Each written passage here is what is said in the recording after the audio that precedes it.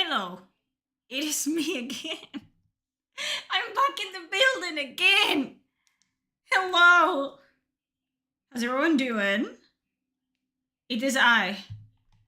I am back in the trenches. I thought it was over. I thought it was done. But apparently I'm not. So, how's everyone doing? Because I'm not happy. I'm not happy. And you shouldn't be happy either. But how's everyone doing? Hello, Tekla. Hello, Naldela. Liana. Pacupolos and Green Gutter I'm seeing right now. If I'm missing someone, I'm sorry. But I'm not really. Listen. Better than you, apparently.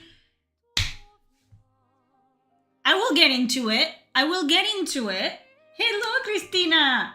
Yeah, Christina is one of the fucking reasons why I'm incensed. Not her fault, obviously. But I follow Christina, and she has been posting, like, screenshots of articles that have come out in 2025, the year of our Lord 2025, about Veilguard, which it's crazy to me that we're still having this discussion. And now I need to fucking, talk about it too, because it pisses me off. It pisses me off that almost, like more than a year, not a year, half a year has passed, and we're still fucking lying about Veilguard. It pisses me the fuck off. Pisses me a lot, okay? Or not even like lying, but just like kind of twisting the truth, which I think it's even worse than outright lying. Like, commit to it, you know what I mean? Fuck. Honestly, like, you know that I'm pissed when I made an entire new scene for Roasting Veilguard 2025 edition, okay? Where we were visiting Veilguard again because I can and I will, okay? Anna, why are you doing this? Because I have free will. That's why. Raptor, thank you for the super chat. Looking like a snack? Hell yeah. I even got tan a little bit today. I went outside and I got some UV rays. So, I think that's only one of the reasons why I'm so... because I actually got, like, energy from sunlight or whatever. I feel like Superman. If only Veilguard could cook for a little longer, bitch! I mean, I read the article. I've read all these articles, by the way, because I'm not like other people where I only read the fucking titles. No. We read everything in this house. So, yeah. Let's fucking, I guess, do it. What the fuck? This is this, by the way. And it just played randomly. If that happens throughout the stream, that's gonna be lovely, by the way. I'm gonna love it. Some of that vitamin D, you would say? Yes. Some of that vitamin D. Now I have to be centered. Am I centered? Hello. I don't know if you guys can you guys talk? So I can see if the fucking stream, it's streaming? Where's my chat in this fucking overlay? I don't know where you guys are. We'll see. Oh, listen. She wasn't even good as the Inquisitor. Ooh. Shots fired. Shots fired. So, I don't know why there's been a reawakening, a re-steering of the imaginary pod for Veilguard. Like, I don't understand why. I don't understand why I don't have a fucking chat in this screen. That's why I don't understand. So let's go back to this one briefly while I fix it. You guys get, just sit there for a second and humor me. But there's a lot of talk, not me. I talk about whatever the fuck I want, but, this time it wasn't my fault. It wasn't me. A lot of, like, I don't know, re-steering of the fucking Veilguard shit for some reason. I don't understand why. Why are we bringing this back and why are we shilling for the game again? I don't get it. And I've been seeing. You know what I saw? It feels, I'm telling you right now, if I can find it, it's gonna be like we're back on 2024. Because I saw Eddie talking about Veilguard again and admitting that the game wasn't as good as, you know, it was supposed to. Caught in 4K. Caught in 4K. I'm telling you right now, it's like I'm back. I'm back in the fucking trenches. I'm back in the hole. I climbed out of here, and we're back here. Why? What's going on? Like, I don't understand. What? I don't get it. Don't get it. So yeah, we're gonna go all over all of it. There's quite a few articles to go through.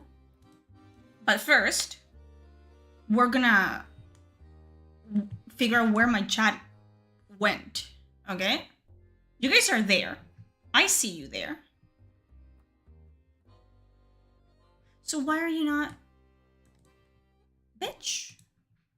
You're not meant to be there. Oh. Eh? I'm losing my fucking marbles. Give me a second. I don't understand. I don't know how to I do anything. Okay? I just know that I do it. Okay, so that's there. So what's the fucking issue, man?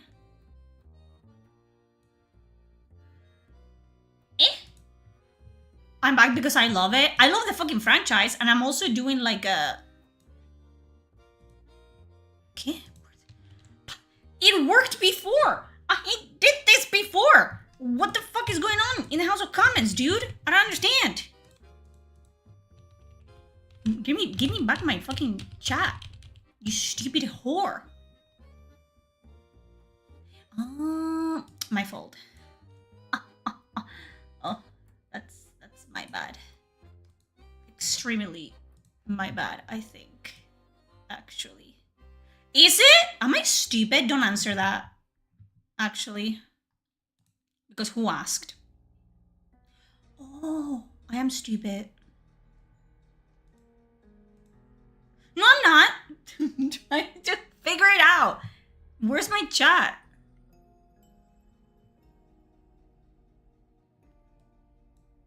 Would I have double everything? Why are we doing this?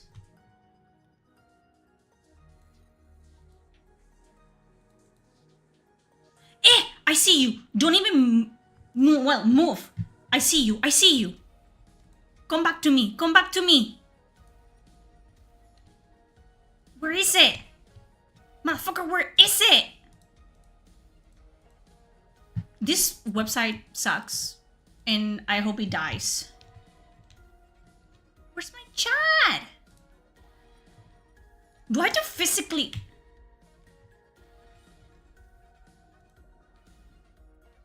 Where'd it go? Where'd it go? I want my chat. I did this. Fucking stream elements, dude. It sucks fucking balls.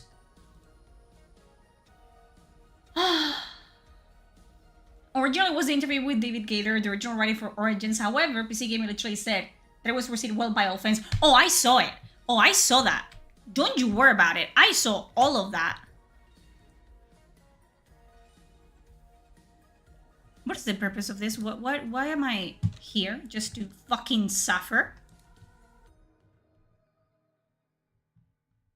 I'm this close to fucking killing myself. No, lie. Like, deadass. Because what are we doing? What is this that we're doing right now?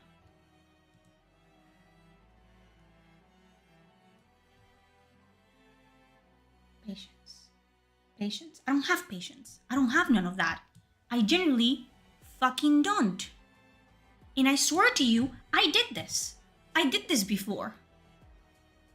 So where are you? Where are you? Where are you hiding? What's the purpose? What's the point? Just go on top. Not like that. That's wrong. Where you are right now. Do it again. Talk again. So I can see it. Like every time you guys talk, I don't save the progress. So I can see you here, but I don't see you there. I thought we have moved on from Veilguard. Never. Don't tell me what to do. There you go. I think that's good enough. It has to be. That's how we do things in this fucking household. It's good enough. It's gonna piss me off, isn't it? Why is it linked? We're gonna have to remove that. Because why is it linked to me fucking changing scenes? Okay. Is it gonna do it again? Ah! Remove. Remove all instances of that. Okay, listen to me. This is what I was fucking working with, and it sucks ass. But we're gonna come back here. Okay? Hello. Why are we here? Why are we here, Ada? Why are we here? Because they are here. They're here and they're fucking lying. You know what I was gonna tell you? I was gonna say, how long is it gonna take me to go back to the level of fucking just being baffled and flabbergasted and upset that I was during the fucking Veilguard debacle? Not long. How long has it been? 15 minutes? 15 minutes. That's how long it's taken me, okay? I'm seeing article after article, and I'm talking, a couple days, a week old. I'm not saying I'm sitting on fucking articles that are months old. This is fucking recent. Okay? And we have people like the fucking voice actress for, what's her name? What's her fucking face? The Inquisitor. Just uttering fucking bullshit. Dragon Age the Veilguard star, in very loose fucking, absolutely devastated over backlash. Says people wanted to see Bioware fail. First of all, I don't even know why this woman is even stirring the pot to begin with, because it's not even like this is the voice actress for Rook, like one of the voice actors for Rook. She's the voice actress for the Inquisitor. So why are you fucking commenting on this shit? Obviously to stay relevant, whatever. But really? Do you have to do this shit? Again, months after the fact? Not even after Veilguard release, but months after the fact. For what exactly? Also, just making it personal, she got backlash for her, what would you call it? Her interpretation, her role in Veilguard, which, she didn't. I don't think anyone even mentioned the Inquisitor really, aside from oh, you can play as the Inquisitor, the Inquisitor is coming back, and it was all overwhelming positive comments that these people got. So what are you doing? Alex Wilton Regan has given her personal response to the backlash faced by the last year's Dragon Age the Veilguard and blamed the mixed reactions on people who wanted to see the game fail or wanted to see Bioware fail. This pisses me the fuck off. As you can probably fucking tell. This pisses me absolutely the fuck off. Because since I started talking about Veilguard, my criticism, which was grounded on actual criticism of game mechanics, game writing, game design, have been brushed off because of people like Alex Wilton Regan. And I think it's not just my opinions, obviously, you guys all also had similar views of Veilguard that I did. That's why I got a fucking following in the first place. But to have the absolute fucking audacity of saying, oh, the only reason Dragon Age the Veilguard got mixed reviews is because people wanted to see the game fail. Really? That's what we're doing now. This is the kind of this is who we are now. We can just say whatever the fuck we want. And this brings me to another article of David Gator where he says a comment of oh, this is the reason why a lot of devs and voice actors and staff are not as active in social media or publicly. It's because the fans are really toxic. I'm paraphrasing, obviously.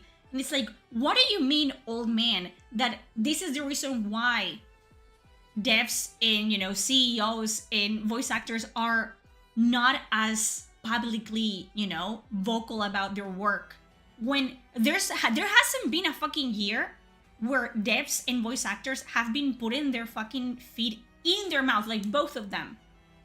That hasn't been like 2024 and 2025. What are you saying? That these people have been low-key and professional, because they have been anything but we'll get there.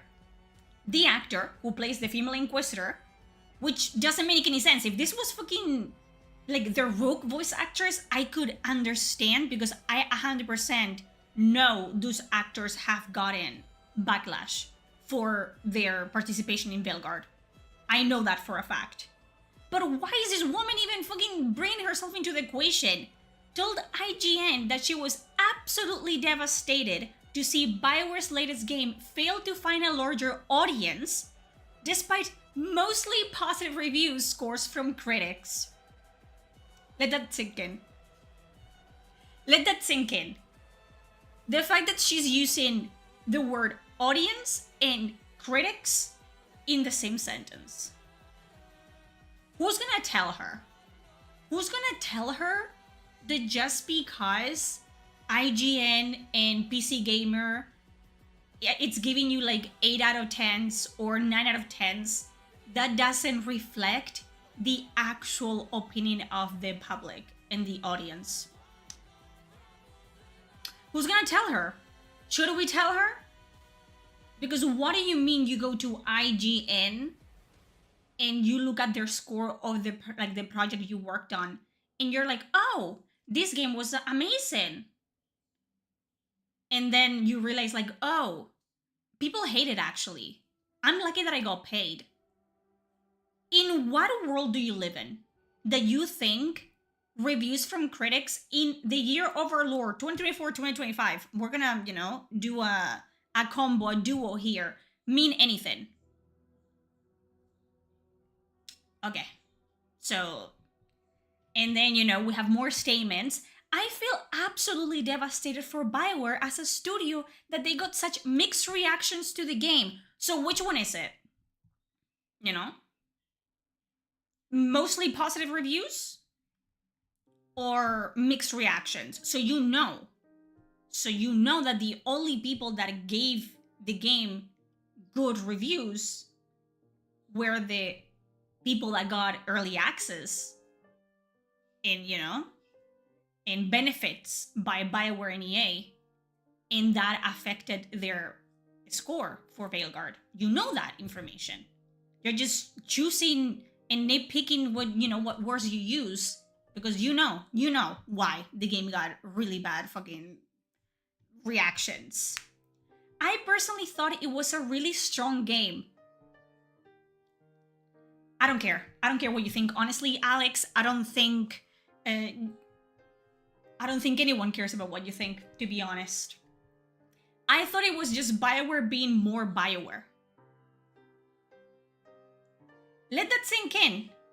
And this is coming from a fucking woman that, you know, I don't know in what Mass Effect did she... Can someone tell me? Alex? What's her name? Alex... Wilton Reagan? Mass Effect? Which Mass Effect was she part of? She was Samantha Trainer in Mass Effect 3.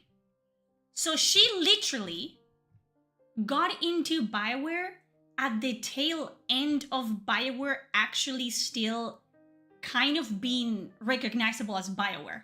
So Dragon Age Inquisition and Mass Effect 3. And you're telling me that you think you're qualified to say that Veilguard felt like a strong game and it felt more, you know, like BioWare was back, a return to form? I also think a lot of people kind of want to see it fail, or want to see BioWare fail, either because they're really just bad people on the internet, of which there are unfortunately many, as we have discovered. I'm sorry. with her entire chest, she says that the reason why people didn't like Veilguard, people didn't pay for Veilguard, it's because I'm just a bad person. I'm just a bad person that I wanted to see Veilguard fail because I'm evil. You know all these times that I'd say, oh, it's because I'm the devil from the Bible that I don't like Veilguard. In a sardonic tone, and these people actually believe that people like me that came after Veilguard hard, okay, we're just bad people. And I'm not saying, listen to me, I've been on both sides of the spectrum and I have chosen to be on none at all. I know that some people, and maybe even most people, I will say, jumped on the Veilguard bandwagon because it gave a lot of views. I understand that, and that is factually correct. That's a factual truth. But to say with your entire chest that the only reason people, didn't like Veilguard, it's because they were bad people on the internet, it's crazy to me. Like, that's insanely fucking stupid. Because no. Also, we go back to I think it's we go back later, like a little bit later, to the whole reason, like, oh, the only criticism was that it had diversity in it, which is not true at all. Not true, even in the slidelets, but whatever. The Veilguard was review bombed online. The Veilguard was review bombed online. Lies. You know what? Lies. The Veilguard was played, disliked, and then reviewed online. What do you mean review bombed? Thank you for the super chat, Amanda. My Mion cat is a big fan of all your streams. Hello, kitty. What's the kitty's name? Who chose to give? Why are you interviewing this woman? Why are we interviewing this woman? The Veilguard was reviewed bombed online. Criticism of the game being woke, centered on its inclusion of a non-binary companion character and the ability for players to choose to be transgender. Which, the main fucking gripe I had with all of this, first of all, they hide this for the longest time. They hid this information, and that the fact that this was gonna be 100% in the game, only showing a few glimpses of stuff that wasn't gonna affect the gameplay in any way, that it was just you choose the buttons you press, which ended up being an outright fucking lie, because it ended up actually, taking a significant chunk of, like character creation and personality creation, which at the end of the day, I don't really give a fuck. But why are you lying? I know why you're lying. You're lying because you know that the choices that you made for the game were not the correct ones, and that's just how it is. The way that they did all of this was terrible, and it felt so fake, so performative, that anyone could tell you that, and they did, and I did, and everyone in their manner did, of like, okay, why is this in a fantasy game? And I said, why is this in a fantasy game worded like this? Why are you breaking the immersion by bringing modern day terminology and politics into a fantasy game? Why wouldn't you actually put in the effort, which, by the way, I've done that.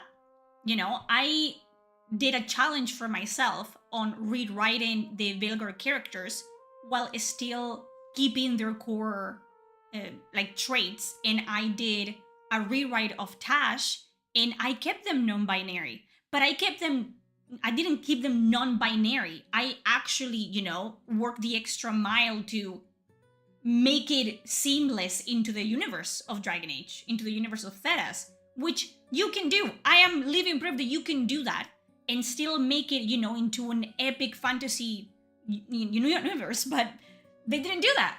They just fucking, took modern day terminology and shoved it into a game and just called it a fucking day. It's stupid. Thank Thank you for the super chat, John. Like, it's just absolutely ridiculous. And that was my main criticism. And that was a lot of the criticism that I saw, you know, people that I still talk to this day have of like, it's not as much about the game being woke. It's about the fact that you made it woke for no reason. Because Dragon Age, Dragon Age Origins and Dragon Age 2 and Dragon Age Inquisition, they had diverse characters, but you didn't even notice them. You tend to notice them more in Inquisition because that's kind of when everything went downhill for the saga. But they have been there. There's been lesbian characters. There's been, fucking talk about gender or gender roles in how they differ in different nations of Thedas because it's based on reality. And in fucking Inquisition, at least they try to make it canonically in the universe. You like it, you don't like it. At least they worked into actually making up a term for, trans people in the Qunari society, which doesn't make sense. Not really, but that's another fucking talk for another day. But they at least tried to make it work with the setting they had. In fucking Veilguard, they wiped their hands clean of that. And you would think it's because they're fucking talentless pricks. That's what I think. But what David Gator thinks in, very loose terms is like, oh, you just didn't give them enough time to cook, which we'll also get into that. People were attacking the game before it was released. It's ridiculous. How can you judge a game, a book, a film, a TV show before it's actually released? You can't. It's an idiotic stance to take. You know what's an idiotic stance to take? All I just read. Because if you actually knew what you were talking about, Alex, you would know that we had hours upon hours upon hours of footage, officially sourced footage of the game months before release. Unedited gameplay with full-on storylines and quests and dialogues. We knew exactly what the game was gonna be months before release. So, people like me, I did go with a fucking lie scum through every single fucking frame of footage, and I broke down exactly why this is not gonna fucking work. It's never gonna work. And no one is gonna fucking buy this. So for you to tell me, oh, you guys didn't know what the game was gonna be like, so why do you hate it before you even have played it? Because, and we've said that multiple times, I don't have to eat shit or taste it to know that it's shit. Okay? Thank you. It's called having common sense and pattern recognition and just being able to look at something and say, I don't like the tone. I don't like the dialogue. I don't like the way the characters look. I don't like the design. And you put that all together and you form an opinion about it. And if the opinion is really, really, really, really bad, like Veilguard was, that fucking PR disaster, then it turns out people are just not gonna play it. It is what it is. Yeah, the gameplay leaks. Thank you, Raptor, for the super chat and for reminding me of that. We had gameplay leaks. We had fucking, I was validated in multiple times, like days before release, of actual stuff that was in the game that I told people that was in the game, and I had an inside source tell me they were in the game, and people defending the game were like, oh no, actually no, it's not true. People would tell me that I had John Dragon Age tell me, oh, there's this character, the Qunari, and she outright tells you I'm non-binary, just like that. And I put that in, I did a tweet about that, I did a video about that, and people told me, people that defended the game, they said, actually, no, she's not non-binary, because in the podcast, she's referred to as she, her, so that's actually a lie. So yeah, shut the fuck up. Shut the fuck up, Alex. I don't know why you even did this fucking interview. I mean, free speech and all that, but is just retarded, and for this person to just outright attack the audience that basically keeps her, you know, working, it's kind of insane to me. Like, I don't know why she did this, to be fair. I mean, attention, I'm assuming, or just that need of validation from the woke left side of the internet. I don't know, I guess, but I think this did more harm than good, and it was a completely like unnecessary fucking interview, to be fair. No one asked for this, no one is interested, I think, aside from me, about this, and that's because I can make fucking content out of it, you know? So, what are we doing? What are we doing? Okay, then we're getting into David Gator, okay? Love him or hate him, David Gator has had kind of like a big hand into shaping Bioware in their games as it is, although he says that he actually wasn't as influential in the company as people make him out to be, which maybe that's true, but you know what I mean? He is one of the most recognizable faces for Bioware and Dragon Age specifically, and he's been very vocal lately, which he says some things that I agree with, and then in another interview, he says things that I just fucking don't agree with, okay? But hey. Dragon Age Maestro says, EA always spoke about a hypothetical nerd cave full of diehard RPG fans who would always show up, so you didn't have to try and appeal to them. I don't think anything that he is saying in this article is news to anybody on how big companies operate. Like, we have been talking about this for a very long time, about the fact that, and I've said it multiple times, specifically with like GTA and Assassin's Creed games, where the core audience, it's always gonna be there, but so the games are gonna sell regardless. And I think he's just saying that. He's just saying that companies like EA and Ubisoft, they know that it doesn't matter what they put out, there's always going to be a core audience that it's going to be there for the game. But they're never just, you know, content with that core audience. They're always shooting for the fucking stars, and then they land face first into the mud. Usually. So, a Dragon Age veteran says, EA, not a Dragon Age veteran, just David Gator.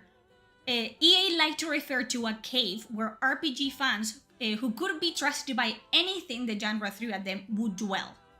And this is not news for anyone, okay? I don't think this is like controversial, whatever. I don't think he's fucking, you know, rewriting the Bible or anything like this. BioWare veteran David Gator explained that before he left BioWare, his status had become somewhat old-fashioned in EA's eyes.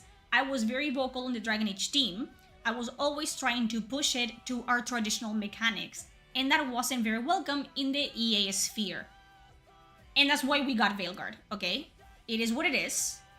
But what I think as well, and I will like explain more on that at the end of this, it's that sure, EA is a huge part of the reason why Veilguard is the way it is, but that doesn't take away from the fact that the lack of talent of the team that put Veilguard together is extremely embarrassing. Okay, and those were people that chose to work for BioWare, and they chose to work on that project because people like David Gator and other fucking developers and writers have proven is that if you don't like the fucking like course the company you're working for is taking you, you just leave. You don't wait to be fired. You don't do your job so fucking poorly that you have to be fired by a fucking company that would fucking pick up a raccoon if they knew how to code, okay? It's just, that's my opinion, obviously. He says that EA considered those mechanics, the kind that shape games like Dragon Age Origins, to be slow and cumbersome, rather than the actiony and slick presentation that the studio was being pushed towards. Fair. It is the reality. It's the reality of the video game industry. When one fucking game works, and in this case, I think it's fucking God of War. God of War fucking sold like popcorn, and all of a sudden, everything had to be a fucking God of War clone. And I hate it. I hate it. That meant that Gator's views were often not very welcome, despite his long tenure at the studio and work on many of its most famous RPGs. This is also not fucking news. He claims that the overseers refer to those mechanics as being in the cave. The cave, he explains, was where nerds went. The nerds were in the cave, you made an RPG, and the nerds in the cave would always show up for an RPG, because it was an RPG. And this is true. This is true. If you like RPGs like I do, and someone releases an RPG, you will know. Okay, you will be in a fucking nerd circle on Discord, and you will be sending each other like information about like, oh my god, they're making a fucking RPG, they're making a new RPG. I'm telling you, because it literally happened like a few days ago, where I found out through TikTok that Owlcat, it's making not only a fucking Disco Elysium like, but another Warhammer 40k like CRPG, and I was losing my mind. And what was the first fucking thing that I did? I sent it through fucking Discord so everyone would know about this. So this is true, and companies do see, you know, people like, you know, like people that fucking play Call of Duty will always play games like Call of Duty. They will play a fucking Valorant. They will play, you know, Overwatch. They will play games on that same vein, because that's how humans work. We like one thing, and we like to play the same thing over and over again. We like one fucking John Wick movie, and we want to watch 1,000 John Wick movies. It is what it is. In EA's eyes, it meant that you didn't have to worry about the nerds, which backfired on them massively. You didn't have to try and appeal to them. You had to worry about the people that weren't in the cave, which was the audience we actually wanted, which was much larger. And he's saying we here. Did we clock that? This is the audience that we wanted, which was larger. Who is this audience, you would say? Is this the elusive modern audience that they claim they weren't aiming for, though? Really, Gator clarifies that was the audience that EA wanted, and he basically got what he wanted. Unfortunately for the publisher, the endpoint to that philosophy was Anthem. Was it though? A live service effort that flopped entirely at launch and was entirely abandoned within 2 years. So he claims that the end of that, you know, philosophy was with Anthem. So this fucking thing wouldn't even apply to Veilguard, in his opinion. And he did defend Veilguard at release, which we all conveniently forget, but I don't forget or forgive, by the way. He did defend Veilguard, and I know it was 100% out of like a sense of duty to the like game that basically made him who he is nowadays. You know what I mean? So he did do that, and then, you know, on like out of the side of his mouth would say like, yeah, but I would never have done that like that. Yeah, if you ask me, I wouldn't have tackled that storyline like that. So he would just fucking say like, oh, the game is great, and I'm really proud of the people that made them, but they didn't do a really good job. So you have to take his fucking takes again with a grain of salt, because he's very wishy-washy, and he, you know, no one really cares about what he fucking has to say. He hasn't worked on EA for a very long time and on BioWare. But it's just, you know, oh, thank you, baby. It's just interesting to me that, hello, you know, this is the hill we're dying on. And it just kind of validates what a lot of us have been saying for a long time, that companies, first of all, they don't care about you. And if you think otherwise, like my best friend, Edward, you're fucking stupid. And that's ridiculous, because why would you even think that? Why would you think a corporation would have your best interest at heart? They have their best interest at heart. Like, the thing that they can profit off the most, they will always, you know, fucking nurture that. They will not nurture you. And that they do aim for an audience that it's not there. They're trying to aim to please the majority of players, which is an impossible task to do, because who do you think you are? Like, that's never gonna be a thing that you can do. You cannot make a game for everyone. And they keep trying, but it doesn't work. And yeah, and it just doesn't work. Like, you have to actually appeal to the cave dwellers EA and BioWare. And that, I think they have proven that in their, I don't know, kind of like backpedaling they did with Veilguard, and then the way they have tackled Mass Effect 5, in which they have actually brought back people that worked on all previous Mass Effects to work on this one, to actually lead Mass Effect 5. Do I think that's gonna change anything? I don't think so. I don't have any hopes for Mass Effect 5. I want to have them. I really don't.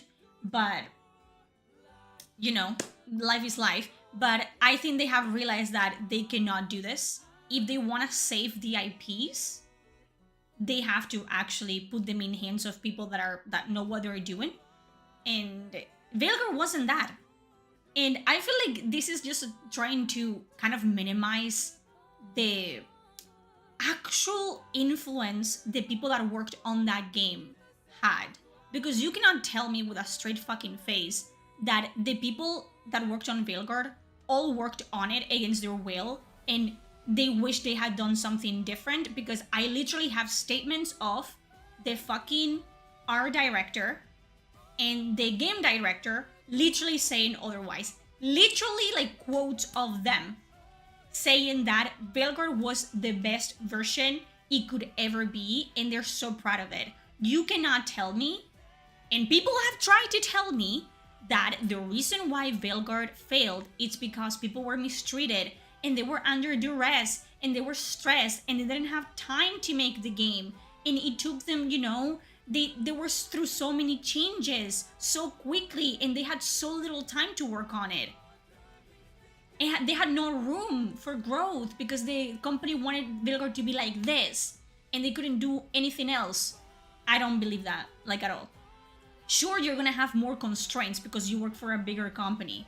So you're gonna have guidelines and you're gonna have deadlines. But you cannot tell me, like, with your entire chest, that they didn't, you know, put whatever the fuck they wanted to put in that game. You cannot tell me that, because they literally have told you, and I will go through it in this one, that that's not true. And they also tell you exactly how many years they actually worked on Veilguard, which will be relevant later, okay? And David Gator keeps talking, okay? He keeps talking, and he says, Baldur's Gate 3 and Clear Obscure Expedition 33 prove publishers wrong on how successful RPGs can be when the game is good, and what's possible when a game is given time to cook. Veilguard isn't mentioned in this article, but we can, you know, by fucking process of elimination, we can theorize, you know, we can assume that Veilguard is, you know, at the forefront of this comment here, and that's my opinion, obviously.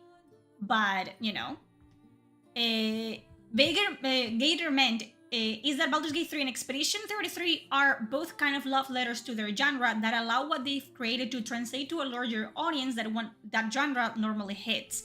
And I think that's just good video games. Like, he's just saying that normally people wouldn't play games like Baldur's Gate 3 or Expedition 33. And that is true. Again, that's another factual truth. They're very niche games that only people that really like RPGs would, you know, want to play. But their reception of the game has been so great that it reaches other people's ears and it piques their interest. And then they play the game and they love it and they tell someone else, and it's just a fucking word of mouth game. And we all end up fucking playing like Expedition 33. I think Baldur's Gate 3, it just blew up like very fast and very quickly. And I already was in it, in that genre of, like, you know, like, oh, it's an RPG, I'm gonna play it. I paid for the early access, I was gonna play it. So I didn't experience that like word of mouth telephone game with Baldur's Gate 3 because I was, you know, I was in it. But with Expedition 33, I did feel that, like, oh my god, this is blowing up. Like, this is like growing so big so quickly, because at some point I was playing the game and I don't know if I told Preston to play the game and he played it, or he told me and I played it, and then we told a friend and he played it, and he told his friend to play it, and he was playing it, and it was kind of like everyone in our fucking circle is playing Expedition 33, and we're all fucking gushing about it. And that's just what a good game does, okay? And it can be a fucking RPG, it can be a first-person shooter, it can be an indie game, it can be a card game. If it's good, it will just reach a large audience. And that's what you do, right? That's what they should have done with Veilguard. It's make a good game. Don't focus on the people outside the cave, EA. Don't look, outside the cave. Close the cave. Put a fucking boulder on the door of the cave and sit down and start finger painting on the wall and make a good game. You make a good story, good characters. You hire, good people to develop your game. Maybe you bring back people that worked for you and that know what they're doing for the final installment of the franchise. And then you have this thing that it's really, really good quality, really, really good, and you put it out. And people that are in the cave already, they're gonna fucking buy it, and they're gonna play it, and they're gonna tell people that are outside the cave that the fucking product is really good. And those people are gonna buy it too, and they're gonna tell people that are, fucking miles away from the cave to also fucking play it. That's how you do it. If you just fucking put shit together in a bowl and you toss it outside, expecting people to fucking fight for it, why would they do that? Why would you pick a pebble among, fucking a sea of rocks? Why would you do that? They don't want it. They don't know what it is. They don't care about it. And it's just like fucking crazy to me that they thought that was ever gonna fucking work. It worked for Baldur's Gate 3. Baldur's Gate 3 was made by actually people with talent. And people with a backbone. And people that cared about their product. And by the internet's standards, Baldur's Gate 3 is ultra woke, okay? And it's still sold like crazy. Baldur's Gate 3 did better financially in its second year than it did in its first. And it did really, really, really well in its first. That's how you do a game, okay? And yeah, Larian has completely washed their hands of, Baldur's Gate 3. Like, they refuse to do DLCs, but because it's a product that they're proud of, they update it and they patch it and they actually take care of it in their, audience. That's how you do it. But you actually have to put in the work for that to work, for that to be a thing. The sales for Baldur's Gate 3 were amazing and kind of make a lie out of... I remember when I was at EA, there was a lot of investigation into how large is the RPG audience and how large is the action audience and so forth. And they would have an estimate that they said it caps out at the RPG audience caps out at 5 million. But that doesn't seem to be true when the game is good. Yeah! I still cannot believe that, this is a fucking thing that companies struggle. When I was talking about Veilguard at beginning, months ago, years ago at this point, you know what I mean? It feels like a lifetime ago, and I wish it had stayed fucking that way, but here we are, back in the fucking trenches. And I would say to you, I don't understand how we got here. I don't understand how I can tell you for X, Y, and Z that this is not gonna work. And a company that has actual people with degrees cannot tell you that in fucking fancy terms. I don't get that. Oh, only 5 million. Yeah, but that's 5 million fucking sales that you're gonna get if the game is really good. And then word of mouth, which is fucking free for you, it's gonna do the rest, which is what happened to Baldur's Gate 3 in Expedition 33. I do not understand that. Why are we focusing on making games for an audience that you don't even have, okay? That's I don't know. That's like buying a house without having the money. Or making, it's not, what are you doing? What are you doing? Why are you making a game for an audience that doesn't exist because it's not there? You don't know for sure if those people are gonna buy it, instead of actually making a good game that if it's good, the people that like the genre are gonna buy 100%, and then they're just gonna do the work for you and tell other people to buy it as well. I don't get it. I don't get it. But here we are, obviously. Oh. And here is where, David Gator kind of drops the ball, in my opinion. Ex-Dragon Age writer worries more fans are tying their identity to games and hoping to see games fail to prove a point. See what happened to them, see how their games sold.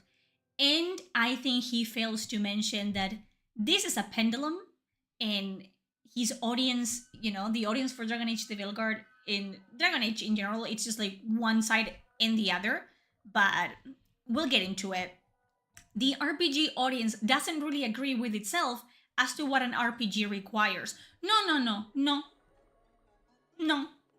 that's a lie. That's a lie. I think we can all agree that's a lie. Is that a lie? Because it's in the name. Role play. Roll R roll. P play. G game. It's a game that allows you to role play. That's what an RPG is. That's what we want. And that's why we go back to fucking, I don't know, Fallout 2 and New Vegas and games like that. Because they allow you to role play. Yeah, can we all agree on that? Like, what are you talking about? What are you talking about? No, companies do not agree on what an RPG is. They will slap an RPG fucking tag on a game that has no fucking RPG. RPG elements. What the fuck is that supposed to mean? What the fuck is that supposed to mean? RPG elements. No, I want RPG. I don't want elements of it. I want all of it. And they could get very loud. The difficulty is if suddenly you end up with anti-fans. They're very determined suddenly to see your game fail at sort of a sort of a lesson to others who would make games of the same type. So he's saying, again, that, because your game, I don't like your game, I'm just gonna harass you, and I hate you now. And that's the reason why. I just, I don't like your game. You didn't make this game for me. So I'm just gonna become an anti-fan. No, it's a little bit more, a little bit more nuanced than that. I feel like from going to fan to anti-fan, I feel there's a lot of trolls online, and that's just like the reality of life. It's the internet. But you know how fucking... I'm an anti-fan of Veilguard and of BioWare as a company. You know how hard it is to make someone like me hate everything you stand for? Very hard. Because I've been at it. I've been a fucking BioWare fangirl for what? 10 years? Over 10 years at this point? It takes a lot. You know what it takes? It takes for the company to spit in your face. In my face specifically. And to be like, actually, we don't care about you, Cave Dweller. Fuck you. And fuck everything you love about this franchise. That's what it takes. It takes disrespect. It doesn't take for the game to be, not what I expected. No game is ever going to be what you expect it to be. Because you have an idea in your head. And everyone has an idea in their head that is completely unique to themselves. And then that's never going to be the reality that you play. And that's completely fine. And you may like it, you might hate it, whatever. But from going to actively supporting a company to just being completely disillusioned with it and the people that work in it, it takes a lot of fucking audacity on the fucking company's part, in my opinion. Okay? They are so invested in making it what they imagine that suddenly, if it's their personal investment in seeing that fail or seeing the developers who made that decision be punished so that they could point it in the future and say, well, see what happened to them? See how their game sold? You don't want to do that, do you? Yes. Yes. But we're not. Like, that's the thing. Like, they think, like, everything is a harassment campaign. And this is an idea that it's so narcissistic and arrogant because it comes from a place of self-importance that they don't really have. They are cogs in a machine, okay? And well-oiled cogs make the machine run smoothly. That's what all of us are in one way or another. If you're working for a company, you're working for a studio, you're getting a fucking paycheck at the end of the fucking month or week, or how often you get paid, you are a cog in a machine. And when I'm paying you, this cog is paying, your machine money for a product. I expect the product to be to standards. Specifically if the company, as BioWare has proved before, is known for making good RPGs and good single player games. So they are always gonna be subjective to comparisons of their own fucking titles. Not even comparisons to Baldur's Gate 3 or Expedition 33, which a lot of the developers think that's that. No, I'm not comparing Veilguard to fucking Baldur's Gate 3 because they don't belong in the same planet, okay? They're completely different species. I'm comparing it to titles like Origins and Dragon Age 2 and even Inquisition. That's what you have to beat. You always have to aim to make something better than what you did before. And somehow they drop the ball over and over and over again. But to say, like, oh, because the end product is not what they expected it to be, they are orchestrating a fucking, hate campaign and they're harassing developers. When the reality is, the end product was so terrible and the fucking developers, me included, I'm an ex-developer of the company, have been laughing in people's faces and basically, just fucking, just mocking their core audience that people are just disillusioned with the company and they don't want to buy the fucking game. Why would they? And the game is so bad that even if people that played it, and that's so funny to me because I can 100% tell you that this is factual because I've had people that were literally sending me like death threats on Twitter. Come to my fucking, replies and comment sections and tell me, you know what? Now that, it's been a while, you were kind of right. Okay? So not even the people that played the game and shielded for the game and defended the game liked the game. Eddie, I have to see if I can find the fucking tweets. I caught Eddie saying things like, oh, if they had more room to grow, Veilguard would have been better. It wouldn't have been what it was. So literally admitting that the game wasn't to standards. So, and even if they have to sort of manipulate the data or move the goalposts, it seems like it's becoming increasingly vital for these people to be able to run around and make their points online. To the point that I think a lot of developers, more and more, are kind of withdrawing from the public sphere. That's a lie as big as my fucking arm. What do you mean? This is why developers are withdrawing from the public sphere when every fucking week, someone is screaming about how a fucking developer called him a retard for having an opinion on their game. Call me a fucking, pro-censorship bitch. I don't give a fuck about what you think about me. I am of the mind that if you're actively working on a fucking product in a video game a company, there should be a clause in your fucking contract that says you cannot argue with people online about said game.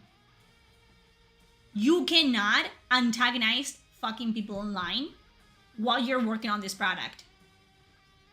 And a lot of the fucking noise around shit like this would be gone. It would be...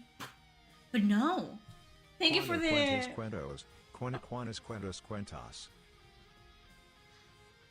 People are fucking sending me that TikTok all the time of is this true? ¿Cuántos cuentos cuentas? Yes, it is true. Yeah, Matt Hansen, fucking Daniel Vavra, all of these people. David Gator, they're also chronically online. Every single fucking writer for Veilguard. Crazy. The amount of fucking pettiness that people that are supposed to be professionals at their field, which they're just humans, I get that.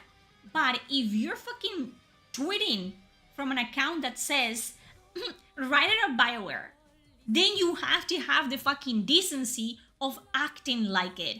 I'm not talking about your fucking old account or, talking in DMs that are supposed to be private with someone. I'm talking about you publicly just being a fucking bitch online, which I do that. But guess what?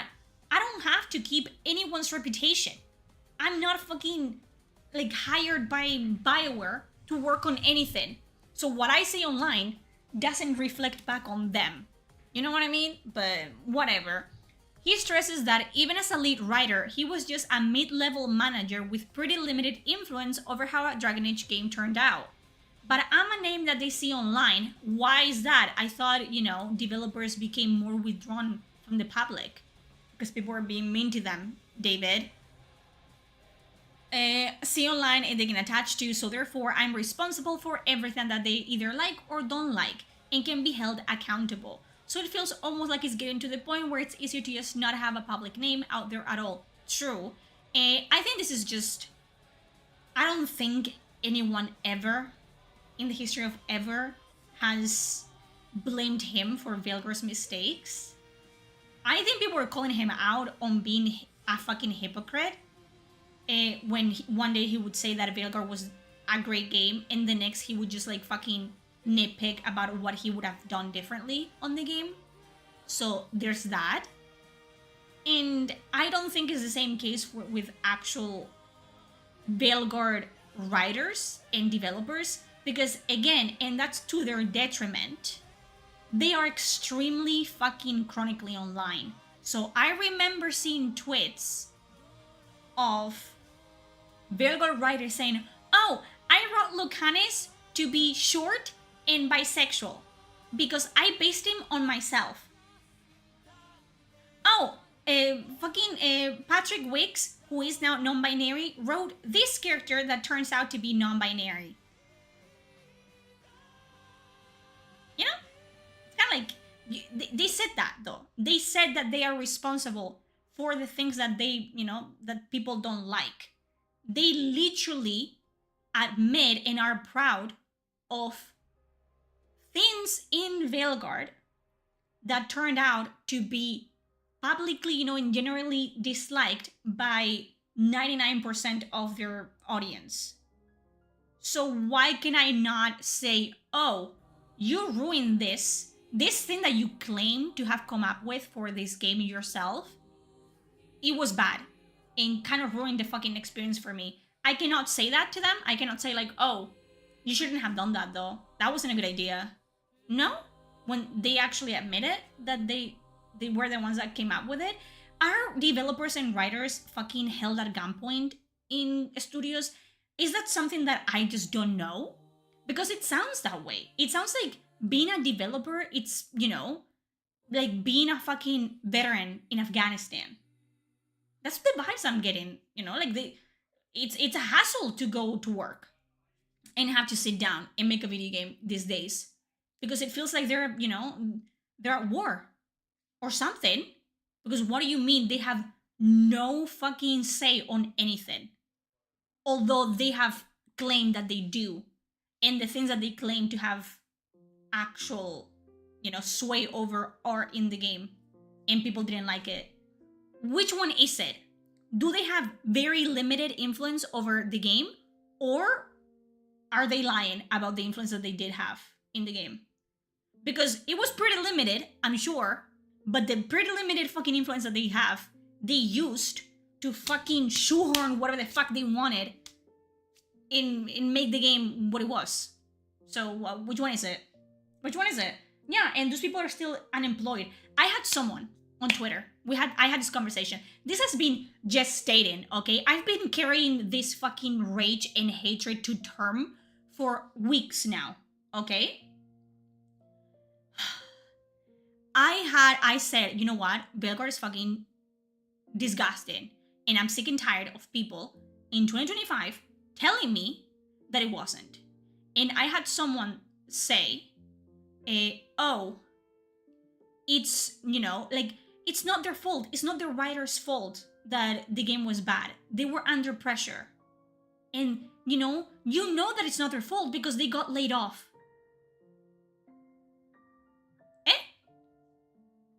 Okay? It's not their fault. I mean, they got fired because of their performance, but it wasn't their fault. What do you mean? What are we talking about? What who are we? Where are we? Who am I? Where am I? What's going on? So you're saying that, and I tried to explain this to them. So you're saying that there's this product that was very, poorly received by the general public. And this team of people, because again, not everyone got fired, did they? Not everyone got laid off, did they? There's people that got put somewhere else.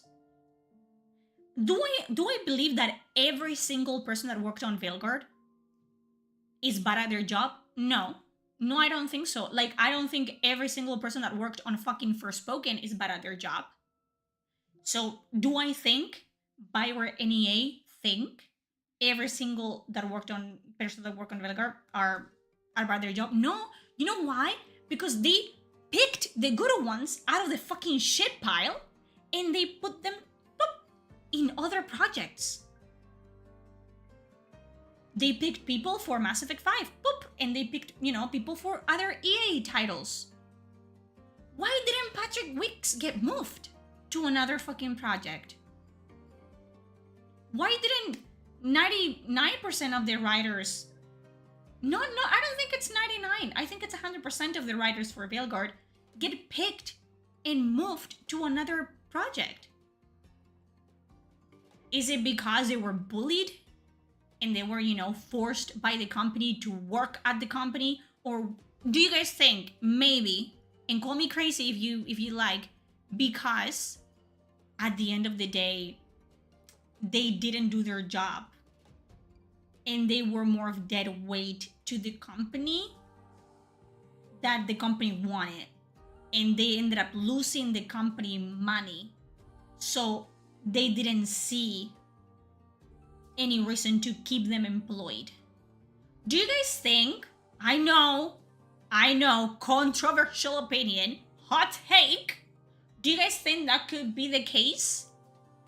That if I work at McDonald's and I consistently forget to put a fucking patty between burger buns, that McDonald's is gonna fire me? Or do you think that maybe, if the McDonald's closes, but I'm very good at my job, maybe McDonald's is just gonna extend me, like, oh, you can work in that other McDonald's. You know what I mean? I don't know. This is my opinion.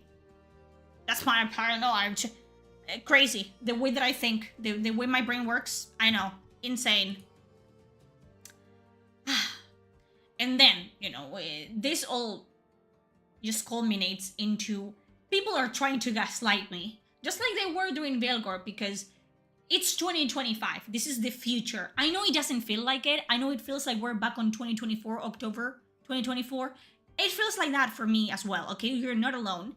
But it feels like we're back on 2024 and people are trying to gaslight me about Veilguard. But then I remember, it's not 2024, it's 2025, and we have access to actual information about the game and its performance. So, let's look at it. Let's take a look-see at it. Dragon Age The Veilguard was loved by those who played, which were not many. EA insists, but it did not resonate with a broad enough audience. But EA, I thought that that's the people you made the game for. It wasn't the people in the cave. It wasn't for people like me. It was for the modern audience. It's almost like when you make a game for an audience that you don't have, the game is gonna fucking flop. So, the RPG released into a highly competitive market. Can someone remind me what is a game that released around the same, time frame for Veilguard? A game that, like, an RPG. Because what do you mean it released in a highly competitive market? The RPG market? Because that's not competitive at all. People don't make enough RPGs. What do you mean competitive? You know what the fucking, the Battle Royale market is competitive. The RPG market is competitive. No, it ain't. Stalker 2, which didn't do that well either, and it's not even remotely similar in theme. So, what? EA states that the game failed to reach a broad enough audience. But that's the audience they were aiming for. Broad enough. So who are you making games for? Because the people that were shilling for the game for months, they said it was for them. But then the game came out and they didn't, they didn't play it. They weren't there. They were nowhere to be found. So who are you making games for? Because you should be making them for the people in the cave. I don't know. Oh, the RPG audience, that's only 5 million people. Only 5 million people play RPGs. Only. Oh, what a shitty fucking number. You didn't even reach 5 million people. 5 million players for Veilguard. You didn't retain 5 million players. You didn't even retain the fucking 90,000 players you had. I don't know if Veilguard has broken the 5k players recently. Oh, but it's a single player. Baldur's Gate 3 is right there. With how many fucking players? I would say right now, 30,000 players, 40,000 maybe. 2 years after release. So yeah, great. I don't know. Maybe don't make games for people that don't exist. Maybe make games for the people that know, that they're gonna buy your game. Or just don't rely on people buying your game just for the sake of buying it as well. Don't assume people are gonna be there for you no matter what, because that's how you fucking fall on your face in front of everyone publicly. So, Dragon Age Veilguard reportedly didn't meet its publisher's expectations, with sales previously said to be down nearly 50% from what EA had initially hoped for, and subsequent layoffs reported across BioWare. But the game, people will tell me, and I can fucking show you the tweets, people will tell me in the year of our Lord 2025 that Veilguard was a success. It was a commercial and financial success. EA is telling me it failed to meet, the expectations by a whooping 50%, not a 2%, not a 10%, 50%. But fucking, Janet on Twitter is telling me, you're a hater and you're wrong because the game was a fucking success. And I had to sit there and take it because it's like arguing with a wall. And I can pull out fucking articles from EA's fucking butthole itself. And they're like, no, that's not what happened. I was in the fucking room when it happened. It didn't say that. Wilson says that Dragon Age... Wilson is the CEO of EA, by the way. He's not someone that I'm imagining. Andrew Wilson is the CEO of EA. He said this, not me. He said that Veilguard failed to meet expectations. And I believe him. You know why? Because CEOs, they like money. And when something doesn't make money, they don't like that. So, I'm not pulling this out of my fucking asshole. The CEO of EA said this. Dragon Age had a high-quality launch. A launch that I'm telling you right now, the only PR for Veilguard was negative PR, and it was done by people like me, and only people like me who knew that they wouldn't like Veilguard before they played it. Because the people that fucking were shilling for the game didn't pay for it and didn't fucking play it, okay? And was well reviewed by critics. And those who played it, which were like fucking 3 people. Andrew, 3 people played it. And those 3 people played over and over and over and over again. That doesn't mean the game is good. It means that they're fucking stupid. But this wasn't enough to keep the title afloat. However, it did not resonate with a broad enough audience in this highly competitive market. This is fucking copium. from Andrew Wilson here of like, it's very highly competitive. I mean, other people are doing this in a cave with fucking scraps, and us with infinite money, we cannot do it, but it's not our fault. It's the market. It's, you know, the stocks and numbers and stuff. They're down and up and blue and whatever, and that's not good.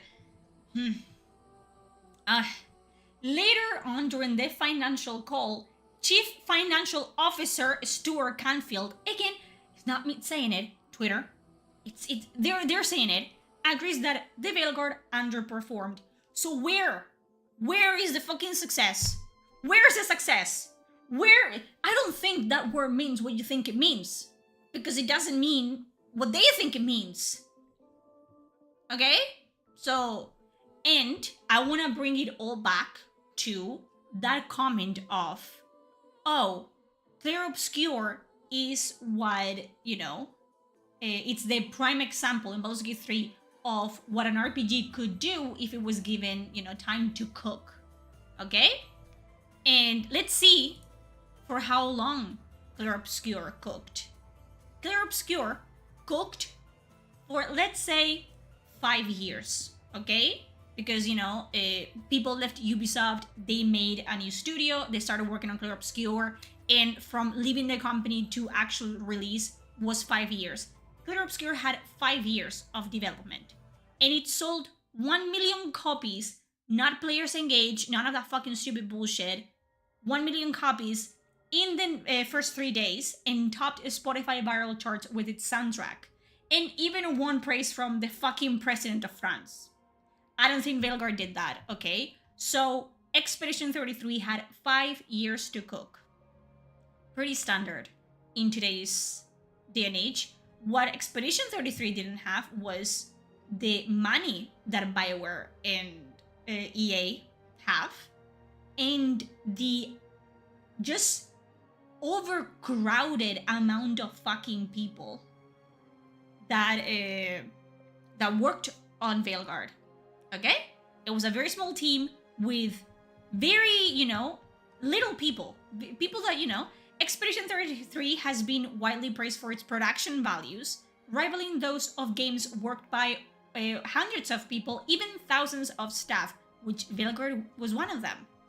We have, I think, an amazing team, mostly of junior people, but they're so incredibly invested in the project and talented. So the excuse that I saw going around of, oh, you know, the people that worked on Veilguard, they were just, you know, they were new people. They were new hires. They just didn't know what they were doing. The people that worked on fucking Expedition 33 didn't know what they were doing either, but they were led by people that did.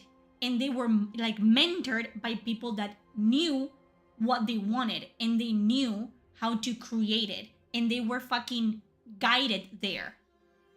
The people that worked in Veilguard, like Corinne Bush, were hired because they were trans and black and queer. And I'm not saying that they are. That's their fucking policy, okay?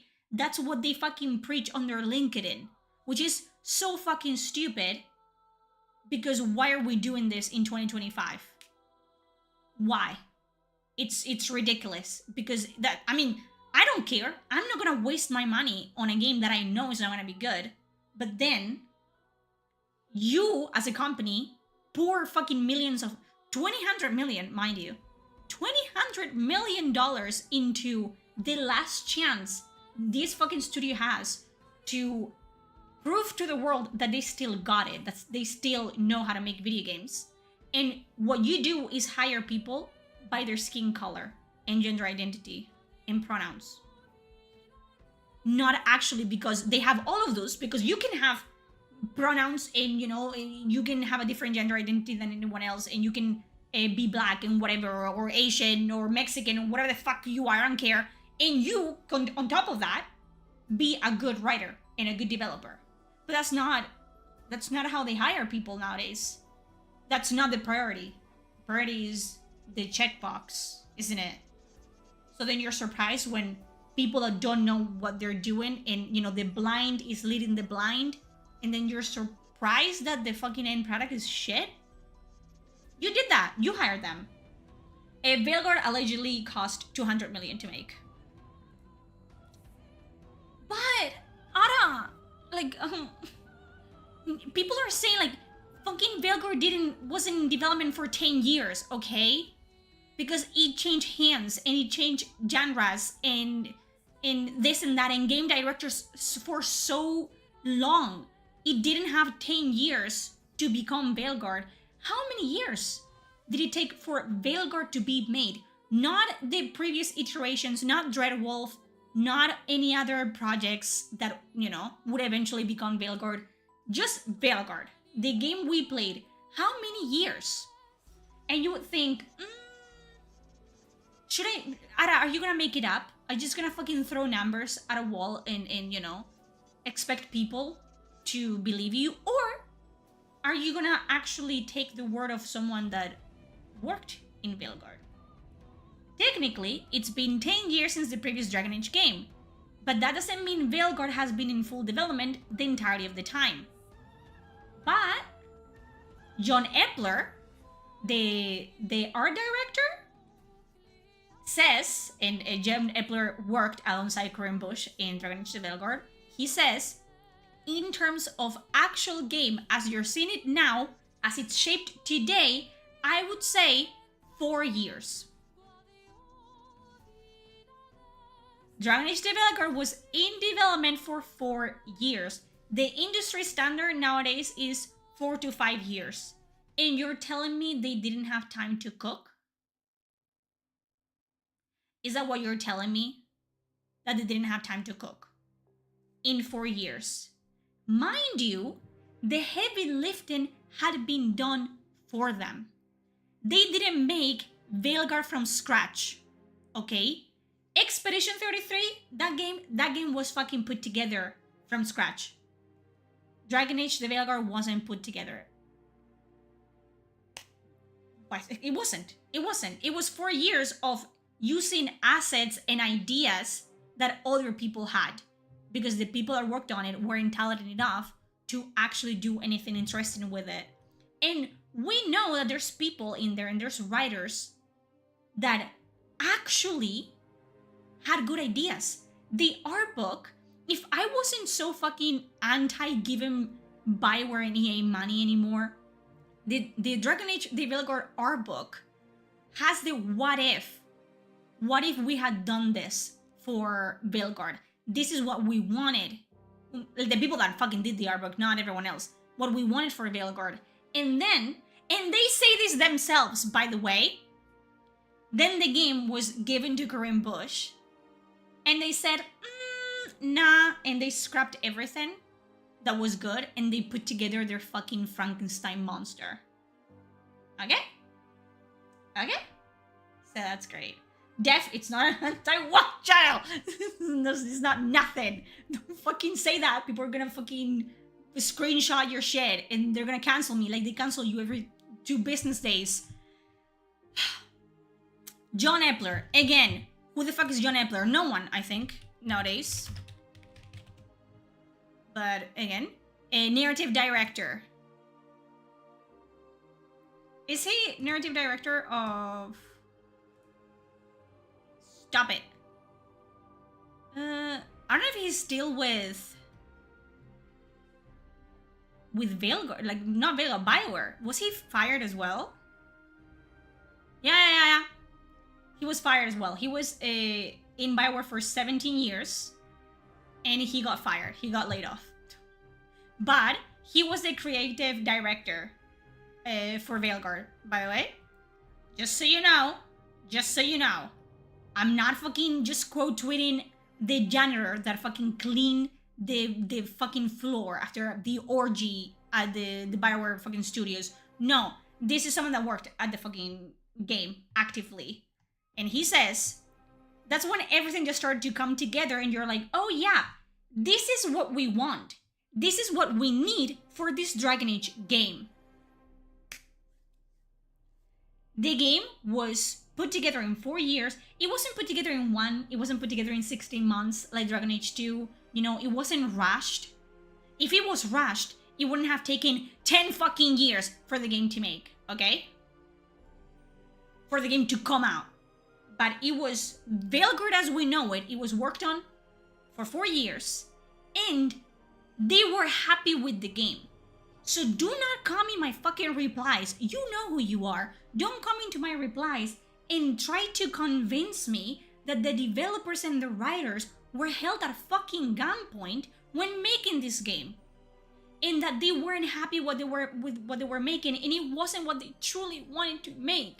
They wanted to make something else, when there's tweets of the fucking writers being proud of their monstrosities and claiming that they were, why they did what they did and what was their thought fucking process and writing process behind working on this companion and that companion. And when I have fucking quotes from the creative director and the game director saying that this is the game that they wanted to make, they were happy with Veilguard as it was when they released it. So stop trying to gaslight me, please.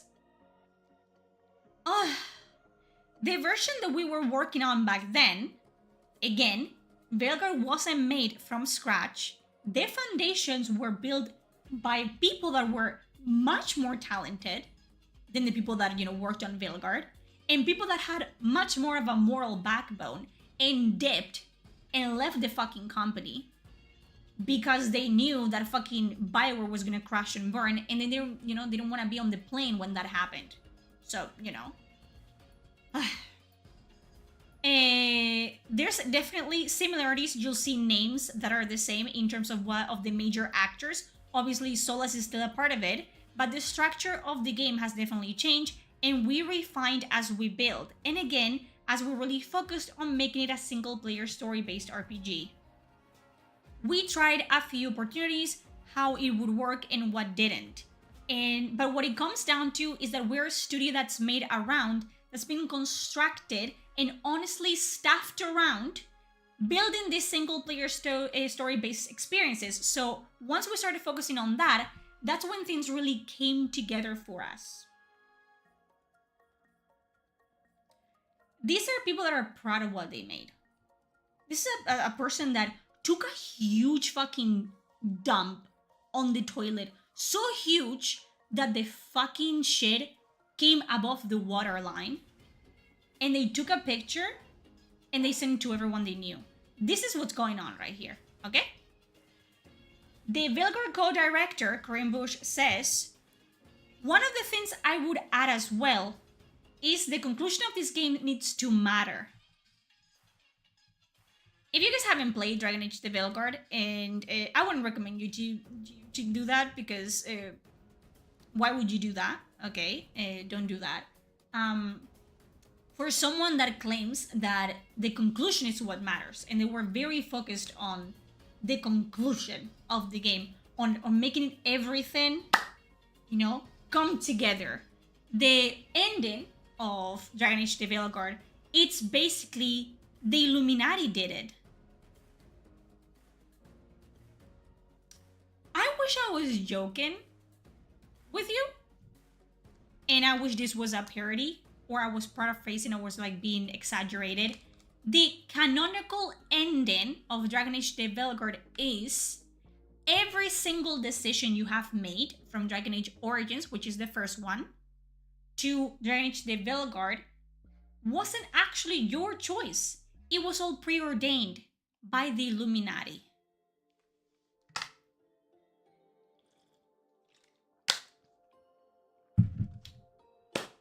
Because in their head, this was some epic, epic revelation.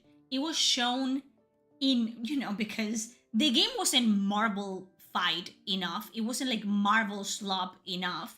They added this as a fucking end credit scene, which is end credit scenes in my fucking video games.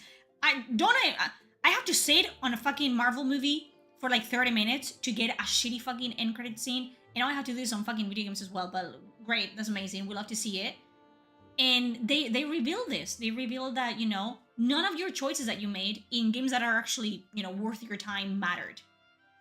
Because they thought this was gonna be like a clean slate moment of like, oh, now we have wide breadth of like anything goes because nothing matters. And when I tell you that I wanted to kill myself, I wouldn't be exaggerating on that one. Because I did. You know? Do you know how fucking distraught I was after I played Veilguard? Do you know how fucking physically and emotionally, like, destroyed I was? And I'm gonna be again, because I'm gonna play that game. I'm gonna play it, and I'm gonna make you come with me and suffer. Because I'm doing a rewrite of the Veilguard companions, and I want to eventually rewrite the entire fucking premise of the game. And for that, I need to play the game. And I'm not gonna play it by myself? No, I'm not. Thank you.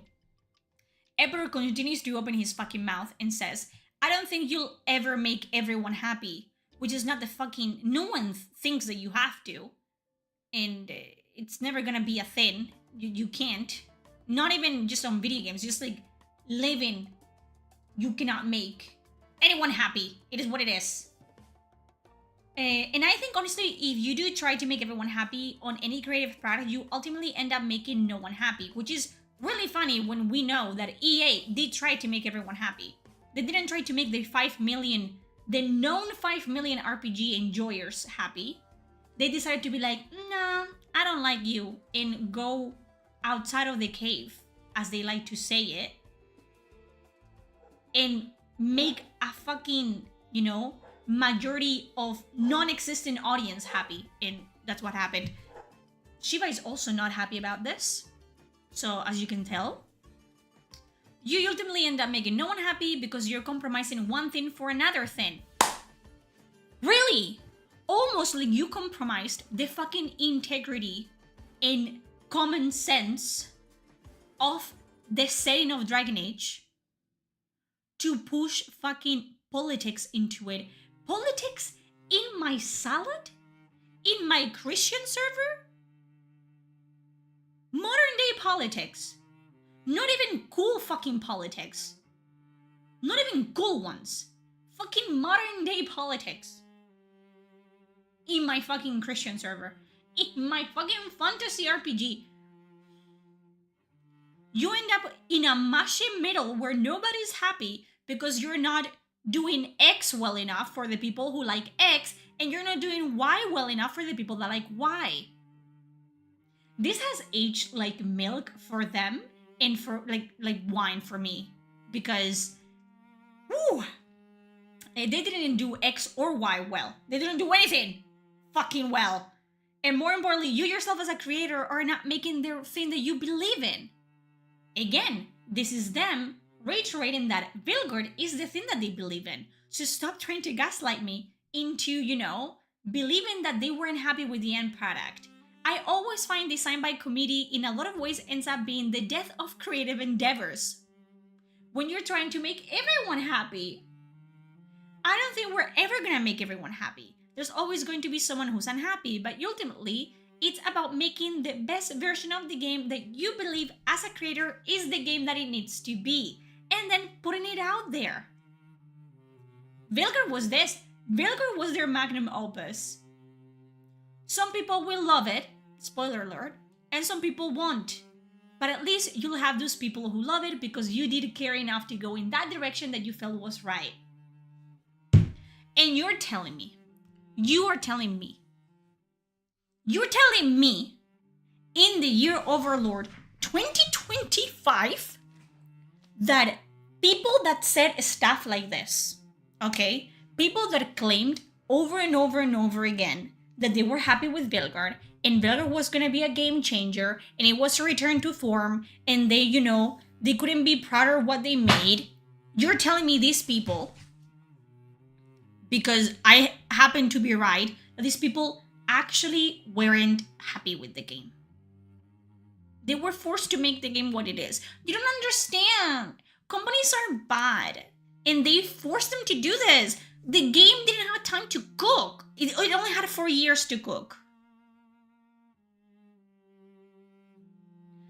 It pisses me off. It pisses me off. And that's kind of like what fucking broke it open for me. It just got the lid off of this entire fucking mess. People telling me, oh, you're wrong, and these people are innocent, and they're not responsible whatsoever for the quality of their work. Because they were under duress. This is not what they wanted to do. Bro, It is what it is, okay? It is what it is. And why would you be happy that they're fired from their job? Because they didn't do their job. If they had done their job, okay? Even if Veilguard wasn't really great, it would have still translate as a Dragon Age game. Veilguard not only failed as a Dragon Age game, it failed as a game. Period. It is what it is. Okay? Like, oh, you're defending EA? I'm not defending EA, but I too would fire a fucking employee that is not doing their job or is costing me more money than they're worth. And for you to be so naive as to think that these people are completely faultless and blameless, and that the writers didn't actually write the characters like that because they wanted to, but because they got told to, it's absolutely fucking stupid. Because we're not talking about a post Donald Trump EA and BioWare, okay? We're talking about a like peak DEI hiring BioWare and EA, where people like Corinne Bush, who is a trans woman, and people like John Epler, who happens to be a gay man, and people like fucking Patrick Wicks, who happens to come out as non-binary, so on and so fucking forth, which you could call it a coincidence. Maybe, we're fucking put at the helms of one of the largest IPs EA is ever gonna have. And, surprise, surprise, modern day politics somehow managed to find, their way into my fucking epic fantasy RPG. And you're telling me that the non-binary writer who wrote the non-binary companion for Veilguard actually was forced at a gunpoint to do that? Because they would never just selfishly complete disregard a setting that has been already established, or not even bother to put in the extra fucking work into making the character compelling, like I fucking did, for example, and I didn't get paid $5 by BioWare. I did it for fucking free because I'm that pissed. I did it pissed and with a fucking, laptop. But you're telling me the non-binary writer was forced to write a non-binary companion into Dragon Age? Is that what you're telling me? You're telling me that the fucking game director being trans didn't affect anything on the fact that they made being trans a huge part of the character creation? That had nothing to do with it. It was all EA. EA did that. Is that what you're telling me? And again, it wouldn't have been an issue if it had been done correctly. Is there a right way to do this? I don't care, okay? I think a lot of people expect me to be like, I want trans people to die. Fucking, no, that's not who I am, okay? I know a lot of you believe that, but I don't. And I feel like, especially in fantasy, sometimes it's boring to just fucking use humans and we all look the same and it's just fucking boring. So fucking spice it up or something. But what you have to do is actually be good at your job and make it work. I don't think anyone would have batted a fucking eyelash if there was a trans adjacent character. Not a trans character, but something in that setting, someone in that setting that might fit the bill by modern terms, but in the setting, it's something completely different. But you didn't do that, did you? You just took something that existed in our world, and there's a reason why it's called what it's called, and there's, an etymology behind it, and cultural, like nuance to it, and you said, Foomp! And you put it in a setting where it doesn't belong. And when people called you out for it, you call them bigots and Nazis and fucking, tyrants and this and that and whatever.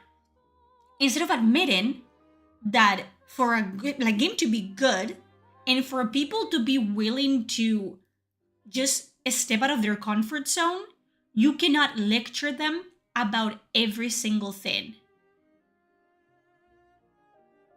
I tried to have this conversation half a year ago and it didn't go well. But it is the reality of it. And I am fucking living proof, literally, that you can make it work. And people will actually be like, you know what? I like this. I like this character. I did it. I did this in a fucking cave with scraps. I did this.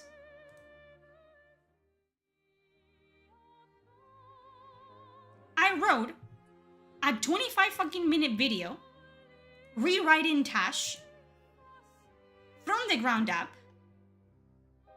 keeping them, by the way, non-binary, that, you know, outside of the strict gender roles of, you know, the setting of Dragon Age, which, as far as I'm fucking concerned, is, you know, male and female. That's the only ones that we know of.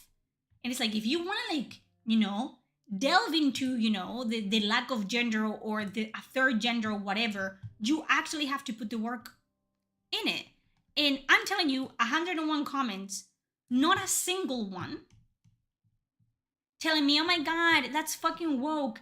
People that didn't like fucking Tash saying, like, you know what, you actually managed to make Tash likable. Okay? So you cannot tell me, oh, they would have hated it no matter what we did. Because that's legit fucking retarded.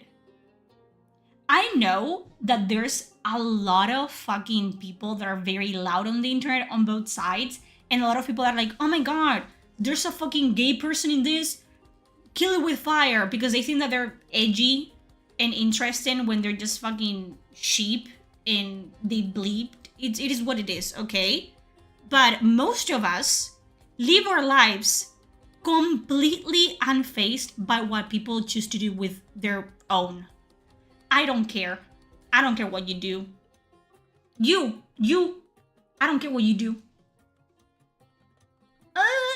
You're getting fucked in the butt right now as you watch this. Good for you, man. Honestly, I don't care.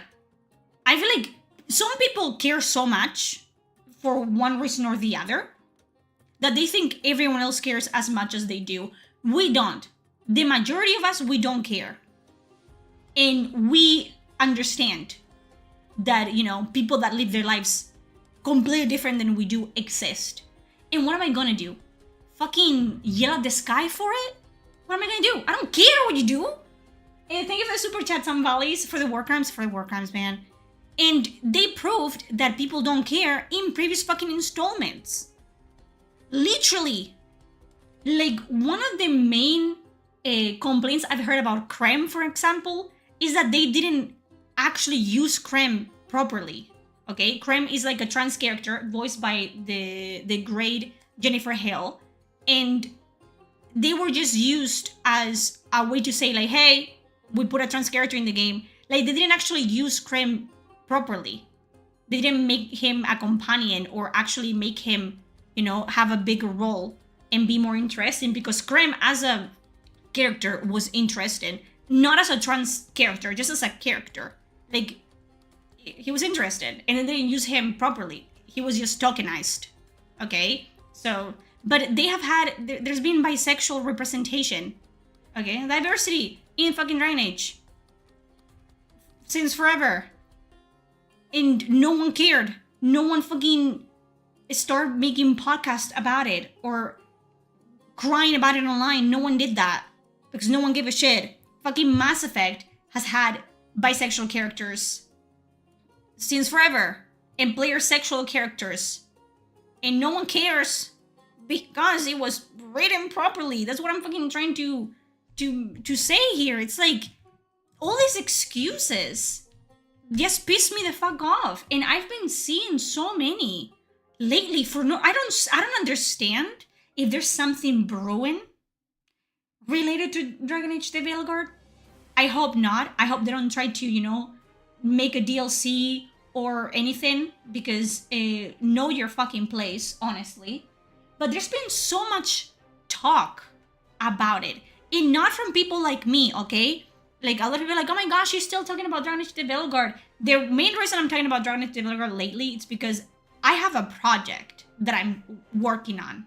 Because I have a fucking channel where I speak about RPGs. And I tie it with writing because I write. I like writing. And I'm currently doing a project, kind of like a challenge really, of I'm rewriting the characters, the companions of Veilguard. That's what I'm doing. So of course I'm going to talk about it, and about what I would have done differently because it's what I'm basing the fucking project on. But that's why I'm talking about it. I'm not talking about every single thing, to stay relevant like I've seen other people doing or whatever, because I don't have to. That's not what I want my channel to be about. But I don't know. I'm seeing a lot of people like actual, like David Gator, like a fucking voice actors for like talking about it. And I'm like, why now? I haven't. I've seen Tainted Grail footage, and I'm not impressed. So I'm probably not gonna play it anytime soon, if ever. So yeah, you know what I mean? I don't know. And you can easily miss Crimstron's dialogue that's the entire point. It's not a lecture. Even if a lot of people think that it was, there's not a lecture. The time-tested method of getting a controversial character accepted by the audience is to make them lovable and awesome, not aggressively hostile. And it has been proven to like work of like, oh, you just make this character like a good character, a beloved character.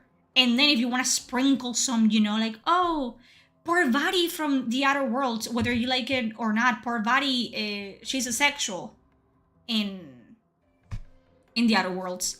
And she's the most fucking light companion in that fucking game, and no one cares.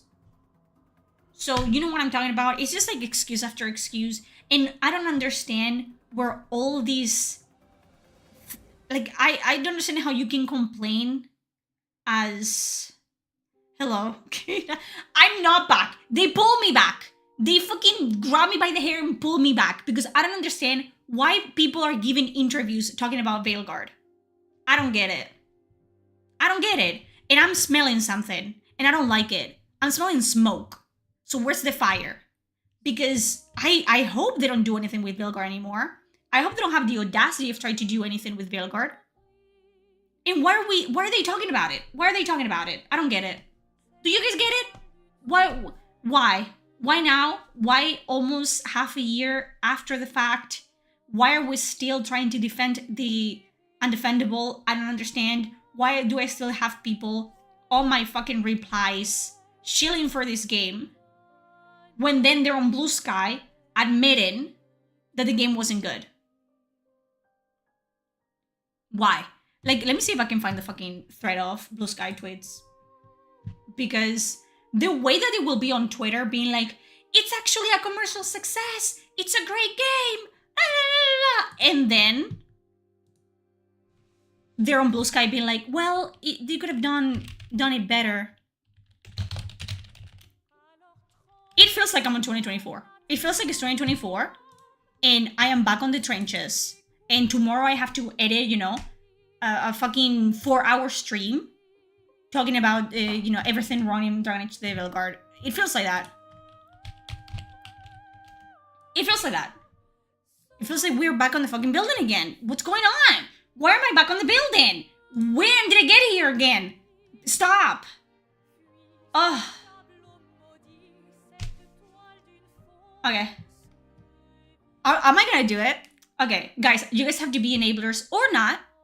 Are we gonna be back on the Eddie debacle, on the Eddie train? Are we?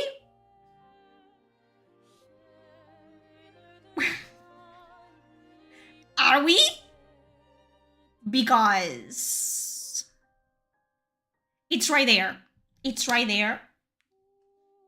I can be nicer now because, my hatred towards the game has cooled significantly, but it's right there. And I don't know if I should I take the leap? I need to be enabled, okay? So I can say that it wasn't my fault. Oh, so I don't get like the allegations of like a stalker again. Do it? That's all I need. So, Eddie in this video is reacting like, I'm gonna show you first the, like here, like the tweets. This is Blue Sky because, okay. And someone sent me this in a DM. And it says, it's baffling to me that people are focusing on the 10 years between Inquisition and Veilguard as the topic of this article rather than the work environment and multiple resets the devs had to navigate during those years. Although, in this fucking article right here, there's multiple instances of quotes by Corinne Bush and John Epler that, you know, they were happy with their job. They were happy with the work environment. They were, you know, happy with the product they did. The room to cook is the environment to create, not the time. So it's again a fucking nitpick of, oh, actually, thank you for the follow, Lara Croft. It's not, you know, that it's not the developer's fault. It's not their writer's fault. It's that the working environment they were in, it was so toxic and so bad, and they had to, you know, scrap the game 4 times, except they had 4 years. Not 10, sure, it wasn't 10 years, but it was 4 years of time to work on the game. And they said that it's coming from the fucking horse's mouth, okay? John Epler said, as it's shaped today, I would say 4 years, okay? And he also says in the same fucking breath, that's when everything just started to come together and you're like, oh yeah, yep, this is what we want. This is what we need for this Dragon Age game. Glad I found your channel. First of all, your Veilguard touch was incredible. That would have made them one of the best characters in Dragon Age. We were just literally talking about this.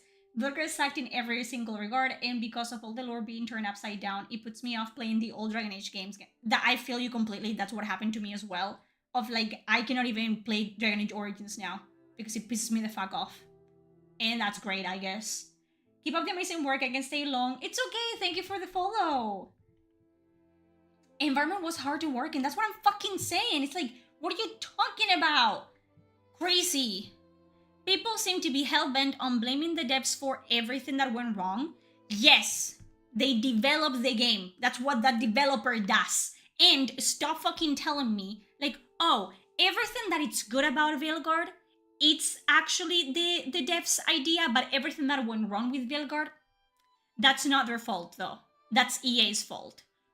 Which one is it? Which one is it? And how do you know?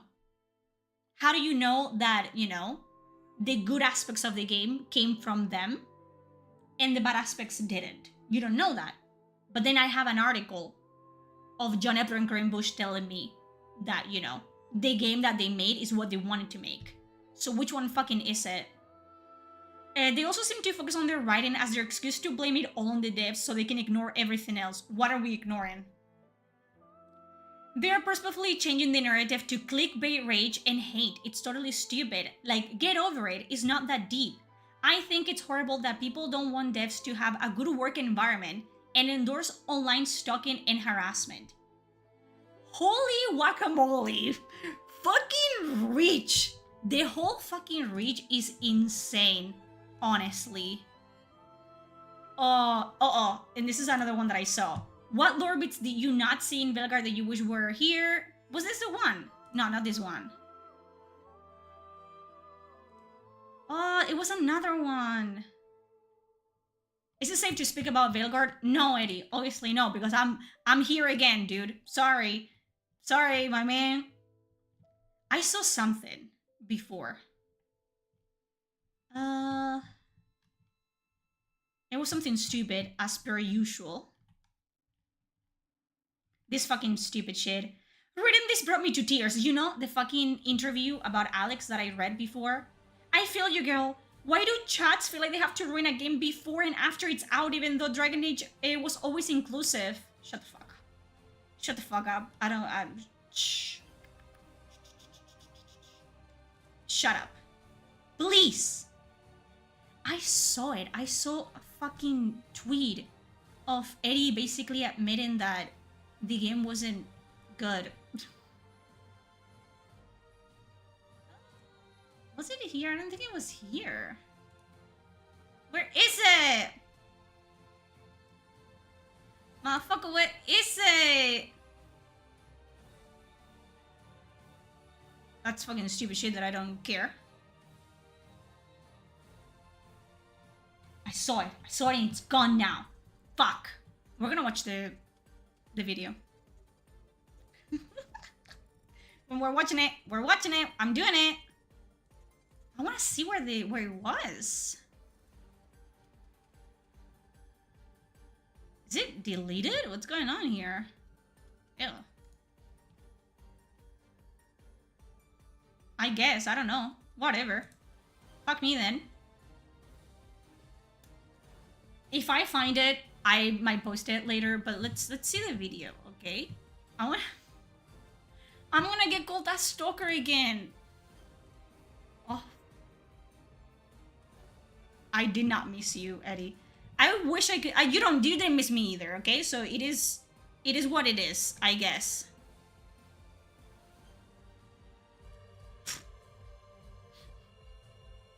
We're back in the building again. Oh my god, was it in the comments? It might have been in the comments. Wait.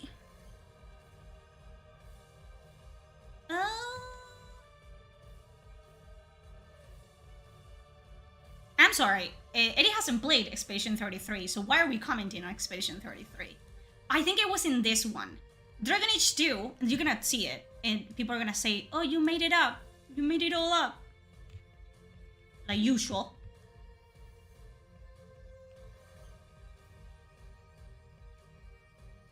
We don't want that in this Christian server of mine.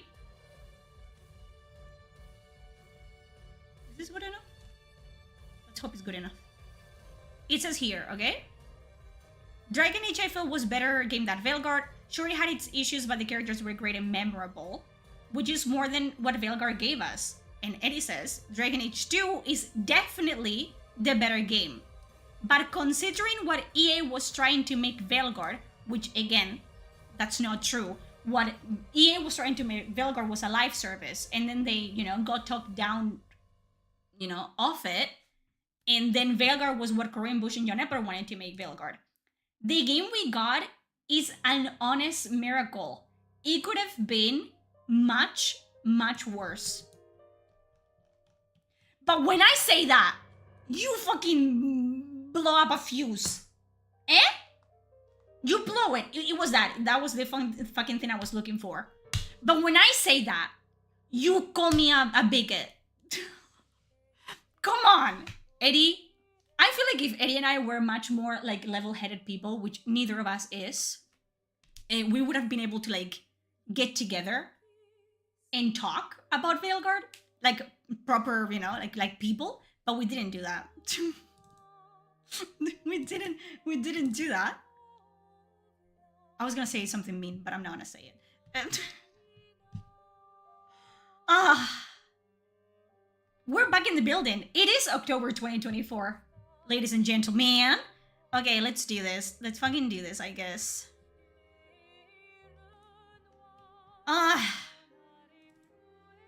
It's 34 minutes. Whatever. Let me fix this for you, so you guys don't yell at me. That's how you guys sound, by the way.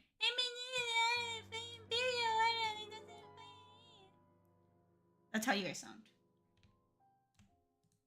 We're back here! Guys, how you missed this? Oh my god! Eddie, I'm down to actually talk. Can we say, don't fucking harass Eddie, by the way, on Blue Sky, because then I'm gonna get another fucking harassment campaign actually sent my way. Because I allegedly harass Eddie. No, but it would be cool to actually sit down and talk. You know what I mean? I think I have grown as a person. And I think, Eddie, if you were willing, I would be down to talk about Veilguard and why I think it didn't work at all. And you can tell me why you think it worked. Then we could do that. Okay, let's see what Eddie has to say about this article today, and it's causing quite a stir, and I thought it would be cool if we talked about it, because I feel like an awful lot of people are missing. By the way, and I will give my fucking opinion again about it. Interpreting what is being said. So I thought we could talk about it. I could get your opinions and stuff on it. So former Dragon Age writer says, Claire Obscure, Expedition 33 and Baldur's Gate 3 prove what's possible when a game is given time to cook. Truly exceptional games don't just appeal to their audience. David Gader says they expand it. Former Dragon Age lead writer, let's remember that. But former Dragon Age lead writer David Gader is not known to be shy about sharing his opinions, and so he did in Are you gonna read all of it? I don't want to be mean, but Eddie, what we do is we read the article beforehand and then we select the parts we want to talk about. Not fucking, rewrite everything. Obviously, you guys can have access. The fucking articles are up now. Just Google the titles and you will find the entirety of the article. But just fucking highlight the main parts. I don't want to read everything. I already did. Saying that Claire Obscure, Expedition 33 is kind of to RPGs what Baldur's Gate 3 was to CRPGs. Not everyone took the statement quite as he meant it, though. Of course they didn't, because media literacy on the internet is dead. What timeline are we in where I'm the calmer creator? And all people know is rape. What Eddie's gonna say is like, they're linking this to Veilguard, which, yes, because, and I already explained it, sure, David Gader doesn't mention Dragon Age the Veilguard out loud in this, and again, it's an assumption, sure, that's what people do, they make assumptions with the information they're given, and given the fact that I literally read you the other articles of David Gader actually speaking about Veilguard and, inserting himself in the narrative and speaking about it in 2025. So it is safe to assume that sure, he's not outright, talking about Veilguard, but you can assume that he is, because Veilguard has been compared to Baldur's Gate 3 in multiple fucking occasions, and a lot of people have been justifying that, they didn't have enough time to make it, to tie it with Veilguard, of like, if he thinks this way, then, why is Veilguard the way that it is? And a lot of people are using it. I know Eddie's just gonna justify the hatred towards Veilguard, but what about people using this article to justify their defense of the game? Of like, it should have been given more time to cook. Given more time to cook, more room to cook. It goes either way, doesn't it? Like, we all fucking assume what we want to assume, and we use it to further our talking points. Rage and hate. And so, speaking recently to Games Radar, Gader clarified that what he meant was simply that both games are kind of love letters to their genre and that allow what they've created to translate to a larger audience than what the genre normally hits. The sales for Baldur's Gate 3 were amazing and kind of make a lie out of Dash. I remember when I was at EA. We are good old EA. I'm going to be perfectly normal about talking about EA, I promise. If you don't know, and I'm sorry that I said anything, Eddie, it wasn't my intention. Eddie had this weird, naive notion that EA was on his side. And by that I mean that EA had the best interest of people, of the community, of the LGBT community, and people that were, people of color. They had their best interest at heart, because prior to, everything Veilguard related and the layoffs and whatever, BioWare and EA had been very outspoken for obvious reasons, for the same reasons that every single company in the fucking world changes their fucking profile picture to a rainbow version during Pride Month. We know why. About, diversity, DI, they were very outspoken about that. So Eddie thought that EA had their best interest at heart. Obviously, that's not the case. that was never the case, and I did a tweet about it. I clipped one of Eddie's streams about that portion where he speaks about it, and I'm like, Eddie, I was actually feeling sorry for Eddie at that point. I was like, I don't even know why you would think that's a thing that could ever happen, that a multi-billionaire corporation is ever gonna care about you or about people like you. They don't care about nobody. They don't care about you. They don't care about me. They don't care about, you know, the most woke pro DEI fucking activists out there, and they don't care about the fucking literally like Nazi on the other side of the spectrum. They don't care. They care about, you know, what demographic can I make money off? Oh, you? Great. I'm gonna pander to you. If you pander to me, and then when, you know, the fucking government fountains get cut off or they lose more money than they put in, then they change their tune. It's a fucking tale as old as time. So that's what that's coming from. Because until that point, Eddie had been quite an advocate and fanboy for EA, which, to each its own, you know what I mean? You know what I mean? Anyone has been getting a bunch of ads during the stream. I cannot control the ads on YouTube, and I have the minimal amount of ads for Twitch, so sorry. Yeah, the companies are not your friends. Like, I don't understand. There was a lot of investigation into how large is the RPG audience and how large is the action audience and so forth. Do you know why there was an awful lot of investigation into how large the audience for RPGs and action games was? Money. EA don't want... We've been telling you this! This is insane. This is literally like seeing like a what are they called? Avestruz. Like those little, like the big birds with the long necks. What are they called? Ostrich? Like an ostrich, you know, like they have like their little hands in the dirt, like in the ground. And this is literally like seeing an ostrich go boop, and pick up their fucking head out. You know what I'm talking about? It's crazy. This is crazy. Because I was saying this. When I said it, you didn't listen to me. I know the way that I said it wasn't nice, okay? And we have beef. I get it. But I'm a different woman now. I'm gonna get married, you know. So I'm different now, Eddie. But I've been telling you this. I told you this. I told you, you know, about Veilguard. I told you about all of this, and you didn't listen. I'm glad that you finally seen the light of day, though. To make a good game, they want to make a game that makes them money. And that's the problem with EA, is that they don't care.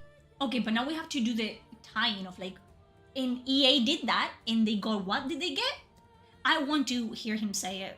I want to hear Eddie say, Veilguard was a profit move. It was a market move. I want to hear you say it, Eddie. Care about the game that the devs want to make. They care about the game that will sell more. Except we literally have statements of the devs and the fucking, you know, art director and game director literally saying that Veilguard was the game that they wanted to make. So that's not gonna cut it. Because sure, people using this article to bash on Veilguard, they're assuming, but you're also assuming and outright just not telling the truth when we have statements from the horse's fucking mouth that Veilguard was the game that they wanted to make and that they were really happy with the end result. And that's just reality. More copies. Now, as a business, I get it. All businesses are out to make money. It's part of being a business. But because EA fucked up, but yeah, they are like it with The Sims, yeah. The problem is though, is that if you make a good game, it will sell. If you make a game that is good and allow the devs to make the games that they want to make, their audience will come. Build it and they will come. So let me. That's when everything just started to come together and you're like, oh yep, this is what we want. This is what we need for this Dragon Age game. I think I'm gonna read that quite a few times throughout the stream. just to make a point, I guess, we tried a few opportunities, how it would work and what didn't. And what it comes down to is that we're a studio that's made around, that's been constructed and honestly staffed around building these single player story based experiences. So when we started focusing on that, that's when things really started to come together for us. That sounds to me, am I making assumptions? That sounds to me like they were happy with Veilguard. It sounds to me like they weren't, you know, being forced to do a game that they didn't want to make. But that's just me. But no. And John Epler, the actual art director. And Corinne Bush, the actual game director for Veilguard. That's just us three against, you know, the world. But no. Gator said, and they would have an estimate, and they'd say it caps out, the RPG audience caps out at about 5 million. But that doesn't seem to be true when the game is good. Yeah, we know EA this. are out here saying, right, okay, there's like 5 million people playing RPGs right now, and not thinking, well, if we make a good RPG, the 5 million people might play it, but we might get in like 2 million people more who are new to RPGs, and this is their introduction to the genre. But no, EA's just like, no, there's 5 million people playing. But if there's like 7 million people, Oh, you say that they were selling the game to an audience that wasn't there? The same, you know, the same audience that you said, oh, this game is not for you, this game is for us, it's not for you, people in the game, it's for us. Who said that? Who said this game is not for you? Let us have this game. Let us have this one thing. We don't have enough representation in games. Let us have this. Yeah, you don't like it, don't buy it. Who said that? Who said that? playing Wasn't live me. action games, then EA's like, that's where the audience is, so we should make a live action game. Even though the fan base for Dragon Age centers around it being an RPG, how do they not understand the concept of growing your audience? Where are we? What timeline is this? You know what? I don't want to say I don't like it, but I don't fuck with people that were shilling for Veilguard thinking they're one of us now. You know what I'm talking about? You know what I'm talking about? Of like, oh, you know, doesn't it feel like now we're both on the same side? Except I've been on this side the entire time. Do you know what I mean? Again, people can change their minds, but it's like, I've been saying this for over half a year. And I've gotten so much fucking, you know, flack for it. And now you're just fucking reheating my tacos. And be like, yeah, you know, fucking EA sucks. Multi-billionaire fucking corporations suck fucking ass. And balls and dick. And it's like, I told you this. I told you this information. And you didn't fucking listen to me then. And I told you, oh, maybe don't make games for everyone. And concentrate. I've said this. I bet you can fucking find tweets of me saying. And again, because I feel like I have to, I'm not saying, oh, Eddie's copying me. Eddie's so obsessed with me. I'm saying that Eddie has finally seen the light of day. And now our talking points are more similar because, you know, you can only dig your fucking head in the sand for so long before you have to just come to terms with reality, okay? But what I say is like, you know, I don't fucking know. Well, you know, why is it good when you say it, but when I say it? I don't fucking get it. Why are we... Because it's stupid. Good is very subjective. It is. And it doesn't always add up. I'm down. Honestly, again, as I've said, Eddie, I think I've grown as a person. I don't like you still. And you don't like me, okay? But that's just because we're completely incompatible with each other. But I feel like we could have a talk. A talky talk. You know what I mean? To success. Plenty of good games are overlooked or fail to meet some arbitrary sales goal for any number of reasons, not least... Okay, so what I'm sensing, because I'm an empath, okay? Where I'm sensing, corporation is bad, okay? But people that choose to work for corporation, good. and not responsible for failure. That's what it boils down. I think that's the main difference in our takes, and this is what's gonna be. It's like, I believe both EA and the fucking team for Veilguard are just retarded. Both of them. I think EA for thinking that they had 5 million people in the bag when they haven't been able to release an actual solid game in years. It's very fucking audacious from EA to be like, oh, so do me Bernard, do me a little chart of how many people you think play RPGs in the past 10 years. Oh, 5 million. Oh, they will play the game. Oh. But then I think it's absolutely fucking stupid to say with your entire chest, again, then a whole entirety of it, all the fucking ribs and everything, and the spine, everything, to say, oh, EA did this. EA is solely to blame for this failure. The writers that wrote the characters and the developers that developed the game, who have been caught publicly, because social media is a curse on humanity, okay? They have been, quoted on interviews and, taking screenshots from fucking Blue Sky and Twitter, being proud of their accomplishments and their, portion of work they did for Veilguard. So, no. Two things can be true at the same time of EA sucks. Corporations suck. And I think EA being fucking greedy for moolah obviously affected the quality of the product, because it has been that way. It affected fucking Dragon Age 2. It affected Dragon Age Inquisition. And of course it was gonna affect Dragon Age the Veilguard. There was no doubt in my mind, okay, that the product that we got, even if it was decent, even if it was like, maybe I'd be crazy, good by, today's standards, it was never gonna be as good as it could have been. Because this is the way it is with corporations that, tell you to, do less of this and more of that.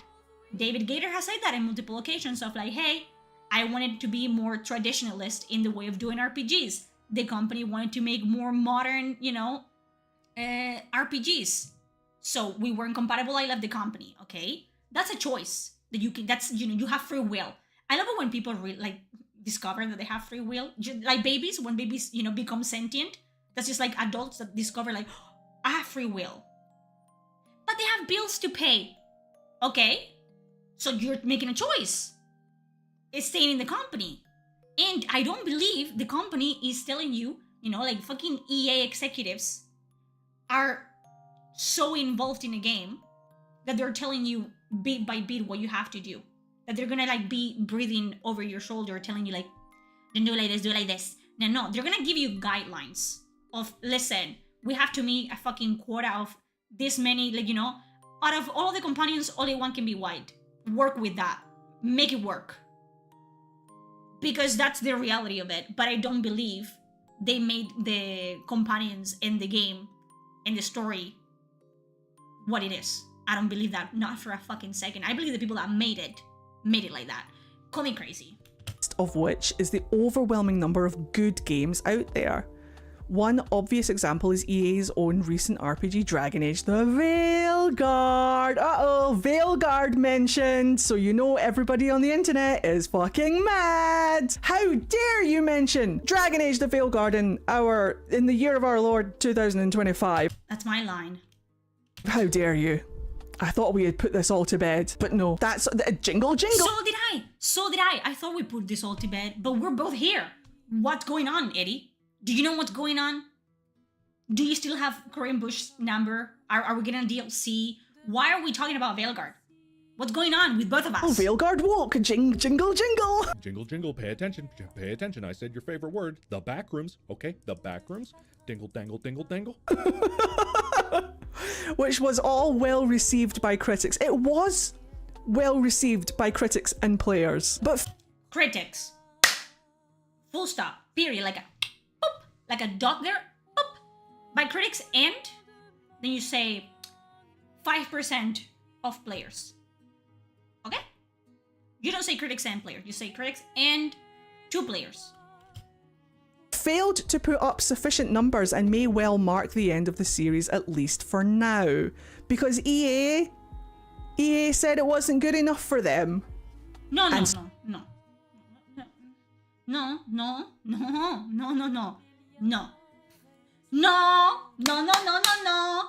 No, that's not true. That's not. Listen, Eddie, we're not going. I've matured. No. The players, right? We have this thing. I'm gonna show it to you, actually. Okay? I feel like I have to be like this has to be like a hands-on learning experience for all of us. Okay? So I have this thing. This is my back.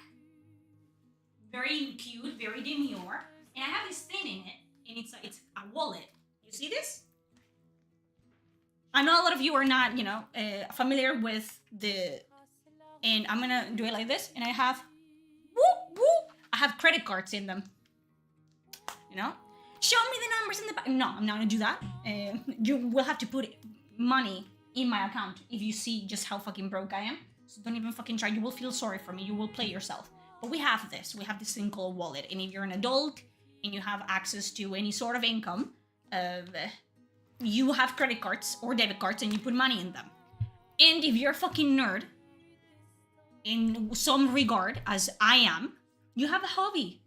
And my hobbies are books and video games. And you are an adult with free will. Too much free will.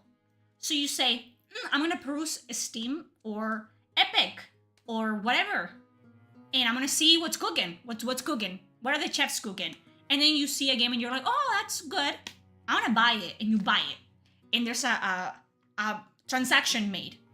They take money from your account and they put it in their account. Okay? And you get a product. Do you get a product that's debatable nowadays? Do you own a fucking digital game? Do you really? But we're not going to get into that. That's fucking talking for another day. But you get that. You get my point. Don't you? So what happens is the company, you invest, let's make an omelet. Let's make, eggs are very expensive, but let's make a fucking omelet. And I, as the chef, I am investing $15 into making this omelet. I'm gonna sell it to you for 20, so I'm gonna make a profit, right? And I expect to sell enough omelets, to actually get the money going so I can open a fucking restaurant or whatever. That didn't happen with Veilguard, did it? It wasn't that EA decided, this is not good enough. Because if that was the case, none of the fucking, latest Sims expansions would be a thing. You know what I'm talking about? It's not about EA saying this is not good enough for us. This didn't make enough money for us. That's never been the case. The case is they sold a product and the audience, instead of doing one of these, it did one of these and said, oh, no, I don't like that. I'm not gonna buy that. And I'm not gonna play it. I'm not even gonna pirate the game. I had people talk to me and say, it's not even worth the fucking money that I pay for the internet to fucking pirate the game. So enough people decided that they weren't gonna play Veilguard, and then EA lost money, and then they decided this game, it's a fucking black hole, and what are we doing? And then they fired people because they had to make their money back somehow. Is that clear? Because I feel like I'm getting gaslighted, gaslit or whatever the fuck you say it. And no, it wasn't EA that decided that the game wasn't good enough. It was the people that played it that decided that it wasn't good enough. And not even enough people played it in its, entirety. Me included. So did the whole of the anti-woke. Okay, so you're saying, let's just rewind a little bit.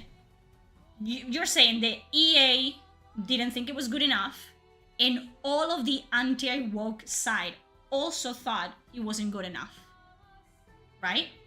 But at the same fucking time, the woke left said, it's not for you. Don't buy it. You choose the buttons you press. Blah, blah, blah, blah, blah, blah, blah. And you still, with your entire chest, said, oh, and it's gonna be Game of the Year. Again, go back in the time machine. The internet is forever. You can see multiple people saying like, oh my god, it's gonna be game of the year, blah, blah, blah, blah, blah, blah. And you know, it's a success, it's a commercial success, woo, woo, woo, woo. But then when it fails, it's not because of the people that didn't show up of your side. It's because of the anti-woke crowd. But it wasn't for us. We were in the cave, remember? We were the 5 million RPG enjoyers that we're gonna play it regardless. Or was that you? Because it's for the modern audience, which wasn't in the cave. They were outside the cave. You were the modern audience. You were the audience that, you know, EA needed to cater to, and you didn't show up. So how is it our fault again? Am I getting that correctly? The series, at least for now.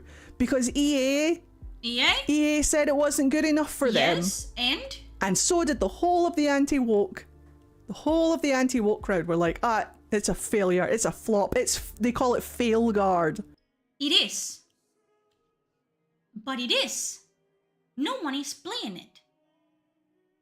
A game becomes a failure when it becomes a free add-on 4 months after release. When it's given away for free. When a company has to pay another company to give their game away for free. I had someone say, oh, Veilguard is not a flop financially because actually, why would EA pay Sony to give it away for free? That's like paying someone to take your daughter out of, you know, prom or something. It's not a good thing. It doesn't mean that you care about your daughter. It's just embarrassing. You know what I'm talking about? It's a failure. It is. You might enjoy it. Two things, again, can be true at the same time. You and your friend Melanie from fucking accounting or whatever, you two can enjoy the game terribly. You can fucking have played the game 30 times. That's okay. It doesn't mean the game it's good, either as a game or as a product in a market. Like, okay, cool. Even though it was well received by the people who liked it. But you're not allowed to like things. If you are allowed to like it, but if only in a fucking room of 10 people, only 2 of you like it, and the rest doesn't, like, in the same vein, you're not allowed to dislike anything. You see how I can also do that thing of like flip-flopping the narrative and the fucking point of view? I can do that too. You're not allowed to dislike something? Why not? Like, do I have to buy something or pretend that I like something? For what reason? Why do I have to do that? You're allowed to like it, but there has to be more than you and your friend Melanie from accounting liking the game for the game to be successful. And yes, at the end of the day, it has to be a good game. Not a good game, but it has to be financially successful for the company that made it. Even if you're a fucking indie company with 2 people working on it, the game has to be financially successful. It's all about money. Money's all that matters. It is when you're making a product. Video games are not, they're not fairies. A dev laughs and a game appears. That's not how that works. The CEO of fucking, EA, he doesn't sneeze and fucking FIFA happens. That's not how that works. You have to invest money in the game. You make money, you put it in something, and you expect that thing to make money back, make more money than you put in, and then you make more of that or something else. That's how making things works. Having a company works. First time viewer, hello. That's just how the world works. We live in, a capitalist society. For better or for worse, okay? So that's just how it is. So I'm sure, I wish it wasn't the case, and I wish games, a game having a sequel didn't rely solely on how well the previous iteration did, but it does. And the thing is, Veilguard didn't make the money back. And if it did, it just barely made the money back. And that's not good enough. to warrant another, because that's the thing. Games get bigger for some reason. I hate it. It's so stupid. But games get bigger and bigger and more expensive and more expensive. Isn't GTA, 6 or whatever, the most expensive game of all time? Isn't like in the like billions or what? I don't fucking know. It's the most expensive fucking game of all time for whatever reason. And I'm not gonna play it because I don't care about fucking GTA. But, and it is what it is. It is a market. That's how we've operated since capitalism was, a thing. If they don't like things, you're not allowed to like things. I think there's such a thing as expanding the audience, as opposed to treating the audience as this finite number of people, right? Of course. Expanding your audience is totally something. Except, we're being wishy-washy again. Alarm, alarm, we're being wishy-washy again. Except, the people that said this game is not for you wasn't the anti-woke crowd. The game that said they didn't make this for you, bigot, you choose the buttons you press, wasn't the anti-woke crowd.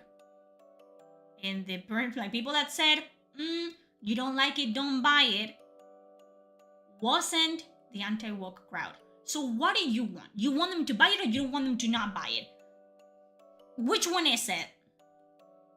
I don't get it. It's like, okay, so we I don't understand. People that didn't like it are part of, gamers, and then we're excluded when, you don't want us to be part of that, but then we're included again. It's kind of like, what's going on here? What are we doing? You told us not to buy it. You don't like it, don't buy it. I didn't buy it. I got a refund. And I got my money back. I didn't get a refund. Lies. I paid, what did I pay? 16 something bucks for the Game Pass Premium or whatever. And then I played 6 hours and I made I would say like $1,000 out of out of that video alone. So I made my money back. But so what do you want? What do you want? I don't get it. What do you want? That a lot of games perfect. Like a lot of people's introduction to D&D, let alone just games of that genre. A lot of people's introduction to D&D was Baldur's Gate 3. It's not just people who like that genre of gaming that are playing those games. But it is true though. It is. That's not how that works though. Yeah, sure. A lot of people's introduction to RPG was Baldur's Gate 3. And that opened a new realm of possibilities. But it is 100% factual that if you like RPGs, you will play every single RPG in existence and you will keep an eye out because they're not common anymore. They used to be, they're not. And not as good as they used to be. You know what I mean? So it's people playing the games, enjoying it, telling people that they're enjoying it, and then introducing new people. So why didn't that happen with Veilguard? So you do understand the concept. We all understand the concept. We're all on the same page. We're all here on the same page. We are. If a game is good enough, you don't have to like the genre of it to enjoy it, to play it. If a game is good enough, your fucking neighbor will tell you that the game is good, and you will, your interest will be piqued, and you will fucking play the game. So why didn't that happen with Veilguard? Because Veilguard was advertised as, the introduction to the modern audience and the new players to Dragon Age as a setting, as a universe. But that didn't work. Into the genre. Exactly. Baldur's Gate 3 was your intro to D&D. It happens to a lot of people. Okay, and Veilguard was the introduction for most of the people that played it. And 90% of them didn't like it and didn't recommend it. So... But... but... he said, and I think that's what Expedition 33 really does. Let's do a little bit like an instance in here. Eddie hasn't played Expedition 33. I have. I think it manages to take the elements of JRPGs, and I don't think it's doing a lot of new things, honestly. It's taking a number of more recent trends and kind of building them up in an interesting way that I think makes it very accessible to people who normally wouldn't play JRPGs. I agree. I've seen a couple of clips of Expedition 33, and it does look like an interesting game. It looks like a game that I would definitely want to play. I love JRPGs, but it also looks like if Persona, if Final Fantasy, if like any other game from the JRPG genre just got fused together and had like a baby. They're not doing anything like groundbreakingly different, but it works and I want to play it. Turn-based are fun, even gacha ones. Look, I love turn-based games. I love turn-based games. This might be a lot of people's introduction to turn-based games or into like JRPGs. It's my introduction to turn-based games. I don't like turn-based RPGs. I don't like It is like a mix of Persona with the visuals of Final Fantasy. Exactly. Even with like the way that I love that we're saying exactly like we have played the game, but we haven't played the game. the attack options come up on the screen. It kind of reminds me of Persona, but it's an enjoyable game. Apparently, I haven't played it yet, so I'm only going off of what you guys have told me. Everybody who I know is playing it is enjoying it, and it's introducing a lot of people who have never played JRPGs before into the genre, even though it's made by a French company, isn't it? It's not actually made by a Japanese company. It's made by a French company, which is even more interesting. That a French company have taken the JRPG, because the main developer and I think director of the studio, his favorite game was Final Fantasy, so he wanted to make kind of like a homage to Final Fantasy, and that's what happened with Expedition 33. But instead of like fucking copying and reheating the tacos, they just made an actual fucking good game. Genre and made it their own. They're all ex-Ubisoft devs. Oh, I hope they're in a much better place now than they would have been at Ubisoft. I hope they're in a much better place. I mean, they're clearly doing well. But is that another Again, you see what I'm seeing? I told you. This is all gonna boil down to, you see what I'm going for? Maybe if BioWare had been a better studio and EA had been a better company, Baldur's Gate, Veilguard would have been a better game. That's gonna be what it is, okay? It's about a lack of responsibility and accountability. That's the entirety of it. It's just, devs and writers can only be, assigned to the role that they had in that company and to the things that they did in that company if the public receives their work well. If the public receives their work poorly, they're not responsible for the product that, And I don't know how that's the fucking thing that we're doing, I guess. example of devs being allowed to make the games that they want and not the game. I told you I was gonna come back to this. That's why I didn't fucking close it. That's when everything just started to come together as you like. By the way, let's read it from the beginning. But in terms of actual gameplay, as you're seeing it now, and as it's shaped today, I would say 4 years of development. John Epler tells me, John Epler, our director or creative director of Dragon Age: The Veilguard, not anymore because he was fired. That's when everything just started to come together and you're like, oh yeah, yep, this is what we want. This is what we need for this Dragon Age game.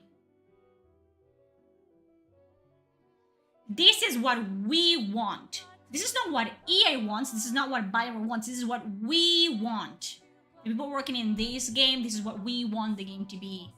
And that's, them being proud about the game. Games that the corporations that they're under are telling them to make. Because that... We have talked about this, Eddie. The game that EA wanted BioWare to make has always been a fucking live service. Since Anthem, okay, since Inquisition, that's been their main goal. And they have been talked down ever since Anthem fucking flopped. And that's what they want. We all know this information. They have told us that they want to make more live services because it's what makes them a lot of money. So let's just fucking do that and slap, you know, a beloved IP's skin all over it and call it a fucking day. And that's why it took 10 years to have a fucking Dragon Age, because the genre kept changing. It was a live service, then it wasn't, then it was this, then it wasn't, and then it was Veilguard. But that doesn't mean that the reason why the Veilguard failed as a video game, it's because EA made them, you know, do everything. Like, oh, you have to do this way, this way, this way, this way. That's not how fucking parent companies work. They give you money, they give you an investment as a subsidiary, and they say, okay, this is what's in. Gay people, black people, fucking put it in the game. You know, we get paid money to put this shit in the game. You put it in the game. Okay? Live service, we're gonna do that, whatever. Do fucking RPG, but make it modern so more people, you know, more young people play it. That's it. That's the fucking extent of it. That doesn't mean there's a fucking EA employee with a gun to their head telling them what to do. That's not how that works. And the fact that you think otherwise, it's stupid. That's what happened with Veilguard, and that's why a lot of people, like David Gaider, left EA in the first place, because of the conflict between the game that EA wanted because they thought it would sell well, to the game that the devs wanted to make because they wanted to write a good story. So why didn't the devs for Veilguard leave the company? What's the difference? They had families to feed. Didn't David Gaider and the people that left the company had mouths to feed? Well, they're young people and you know, it's their first job. And? So they made a choice. They made a conscious choice to stay in the company. And you don't know how people were treated in BioWare. You know that people are not happy about being fired from BioWare. I wouldn't be happy if I was fired either, but that doesn't mean they were fired unlawfully. If they were, we would have heard about it. They would have made a ruckus. They would have unionized. But that's not what happened. They made a bad product that didn't make the company any money, and they got fired because of it. And the people that were competent and talented and skilled enough, they didn't get fired. They got relocated. So again, that's not how this works. The people that are kicking off about this, saying that, oh, like, Dragon Age Veilguard had 10 years to cook, and still it was awful. It didn't. It didn't have 10 years. You don't understand. It changed game directors like 4 times. It had 4 years to cook. As it is, as Dragon Age the Veilguard, known as Dragon Age the Veilguard. Not Project Epler, not as Dragon Age the Veilguard, or Joplin, was it called Joplin? As Veilguard, it had 4 years to cook. Fucking Expedition 33 had 5 years. That's the industry standard nowadays. 4 to 5 years. So it was not at a disadvantage. It was even on an advantage because of all the work that previous people that were more talented and more skilled, that worked in that company and worked in all those projects, had done from there. Because all we have seen is that Veilguard basically, it literally shows in the art book where they break down the chapters by the projects that they were in, where you can see all those phenomenal ideas and how the people that worked on Veilguard just took that, fucking removed everything that made it like good and unique, made a more generic version of it and put it in their game. They didn't even have to think about what they were putting in the game. They just took someone else's fucking work and copied it a little bit different. That's it. So they didn't even make the game from scratch. And they were more than enough, funded. They had more than enough money and more than enough time to make a good product. It wasn't 10 years. No, it wasn't, but it was 4. Is 4 not enough? When Dragon Age 2 had 16 months to come out, and it runs fucking laps around Veilguard like 3,000 times. Didn't have 10 years to cook. Because within those 10 years, EA was trying to make a different game. They had to reset the whole project twice. because EA wanted to make a live action multi-platform game and the devs wanted to make Dragon Age. So most of that 10 years was spent fighting for what the game was even going to be. It didn't have... Except you don't know that. You're making assumptions. Again.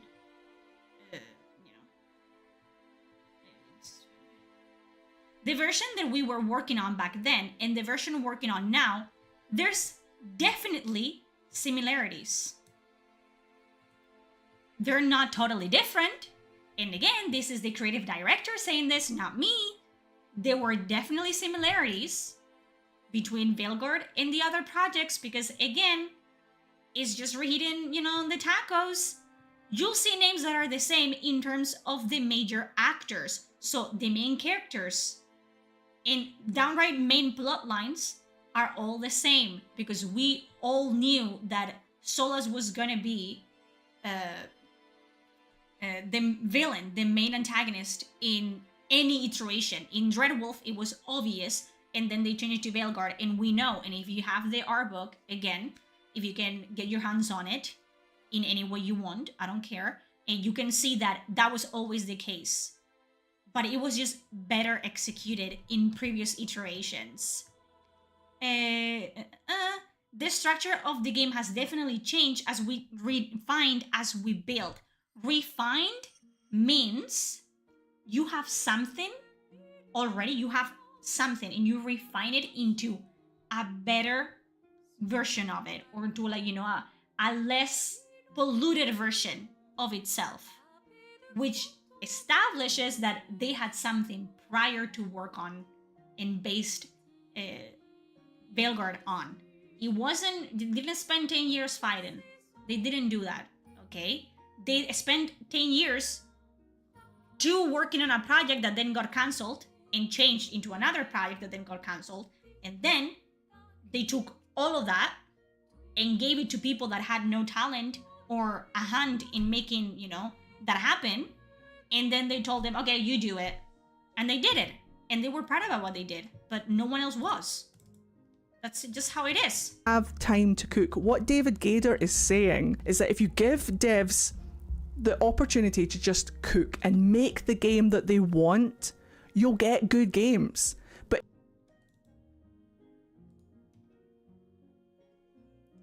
then when everything just started to come together and you're like, oh yeah, this is what we want.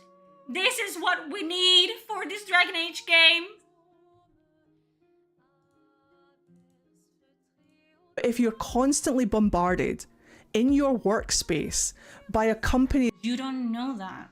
You don't know that. But the writer said the writers are literally former bitter employees of BioWare that didn't have anything to say but, you know, praise when they were working as DI hires for the company, and now all of a sudden are upset that, you know, they got fucking laid off.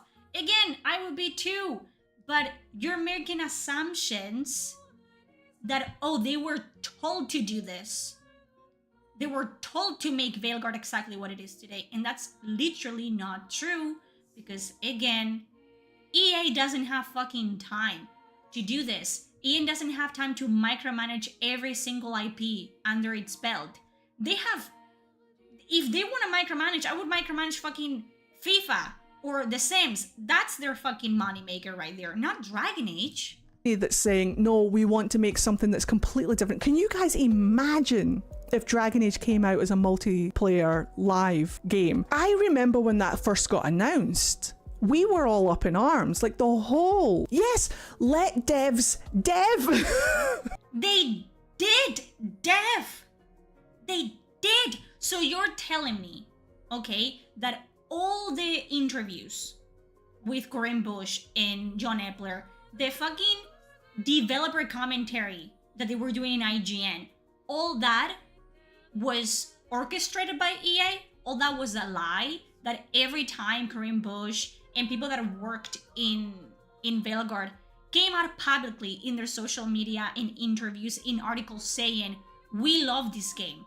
We love what we did with this game. People are gonna love what we did with this game. They were lying? Is that what we're saying?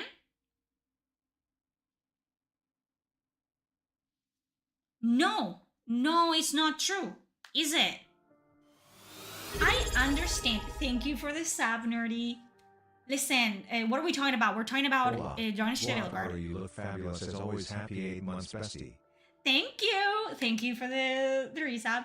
Listen, we're talking about Dragonage the Veilguard because somehow that's become another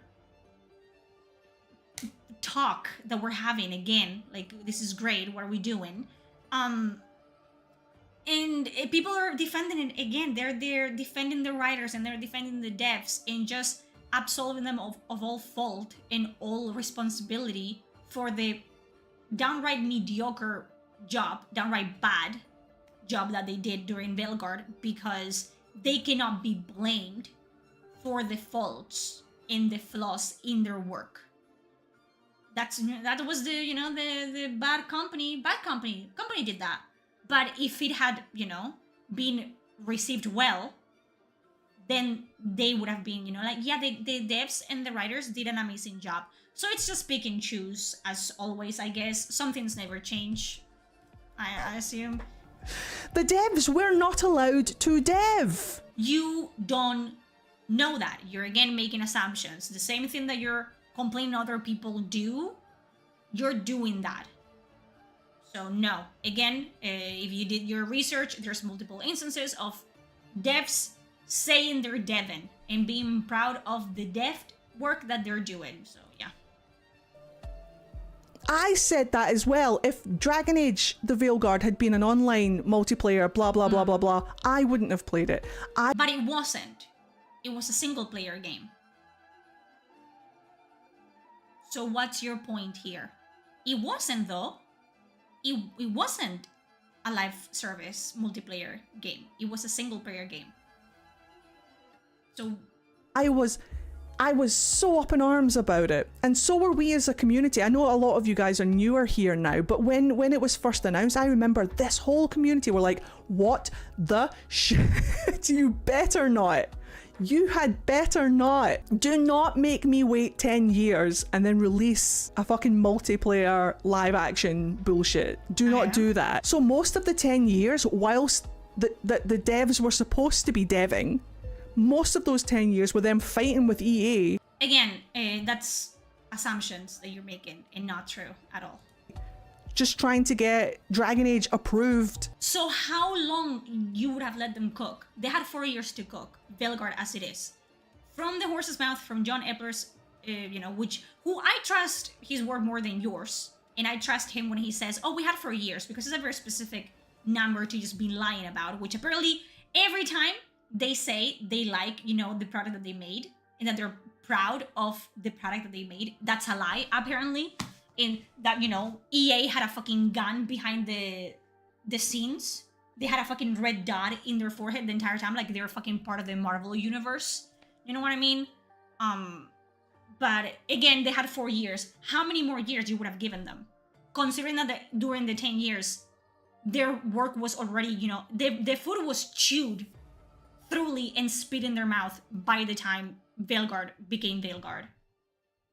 So what is your point? I don't see your point. You make a point and then you move the point and then you do a line over here and then go over here and make a point over here. And what are we doing?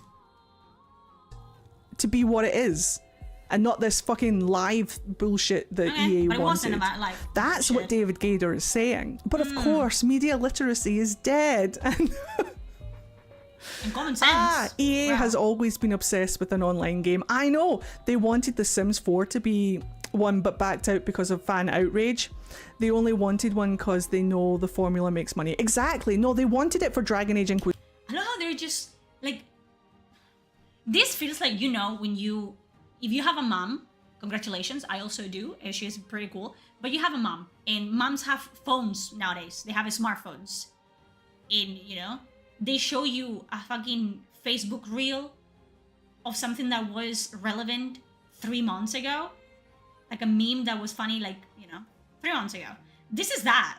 This is that, but a fucking, content version of, oh, EA is bad? And EA has always wanted to make a live service game? And yeah, yeah, I told you this 3 months ago, like half a year ago at this point.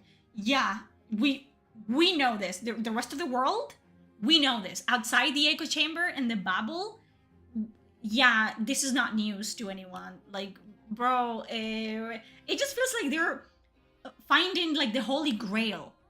Like, oh my god, like what is this? Like, yeah, we know. Acquisition as well. And for Mass Effect. That's why Mass Effect Andromeda is the way that it is, and that's why there's the multiplayer. Do you see what I'm talking about? It's like, oh, the only reason so-and-so game is the way that it is, it's because they wanted to make it live service. What about their writing? Does the writing of the characters change 100%? Depending on because, and I have read the art book multiple times, they knew like what they wanted the companions to be very early on, and the companions haven't changed that much aside from Belara and Lucanis. As a concept, they haven't changed that much, and prior to that, the companions they did have were 1,000 times more interesting than the ones we got in Veilguard. Like we had like a demon of desire, and we had a Kunari, like a spice and everything. It was much more interesting. So it's like, that's not true though. Like the reason why Andromeda is the way it is not solely because they wanted to make a live service. It's because they, again, gave the game to a studio that had no experience and no talent, and they had no direction from anyone that had talent, and they made a subpar product and no one liked it. It's the same thing that happens when you hire a lot of people based on skin color and gender identity and not because they have a really good resume, and you give them a very big project to work on, and they will fucking stumble on their shoelaces that they probably don't even fucking know how to tie. That's just how fucking works. It's almost like you don't do that. You put people that don't have a lot of experience into lesser roles and guided by people that have more experience, and then they learn the ropes, and then they can be put into, like, you know, behind the helm. But you didn't do that. So no, it's not, that's not the reason. The reason is just like the people that were working on Veilguard weren't good enough to make anything out of it. Because I'm telling you right now, I've done it. You can, you know, make a diamond out of a turd.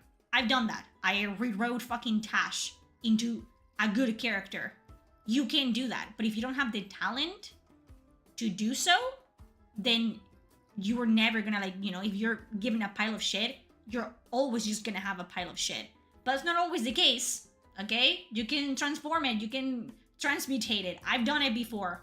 I'm gonna continue doing it for the entire, like, I just feel like my channel proves a point of, like, you can change it. You can make something good with what they were given, with the guidelines they were given. But they lacked the ability and talent to do so.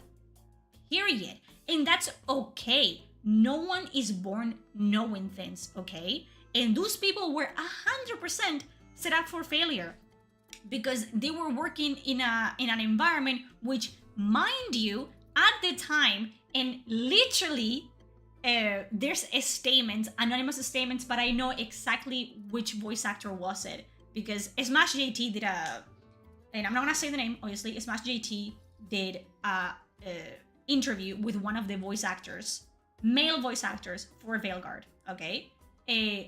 Talking about the work environment at BioWare. And what did he say? And I know for a fact, I was given the name, I was given the Twitter page, I know who it is, I'm not gonna say who it is, but I know exactly who he is. And he was one of the companions in Veilguard, and he did voice acting for Veilguard. The work environment in BioWare was toxic. You know to whom? Men. Straight men had a hard time working on Veilguard. Not everyone else. And this is coming again from the horse's mouth. This is not an assumption. I saw the source. I saw it with my own fucking eyeballs. The fucking men were working in a toxic environment. I know it's usually the other way around, but you know what I mean? It happens to all of us. Welcome to, you know, the workplace, I guess, but yeah, it was toxic, but not to the people you think it was toxic to. Because everyone else was like, oh my god, the work environment. Like I saw Corinne Bush say, yeah, I love working like with people like this to tell stories that matter, and everyone is super supportive of me. And you know, because I saw that as well, of like Corinne Bush saying like everyone supported me in my transition, yada yada yada yada. So is it toxic? Is it a bad environment? Is EA fostering a bad environment then, when they were like, you know, basically just uplifting everyone else but men in the workplace?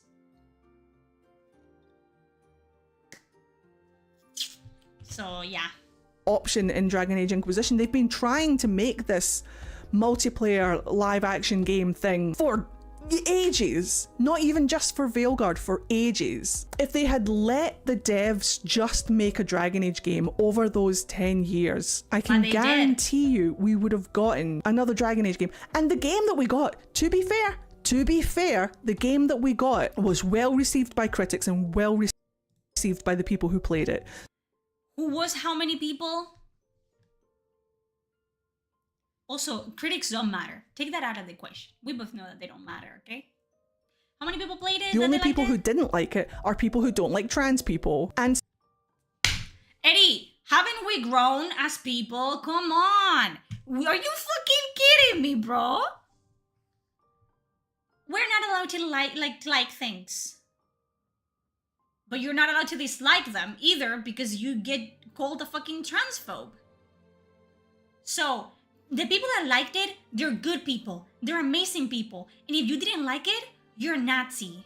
And you deserve death. What? I thought we had grown as people. Did I do all the growing? Eddie, you know that that's not true. And you cannot just say that. You cannot just assume everyone that played Veilguard hates trans people. Do I understand where he's coming from? Of like, a lot of vocal people on Twitter are like, this fucking woke shit, they're turning the frogs gay and whatever. I understand that there was a lot of fucking outrage around Veilguard, as it always is, because that's just like the fucking nature of the internet and social media, of people see something getting shit on and then dogpile it, okay? Most of the people that were fucking outrageous and just completely fucking stupid on Twitter about it didn't even know what the game was like, or what the game was about, or had any intentions of playing it, or care about the game in the first place. It is what it is. But you cannot say that if you didn't like Veilguard, you just hate trans people. Because I can say, well, if you liked Veilguard, you like to fuck dogs. Does that make it true? No, it doesn't. But I can say it. I can say it. It's just what it is.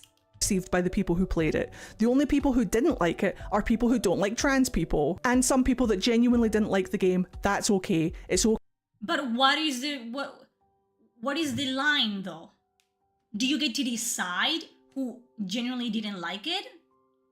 Because I know you think I'm a transphobe, and the only reason I dislike Veilguard, it's because I'm a transphobe, not because it ruined my favorite franchise of all time. And certainly not because it was very poorly executed and written and put together with duct tape. Not because of that, but because I hate trans people.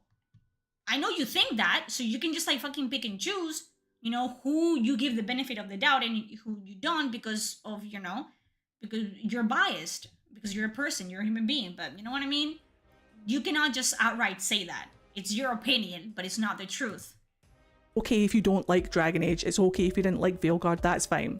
But if your only reason for not liking Dragon Age is top surgery scars, then please. Fair. That is true. And a lot of people were just like, it has top surgery scars, the game is... No. The game would still be trash without the trans customization and the top surgery scars toggle. And I've said that, but again, you don't listen to me. You know, I talk and you don't listen to me. Please read a book. As an author, we cannot take a first draft of the world building and compare it to the final creation. I agree. Credit where credit is due. I'm amazed that we got what we did. Yeah. So now we're admitting that the product wasn't good. So it's not Game of the Year material, is it? We're making some progress in here. Inch by inch, we're moving forward. So now we're just agreeing that the game wasn't up to standards. It wasn't good. Was it? Okay. They took a litter game and gave us... Oh no. Hold on. I'm 100% telling you that. And I was one of those people that said, okay, explain to me how this works in the setting. Again, what you do with your body and in your house, I don't care. It's none of my business. I only have time and patience to care about myself. And sometimes not even that. So I don't care.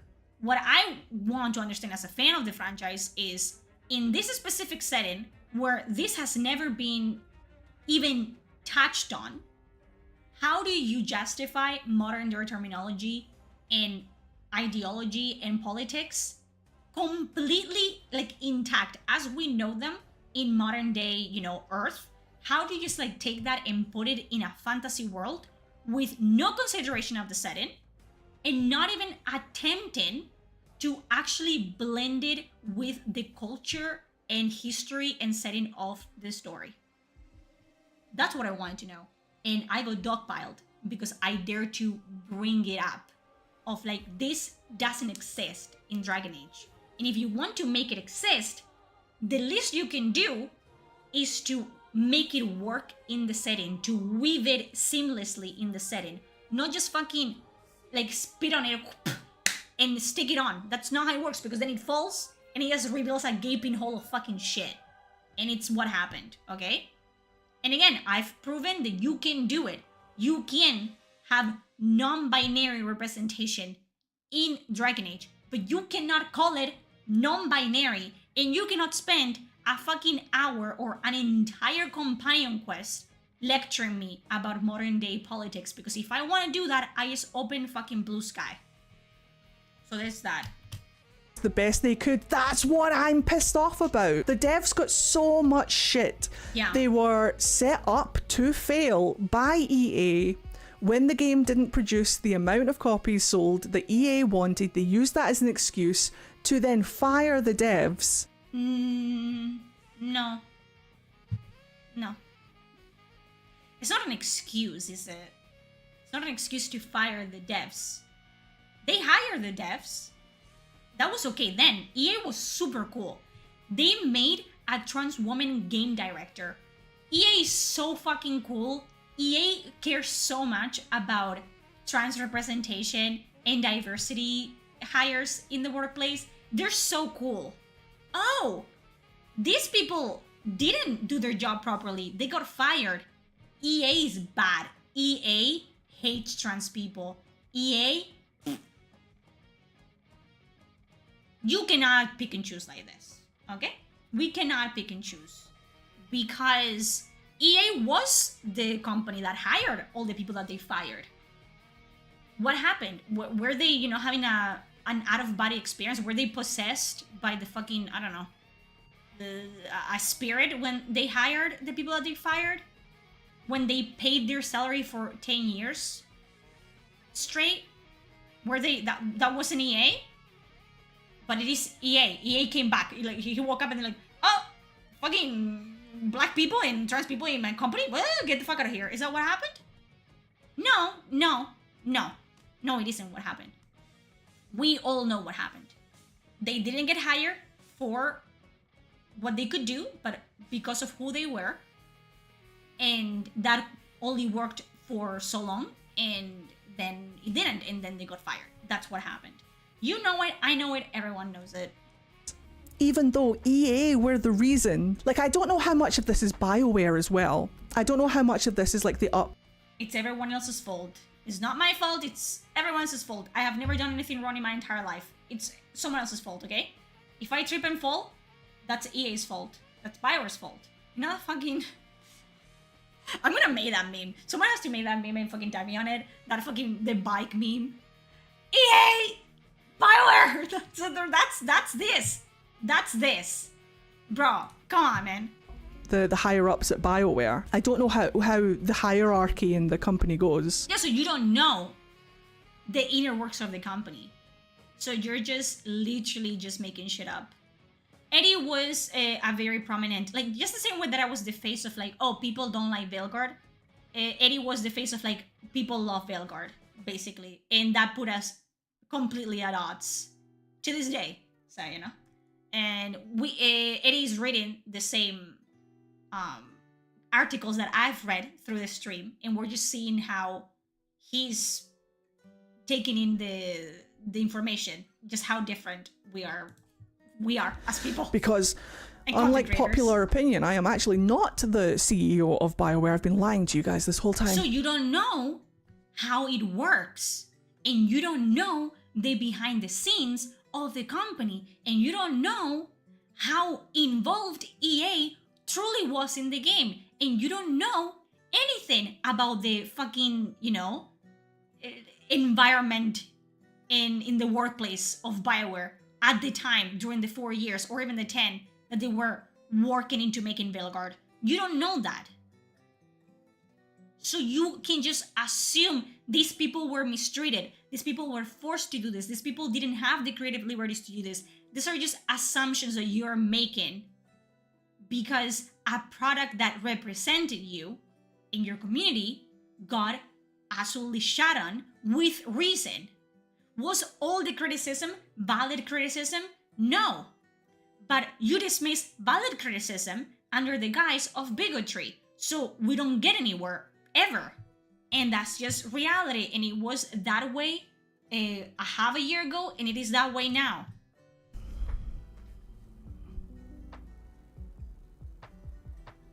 I'm sorry to tell you. And it just pisses me off that the devs are getting... It just pisses me off that the devs are getting so much shit because they're a face and a name, whereas BioWare... They're not a face and a name.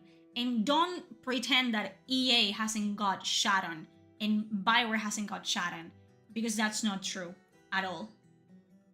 And that's just literally a right line. They're not just a face and a name.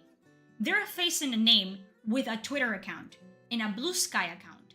And they're a face and a name with free will, which sometimes I consider that's a good thing to have for some people, but listen. And these people, on their own free will, accept interviews and tell, you know, public forums in the internet, in the world, oh, I really liked working in this game. I really enjoyed it. The work environment was great. And they say that. And like, oh, I was very, very involved in creating this character. I designed him. I made him like this. And they say that. Those faces and names, out of their own volition, they say this to the public. And the internet is forever. So, no, they're not just a face and a name that, oh, you're gonna get, you know, you're gonna get hate for this. This is all your fault now, you random citizen. That's not how that works. Okay? No, they got hate because they outright just fucking bragged about the product and the work they did in said product. And then when people didn't like it, they cried fucking, you know, bullying, harassment, and it's just like the fucking same old song. Whereas EA are like company logos, they're not like faces and names. But yeah, that's kind of why it's a little bit heartbreaking to see people going after the devs so much, because the devs, for what we got, the devs did their... For what we got, which was what? Say it, please. I read 3 Weeks is traumatized by the development. I will be too. Thinking that I'm, you know, indispensable and irreplaceable in a company just to, you know, get humbled with the fucking quickness. Yeah, listen.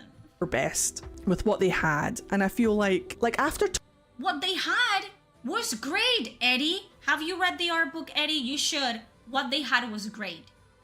And what they did with it, because you can literally see the companions in the story losing flesh as it moves to become a Veilguard. And I might just fucking buy the physical book just to show you. And I did. I had the digital book as well. It just literally, we can do that now. Actually. Because I like, to back my bullshit with something that is not so bullshit. I want to show you, okay, literally the art book of Dragon Age the Veilguard. Let me find it. And if I do, you can see it, okay? Okay. Because, no, this is not what we're doing. I'm gonna show you.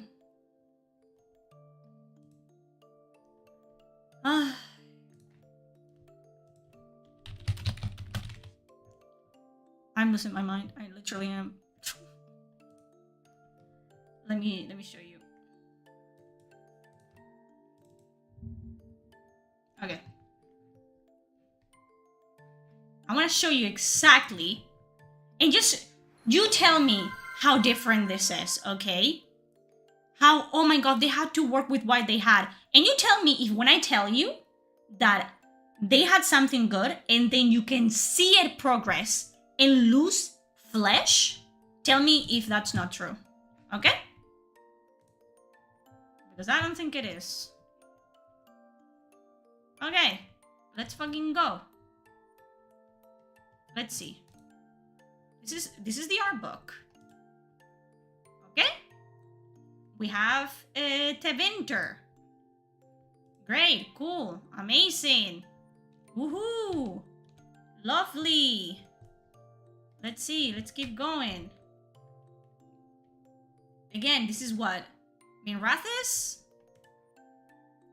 At some point, they were gonna have like the Divine, which doesn't matter who the Divine is in Veilguard, actually go after Solus. Yeah, great, great, great. This is all early conceptions. Where are the elves? Where are the elves that, Solus was getting under his belt during Inquisition? Nowhere to be found. Wow.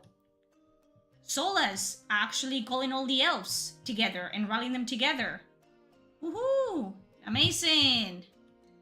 There was gonna be a scene of like what would happen if we went to the Fade and the person we left behind in Inquisition, like Alistair, Hawk, what if we could like take them back from the Fade? But you're telling me that with what they had, they couldn't work with what they had. Okay, oh no, my god. This was Rebane. Let's see. I want you to see where the companions were as well. Like, this was supposed to be the original companions, by the way. Like, there was gonna be a gladiator, like a Rebane gladiator, I think. No, a Tevinter gladiator. Then, like actual Kunari. There was gonna be an heir of Andraste, like actual someone that had blood from the Herald of like the Andraste, the bride of the Maker and stuff. We had Morrigan as an advisor, Isabella as an advisor, Dorian as an advisor. We would have an awakened Darkspawn mercenary as an advisor. But yeah. Oh my god, with what they had, I don't know how they got to Veilguard. Then we get to Joplin, okay? To Project Joplin.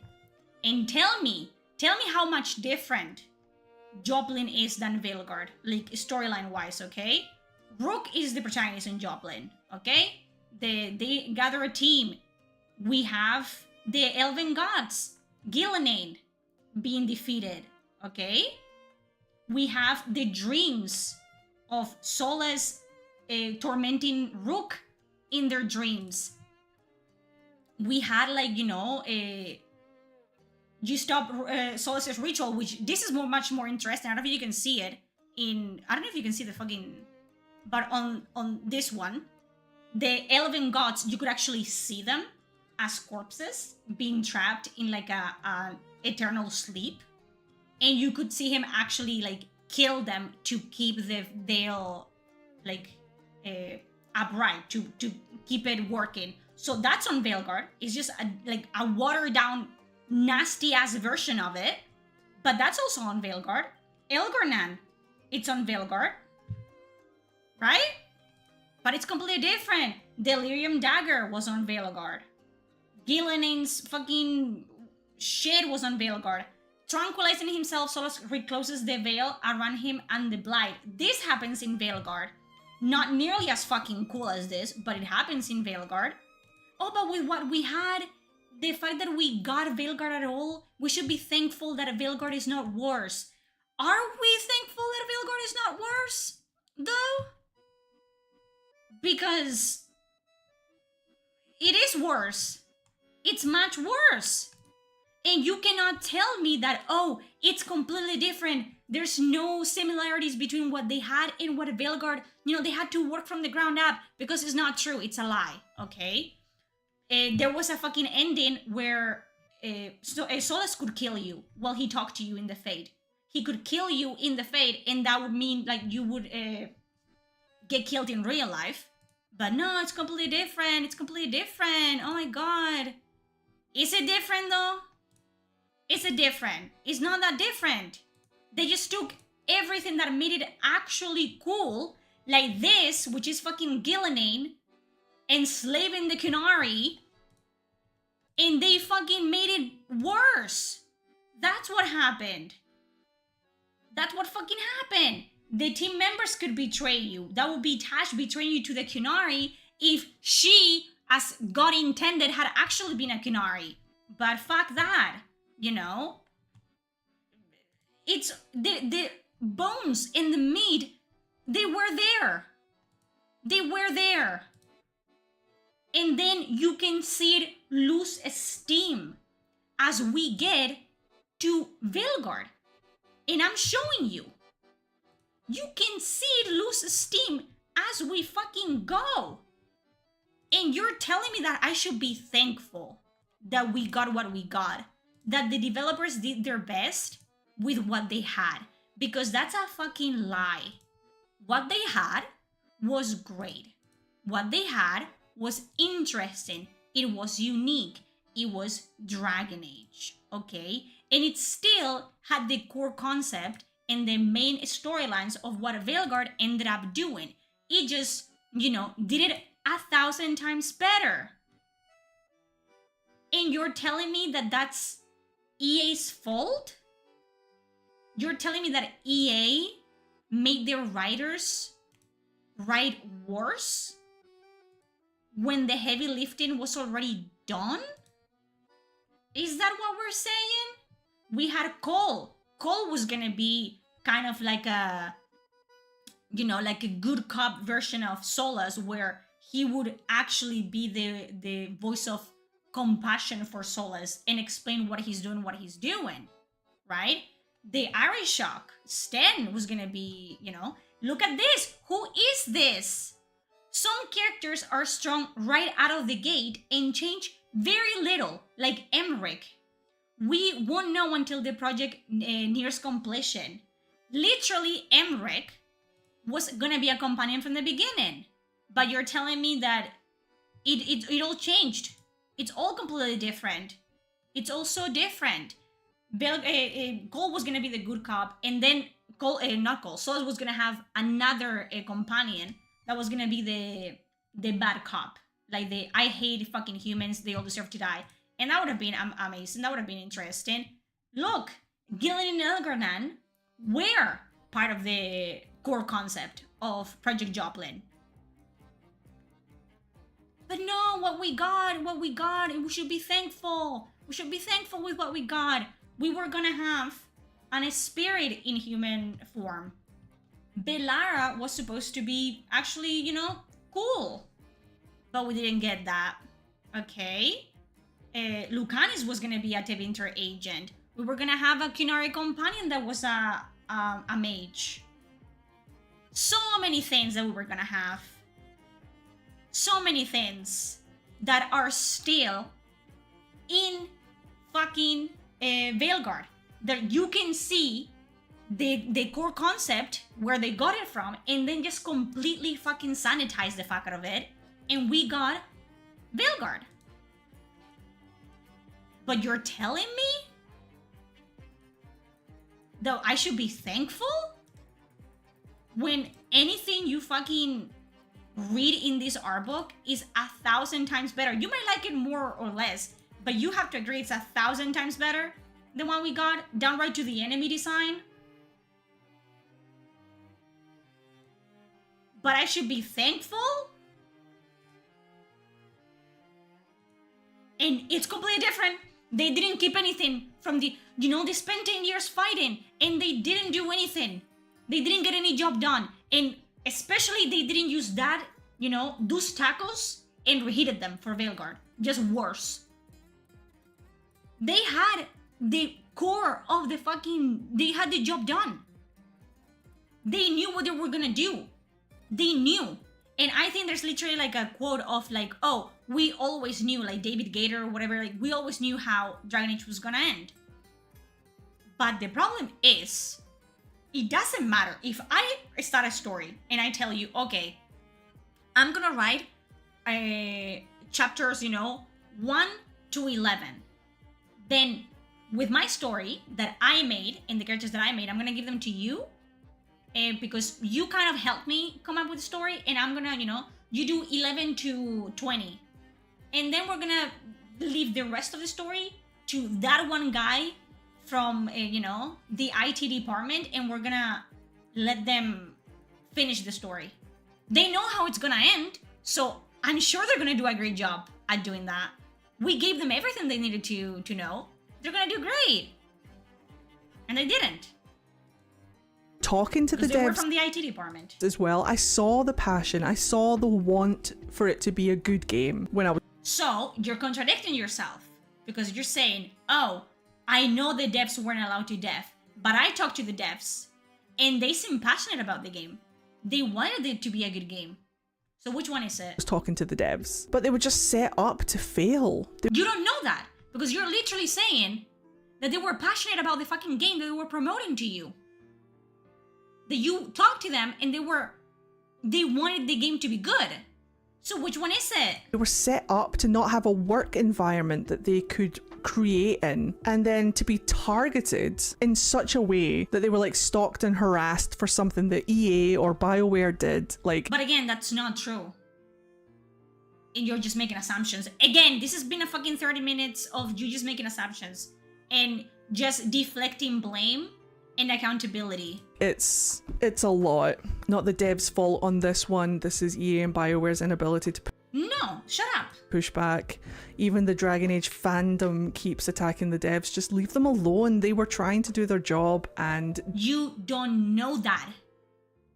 Do you know them? Were you in the room with them when they were making the game? Do you know they were just trying to do their job and they were doing their best? Do you think they're fucking angels or they're not human?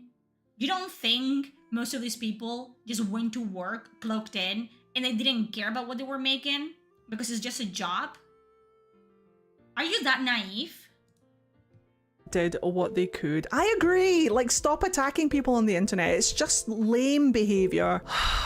Where did we get to? And he said the successes of Clair Obscur and Baldur's Gate 3 also demonstrates what's possible when a game is given time to cook, which is what we just talked about. Baldur's Gate 3 had an extended and very front-facing early access period, while Clair Obscur director said earlier in May that it would have taken years to get the project approved at his former company Ubisoft. Do you know why? Because companies like Ubisoft and EA don't give a shit. They just want guarantees that the game is going to sell enough copies to put money in their pockets.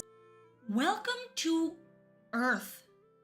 Welcome to reality. You've been out there floating in the clouds in Land for like I don't know how many years, and now you're back here with the rest of us, except you're just in the fucking, bus that hasn't left the station yet.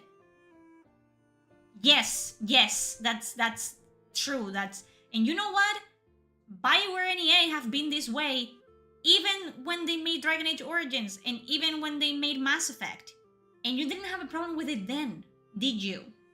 It's almost like you're deflecting blame entirely because you just cannot accept that the people that worked in the fucking game weren't good enough to work in the game in the first place. And I get it. Like I say, I get it. Businesses want to make money, but you know what makes money? Happy devs.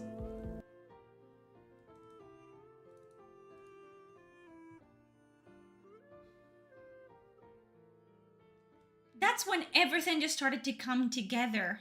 And you're like, oh yeah, yep, this is what we want. This is what we need for this Dragon Age game. Let me see if I can actually find Corinne Bush EA.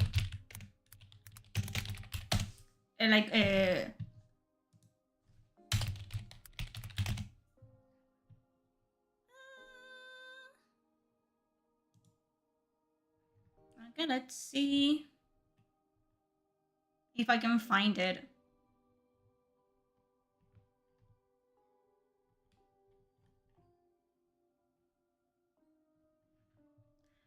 Okay. Let's see. Here. Okay. So this is Dragon Age 4, you know, the announcement comes out and people realize, oh, there's an announcement that Corinne Bush is going to be the game director. And it says, Bush's announcement was followed by 2 statements from her. The first, to LGBTQIA+ and underrepresented players, we see you. Quality representation is critical. Suggest addressing the shortcomings will be a priority in Dragon Age 4, even more so than previously. The second, a reminder that despite her leadership position, game development is a team sport and should help soothe any fears that rampant egotism, the undoing of so many development teams, will derail a game that already badly crying out for a sense of stability. So she didn't seem to be, you know, mistreated in the company. So what's the problem? Did she tell you that? Good games. And I can guarantee you that if you put your devs in an environment where they can cook, where they can work. They were put in an environment where they could cook. They just didn't know how to cook, Eddie. There's not, like, the company, the EA and the BioWare that were, when they made Veilguard, was as fucking pro-DEI as they could get. It was as welcoming and forgiving as they could ever be. There was never gonna be a working environment for people from the community, from your community that, you know, was gonna fucking shield and cushion your faults as much as EA has been doing for the past 10 years for the people from the community that worked in EA. So you're literally just, again, because the people that hire Corinne Bush knowing, you know, as a game director, knowing that she was trans and made it an actual selling point was EA. The people that hire John Epler and put them in a position of power as a creative director, as a gay man, was EA. It was EA. And that was cool then, but it's not cool now that they fire them. It's cool when they hire them, but it's not cool when they fire them. And you're saying that they were just, you know, scapegoats. You know, the people that they fired, they were scapegoats. What were they when they got hired? Without distractions, without having to fight for the game. You don't know that. Again, assumptions. And make the game that they actually want, then you'll get games like this. You'll get games like Baldur's Gate. You'll get games like Expedition 33. But you'll see people on the internet, thank you very much for that water redemp. You'll see people on the internet that have already decided that they hate Veilguard, not understanding what is being said, because their whole personality is hate Veilguard. Did you guys know that purple is woke now? That colours are woke? Apparently, if a game is too colourful, it's woke. Publisher. It's called pattern recognition. Look it up. Look it up. I love it. They're like, oh, it's almost like it, that's how it happens with babies, or like just humans. Like when you touch fire and you get that burning sensation, and your brain tells you that's bad, and you see fire, and you hesitate, and you have a hard time putting your finger on the flame again. Yeah, that's called learning. That's called common sense. You know what I mean? Like you learn, you suffer, and you learn, and you suffer enough that you learn to see the pattern coming. You see like, oh, you know how we know? Avowed. What did I call Avowed? Veilguard 2.0. What did Avowed end up becoming? Veilguard 2.0. It's called pattern recognition. Again, look it up. Want mass appeal, Gator said. They want to feel comfortable. De-risk it by imagining how the appeal translates to many different kinds of audiences, which I think often kind of ends up diluting the very specific things a game can do. Like I said, what Baldur's Gate 3 did and what Expedition does is, yes, they appeal very, very strongly to that one audience, but it is so strong that it ends up growing that audience. So the comments. Oh, and now you're saying, are you gonna say that all those people are transphobic? Rockstar be like, cute, now hold our beer, let us show you what actually is possible when a game is given time to cook. Another game that has taken 10 years to even be announced, GTA 6, okay? Not all chefs are of the same ability. True. Talent is important. That was the missing element in Veilguard. True. Are they all being transphobic? Are all over the place. Rockstar being like, cute, now hold our beer and let us show you what actually is possible when a game is given time to cook. Relatable. Do you know why? Because the devs are allowed to make the games that they want to make. You don't know that. What's the difference between Rockstar and EA?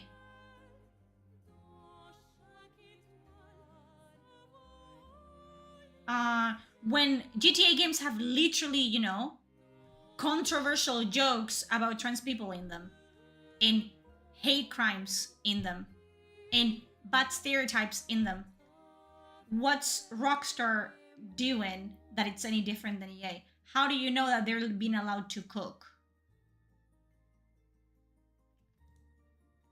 And Rockstar don't breathe down their necks every You don't know that. Again, you don't fucking know it. You're just making assumptions. 5 fucking seconds being like, do you know what would make this better if it was live action? They just let GTA happen. Rockstar, born in Scotland, by the way, excellent. It was, I was missing something. It does feel like I'm in, October 2024. This is like a time machine. 2 lads, I think, from Dundee made Rockstar.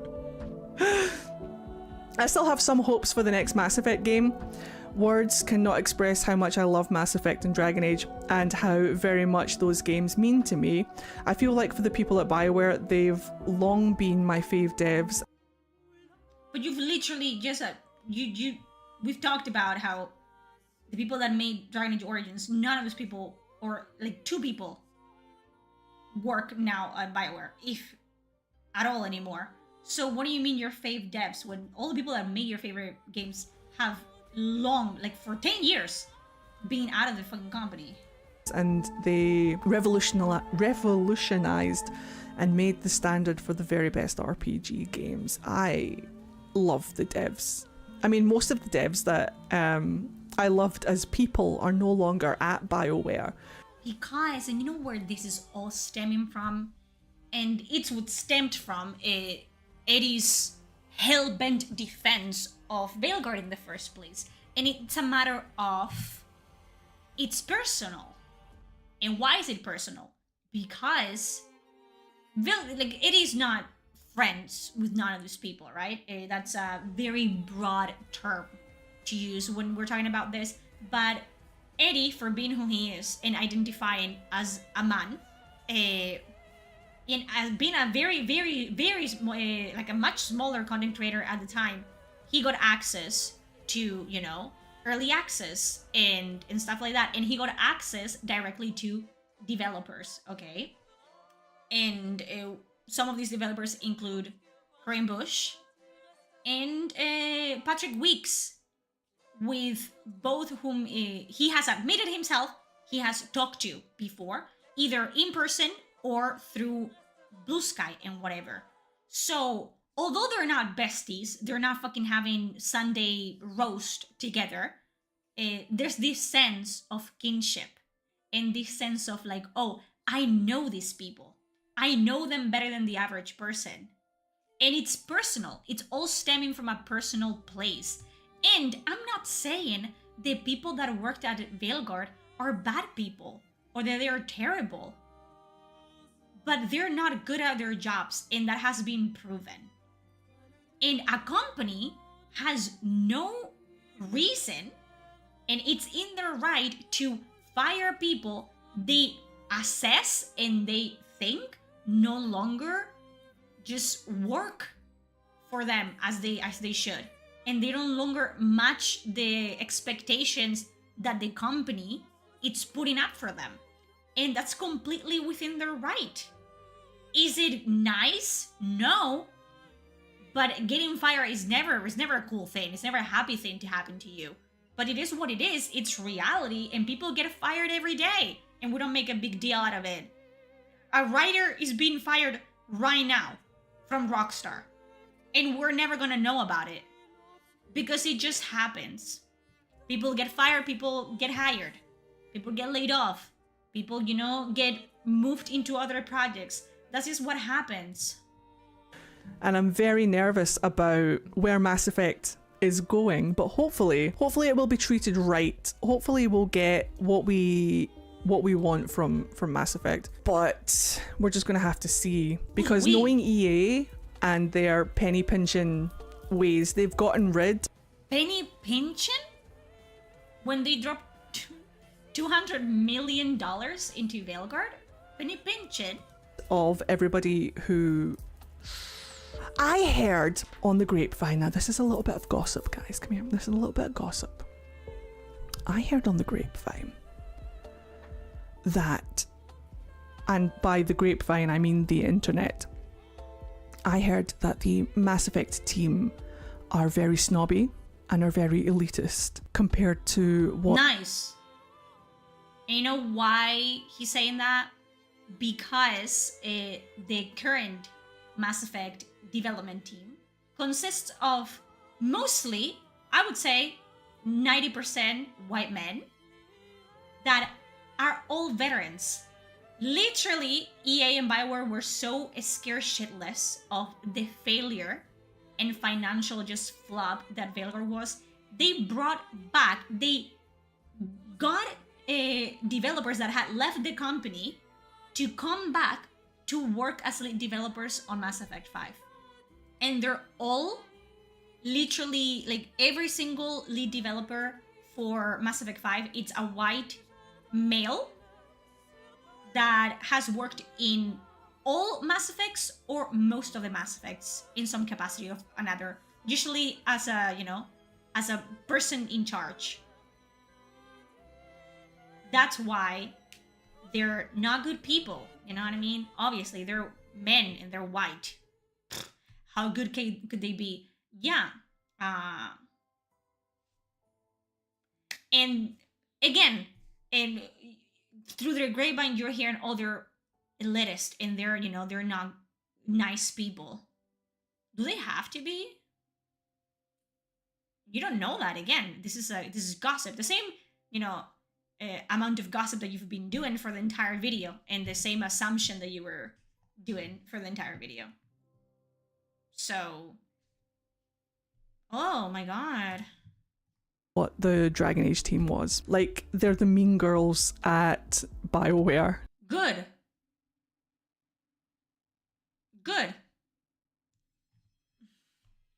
Again, you're just...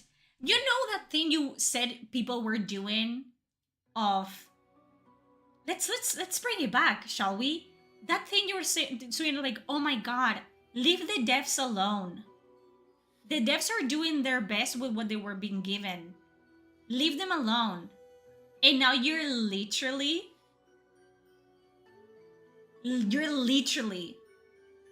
like gossiping and just trying to tarnish the reputation of the developers of the Mass Effect 5 team because you don't like them.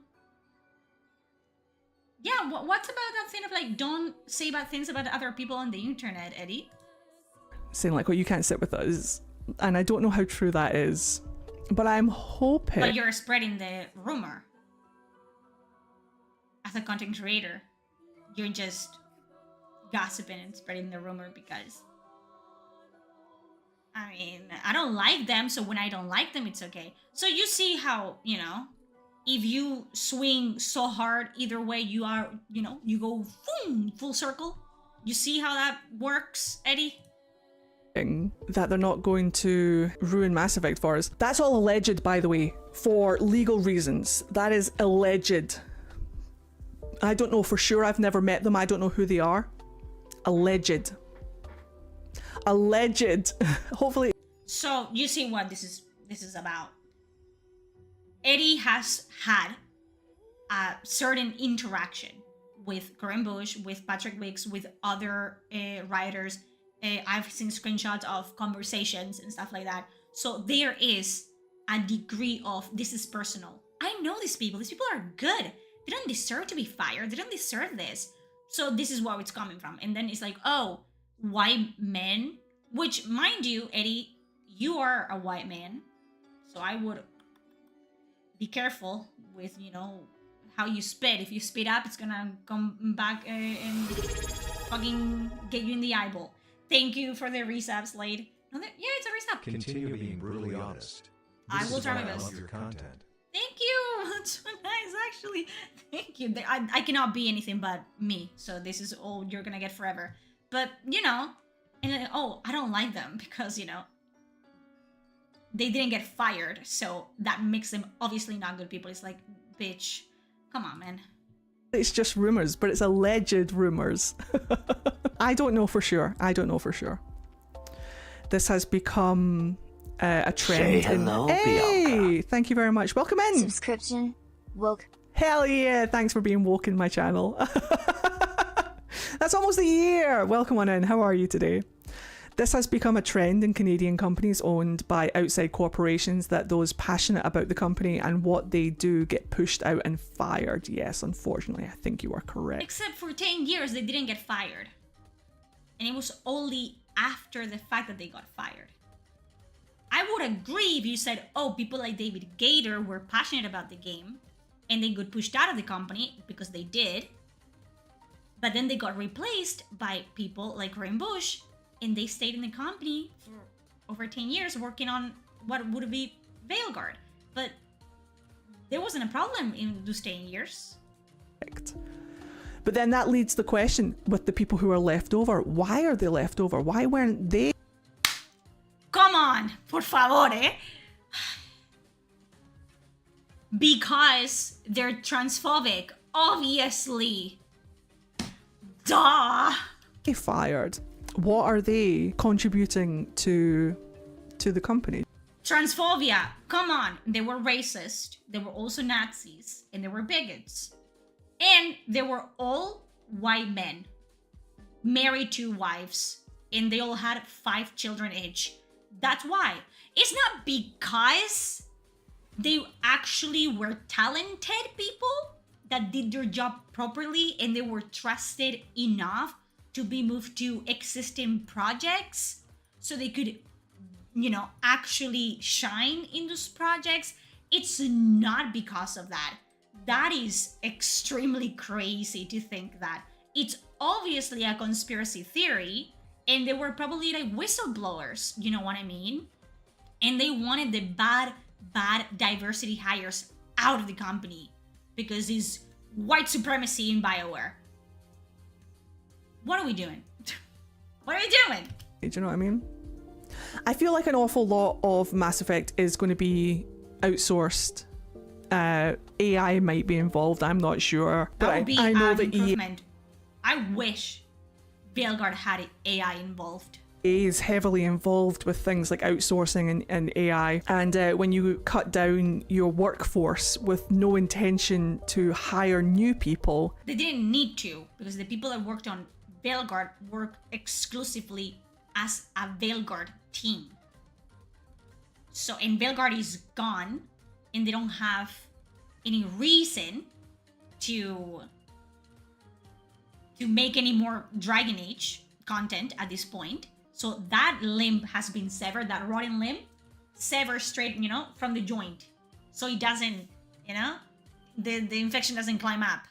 And what we're doing now is like, okay, we're cutting our losses and we're hiring people we know worked on all of these other games that people liked and have experience working in said games and with the setting, and we're gonna give them the IP and see how much better that one does. That's what's happening here. It's not a conspiracy theory. It's not, like, oh my god, they're being replaced by robots. Elon Musk did it. Those fucking robots we saw, like, hanging from hooks, like, a few months back, they're the new writers at Veilguard. No. It leads me to think that maybe the penny pinching is going to be leaning more towards outsourcing an AI, and I better not get a Mass Effect that is... I hope Mass Effect 5 is entirely made by AI and it gets Game of the Year. made with AI, I swear to God. I mean, there's uses for AI. I'm not outright shitting on AI for certain things. There are certain things that I AI... use it to, I call him... do you guys give your chat GPT a nickname? In Spain, for some reason, we do. I call mine Chippy. And I call Chippy and I tell Chippy, Chippy, is this true? Chippy, what does this word mean? Chippy. Chippy is my, emotional support AI. Okay? I need Chippy. Chippy, how long do you boil? Chippy.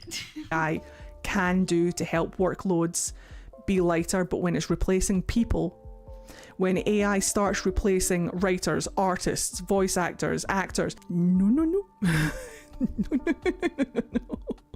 So start doing your job better. If you can be easily replaced by AI, you're not good enough. I know that there's writers that are so masters at their craft that they could never be replaced by AI, no matter how, much it learns. I know there's artists that are so fucking good that it's not just the fact that they're good at their art, it's they're good at what they convey with said art.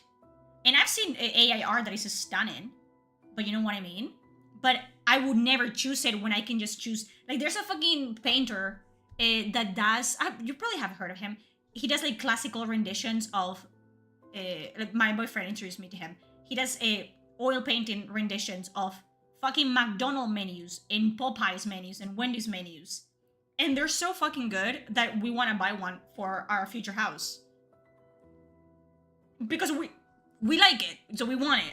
You know what I mean? So it's like, if your work, it's so easily replaceable, and you can be replaced by AI, you're not doing good enough. You're not good enough. What was that game that planned on using AI for most interactable characters? I don't know. You're telling me that the people that EA didn't lay off could be a little egotistical about their position? Sure. Oh, so now you're saying, if they didn't get laid off, it's not because they're talented and they deserve to keep their jobs, but because they're the bad guys. And you don't know how, that makes you sound like people are complaining about. Fucker. Alleged. Because they don't push back and go with the flow. It's those that don't bend that get thrown out. I'm speaking. So what does that say? If the people that got thrown out after Veilguard, after it was a done deal, by the way, after it was out, if those people got thrown out because allegedly they swam against the current, they demanded that things were done differently. What does that say when they were working for BioWare for 10 years? Were they fighting against the current there? When they were working for 10 years for BioWare? Were they pushing back for those 10 years? Why did they get fired after the fact? After. It's almost like, hear me out, crazy. If we're fucking, making shit up, I'm wanting to. Me too. Hypothetical, right? I'm working at this company for 10 years, right? And it is, peak DI hire. Peak, Sweet Baby Inc. is pulling the strings everywhere, whatever, and companies are getting money to put things in video games that don't need to be in video games. So, I'm in the company and I'm doing this job, and everything is fine, everything is cool. And I'm promising the company of like, oh yeah, diversity, yeah, people are gonna love this, the modern audience, they're gonna love this game. We're adding like top surgery scars, it's gonna be a hit, I'm telling you right now, that's gonna be, it's gonna get people talking, and we're gonna add like actual trans representation, non-binary representation. People are gonna lose their minds.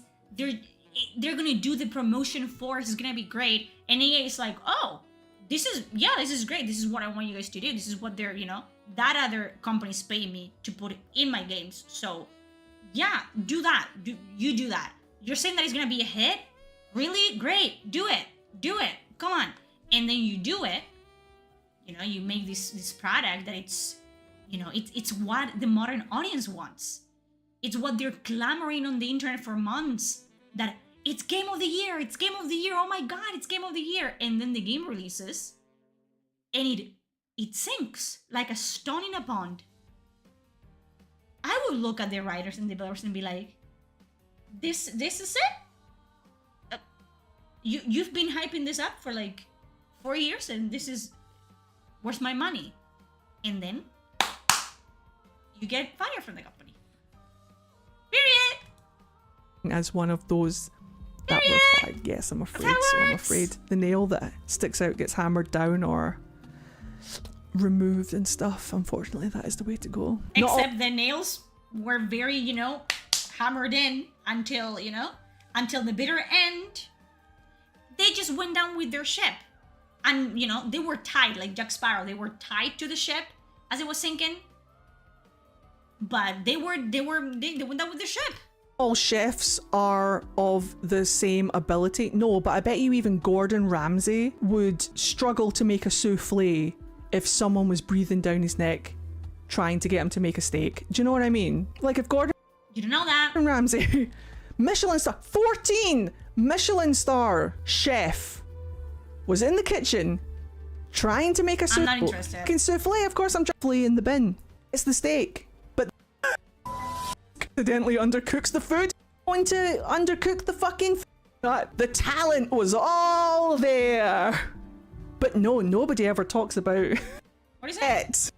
The same fucking people wrote Origins, wrote Dragon Age 2, Wrong. wrote Inquisition. Wrong. And yet, you effing donut, the talent was all Wrong. You've literally just talked for half of the video about how David Gator left and these people left and people. You know how big on Tumblr it was every time a writer left the company?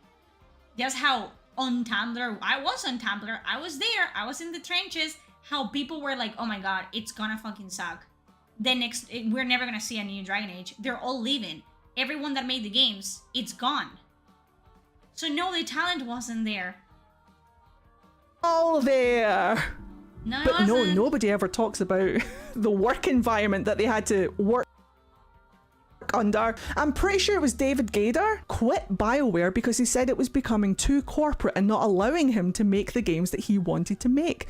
And that you assume that everyone was of the same mind, or that so again, why did they stay in the company? Why didn't they leave the company?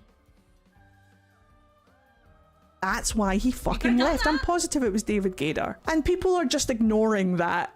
And you're ignoring the fact that they didn't leave for 10 years. And they still didn't leave the company.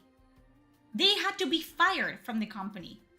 David Gator and Mark Dara and other people had the at least the backbone of leaving the company. They had the integrity of saying, listen, what you want from me and what I want to put out, it's not the same thing.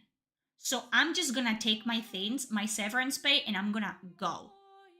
They had that ability, they had that dignity, that poise to actually be, okay, I'm gonna go now. I'm leaving. Bye. We're not on the same page anymore. Why is a man actively whispering in fucking French in my ear? Stop. But that was the thing. And these people that got fired, they didn't leave.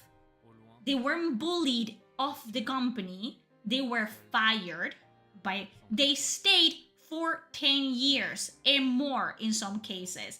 And they didn't have a problem then with the company that was paying their bill. They didn't have a problem then. No one had a problem then. You didn't have a problem then. They had to be fired. Until then, everything was great. Everything was amazing. Stop fucking whispering in my ear. Enough. People are like, oh yeah, I hear what you're saying, but I'm not hearing what you're saying. It must. It's almost there. The point is right there, Eddie. Grab it. Grab it. It's right there. It's right there. The irony. The irony. Be the talent. You mean the talent that wrote all the other Dragon Age games? That are not in the company anymore. And that all they left behind was an outline. And if you don't have enough talent as a writer to see an outline and know how to fill the gaps, you just get shit. Are you on Tumblr currently? No. It's been a fucking while. I had a very prolific prompt Tumblr, like a writing Tumblr, obviously. What do you mean? Dragon Age Veilguard had 10 years to cook. It did not. That's only when the previous But again, you're omitting the fact that it had 4 years to cook. And Expedition 33 had 5. Not much of a difference. game came out. What do you mean? Dragon Age the Veilguard had 10 years to cook. But the devs weren't making the game in those 10 years. And again, you don't know that because you weren't there. Where they know? They were fighting. EA was telling them to make a completely different game. And then they built the fucking, like, all of the levels. Like, I'm pretty sure that the reason that Veilguard is set up in the lighthouse with all of the different maps that you go to is because that was the original layout of their live game. I'm pretty sure. Like, that's why. So you admit that it wasn't made from scratch. And they repurposed assets that other people made in their game. That more talented people made for their game. They had 4 years to work solely on Veilguard, and they didn't even make their own assets or levels. They picked the pieces of other completely disjointed projects that more talented, more skilled people put together. And then they just smashed them like this, hoping that they would fit somehow. Do you hear yourself? You go to all the other maps. It was when the Dragon Age the Veilguard was being set up to be like a live action, a live multiplayer game, a live service multiplayer game. Like, the hub was going to be the lighthouse, and then you go out in your teams of multiplayers to all of the different maps. That's why it looks like the way that it looks. Because by the time the devs were like, we just want to make a fucking Dragon Age game, we don't want to make a live service game, please, EA. By the time they had, like, gotten Dragon Age back, I don't know how many years had passed, and neither do you. Yes. What is it? 10 minus 4? Do the math. I don't want to do it. How much is it? How much is it? No one knows math? I don't want to fucking do it to myself. Say 10, 9, 8, 7, 6. 6 years. 6 years, okay? I don't know. 6 years of 3 was one project. This is it. This is enlightening, Eddie. 3 was one project. 3 was another project. Veilguard had 4 years. Is that correct? 6, 7, 8, 9, 10? Yes. 4 years. It had 1 more year. As established by the creative director. It had 4 years to develop. As it is. More than other games that are much better. More? 3 in some change years more than what fucking Dragon Age 2 had. So literally, let's say, because it was, they changed game director like twice or 3 times. So it's like 3 years they worked on one project, 3 years they worked on another. 4 full years they worked solely on Veilguard as it is. And we're seeing they took basically everything else from other projects. So they didn't even do the heavy lifting. And you're telling me that in 4 years, let me remind you, Expedition 33 was put together from scratch, from 0 in 5. But in 4 years, they couldn't make their own assets and their own platforms in their own, environments. They couldn't do none of that. They were forced to use what was already done by other teams. Thank you for the super chats, Valleys. They say over and over that the goal is to burn this straight to the ground. Do the ground? Do they not like their primary goal now or something? Listen. Neither do you, Jinx. Veilguard I do know, because I actually do my research and you don't. was not in production for those entire 10 years. No, it was in production for 4. You fool. Proper development time is a necessity, but not exactly breaking news. What it does not guarantee is a good product. Surreal to indicate franchise killing Veilguard as one. And that's got very little to do with time. 10 years since Again, we're, getting hung up on like, it wasn't developed in 10 years. It didn't take 10 years to make. And we're just completely omitting or actually doing research into how many years it actually took. Because you never do research. Because when you do, all your, I would say carefully, like piled up, like fucking build up blocks just come crumbling down. And then, oh, you cannot compare it to Baldur's Gate 3. You cannot compare it to Expedition 33. But then I compare it. And a lot of people compare it to Dragon Age 2. Not even the best one. Not even Origins, because you can't. And I would never do that to Origins. But you compare it to Dragon Age 2, which had 16 months of development. And it runs literally like laps around Veilguard. What's the excuse then? What is the excuse? Oh, the people that were good and talented actually worked at the company then, and then people were leaving, so you admit that the talent left. No, the talent still stayed, so then the talent stayed and the writing got worse. Yeah, but EA has been in charge since Dragon Age 2 and prior.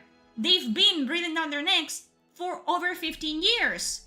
Yeah, but it's only, so what's the issue? If EA has been in control since the conception of the franchise, and they have been aiming little by little into making a live service, as we have seen, because that is plain, like it's plain to see in Inquisition. And those fucking games are still 1,000 times better because of Veilguard, because you admit of the people that were working in them. Then what is the change? What is the difference? Those people left. The people that remained decided to stay in the company. There's a difference. People leaving are being fired. Those people left the company. The people that thought, they could, hold on onto the franchise, they stayed. And they stayed for 10 years until Veilguard. And then they were fired. There's a difference. What's the difference between those two? That the talent, it's gone. And the untalented people stayed. It doesn't matter if you've been working in the company for 27 years. If you're not good, it doesn't matter. And you weren't good enough, you get fucking fired. That's how it works. Okay? It wasn't in development for 10 years. No, it wasn't. But it was in 4. And I fucking play games that were made in like fucking 2 weeks that are better than Veilguard. So no, it doesn't, they need time. That's not always the case. They don't always need time for the game to be good, for the game to be cohesive. And as proven by previous titles on the same fucking franchise, even when the fucking EA touch is felt throughout the game, because the people working on it know what they're doing, they minimize the damage. And the overall experience is still enjoyable and unique. And that's why people go back to Inquisition. That's why people say, why am I playing Dragon Age the Veilguard? I said that as I played it. Why am I playing Dragon Age the Veilguard when I could be playing Inquisition and have like 1,000 times, a better time? I enjoyed spending 20 hours in the hinterlands, exploring everything, and I almost put a gun in my mouth playing Veilguard for like 6 hours or 10 or whatever I played. That's the difference. Creating an enjoyable game clearly wasn't the priority. Where's my... Hold on. I need music for this. Proper development time is... Did you guys like Veilguard? There's a more? Oh, for fuck's sake. Okay. Read more. And since when break even? What? And since when break even? Recuperating at least the money invested in producing something is now an arbitrary sales goal. Well, damn. Calm down. Calm down. Eddie, you've been crying the entire fucking video. I think I'm gonna do that. When I edit this for YouTube, I'm gonna put a crying background every time that Eddie whines about, but the writers were good people. Why did they get fired? They were good people. I met them. I met Patrick Wicks and their wife. They were cool. They didn't deserve it. I had tea with Corinne Bush and she was cool. And the people that stayed in the company are mean. You've been whining the entire fucking video. What? I wish I was playing Veilguard right now. I wish my PC ran it. Me no grammar. Me no understand pronouns and quotation marks. Dragon Age is meant to be our story to connect to each person individually and take us through growth and make us face things that test our own view of the world. Except you're not allowed to do that. That's what a good RPG does. No, that's not. Like, sure, it challenges your worldview, and I agree with that, but it allows you to make choices. Choices that are not always good or morally correct, right? Why would you want to be evil in a game? Because I can. Because that's the role I want to play. I don't want to play a game to be lecture on modern day politics.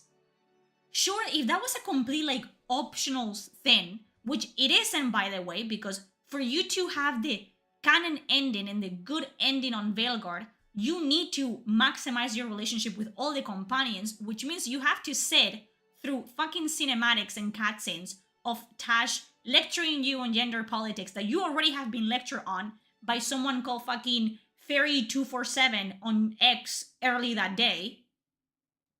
You need to do their companion quests. You need to sit there and be told how to feel and how to behave and how to think. And you're not allowed to actually reach any conclusions. You're not allowed to care about the characters as people who you're willing to push your worldviews for, which is what good storytellings and good writers do.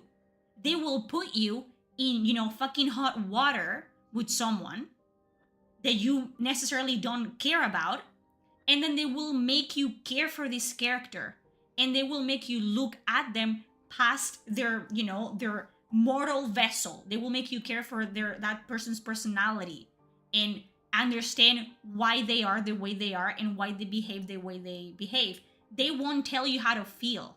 They won't tell you, hey, if you don't like me, you're a fucking bigot. If you fucking use the wrong pronouns, you have to physically punish yourself. That's not how things work. That's not how good writers work. Or should work. But it's how Veilguard works. It's in a world of like, oh, you need to accept me for who I am, and I'm gonna give you the illusion of choice. The illusion of that you have a choice to actually decide whether, you like these characters or not. And that's just an outright fucking lie. Because it's not true. you are, and it's established again of like, oh, you cannot be evil. Like they literally say this. It's the illusion of choice. They say it in this. You cannot be evil in the Veilguard. Rook is a character who, because of where the world is, Rook is a character. In a role-playing game, wrong. Rook is me. I am Rook. Me. I am the fucking character, okay? And BioWare have completely dropped the ball since fucking Dragon Age 2 by making the roleplay character named, because that completely takes away any sense of like anonymity and vagueness that the character might have, because you're not you. You're not whoever you chose to make the character. You are Hawk. You're Rook. You're the Inquisitor. Period. But first of all, wrong for a role-playing game. Rook is a character who, because of where the world is, because of the stakes, they need to stop the Elven Gods. Why you do that, your motivations for doing that and how you approach it, you do have a lot of choice in how you approach those missions. Lies. Straight up lies. It doesn't matter what your origins are. You always convene in like, oh, you are working for Varric because he hired you to track down Solus. And it doesn't matter what you do. It doesn't matter who you play as. It doesn't matter what race, what gender identity, what pronouns, what origin you pick. It always plays out the same fucking way. There's no difference at all. Again, say it with me, illusion of fucking choice, okay? There's some big choices in the game fairly early on where you can do some things that are pretty morally not spectacular. Lies. But it's not a game where you can go off and murder a bunch of orphans, which is not what we ask. Oh, I cannot kill the kids in this? That's not what we fucking ask. And the fact that you're fucking condescending about that says a lot. But we want to give you that feeling of, I know I can build this character that I can roleplay in a way that I'm passionate about and excited to do. Only if you're good at your shoes and you never pick like the morally gray or downright bad choices of dialogue in an RPG. But the fact that it's like, oh, you can do some things that are pretty morally not spectacular, that's literally the choice of like, do you save Minrathis or do you save Treviso? That's literally that. It's like, oh my god, if you save this city, people in that city die, and you save that city, it's not like I can outright say, you know what? I don't care about Treviso and Minrathis. I'm letting them both burn. Or you know what? I decide I'm gonna sacrifice one of my companions or whatever. Like, you have to go to the other city and you have to save it, and they die. No, it's I cannot split myself. If I could, I would. I'm so sorry. I'm so sorry that they make you feel like a fucking retard for the rest of the game of like, you did this. You let people die, and you're like, oh my god, I'm so sorry. I'm so sorry. That's not what a role-playing game is. Like, oh, it's meant to connect to each person individually, but it doesn't, because it's completely like crafted to be like linear as hell and to make you think. Well, it doesn't make me think because I know, but to make people like Eddie think that they're in control when they're not. World. That is what a good RPG does. I agree. It's also very much for the not drinking the coffee, that's the evil decision. Not eating the paella, evil. Is. And I feel like an awful lot of people are stepping on the toes. But the thing is that if you don't want Dragon Age to be gay, you can play it totally straight. Like, it doesn't have to be a gay experience for you. It's just that gay people are included. Trans people are included. And we are a lecture about it constantly, which is something that, because in the circle that you're used to having to feel validated about your experiences and about your gender identity and your choices as a human being 24/7, which I don't share, and I think a lot of people don't share. I don't talk about my sexuality. I don't talk about what I do in the bedroom. I don't talk about being a woman all the time. And I certainly don't call people bigots or sexist or, what this and that because they disagree with me or they don't like me. Because I don't associate people don't liking me with being a woman.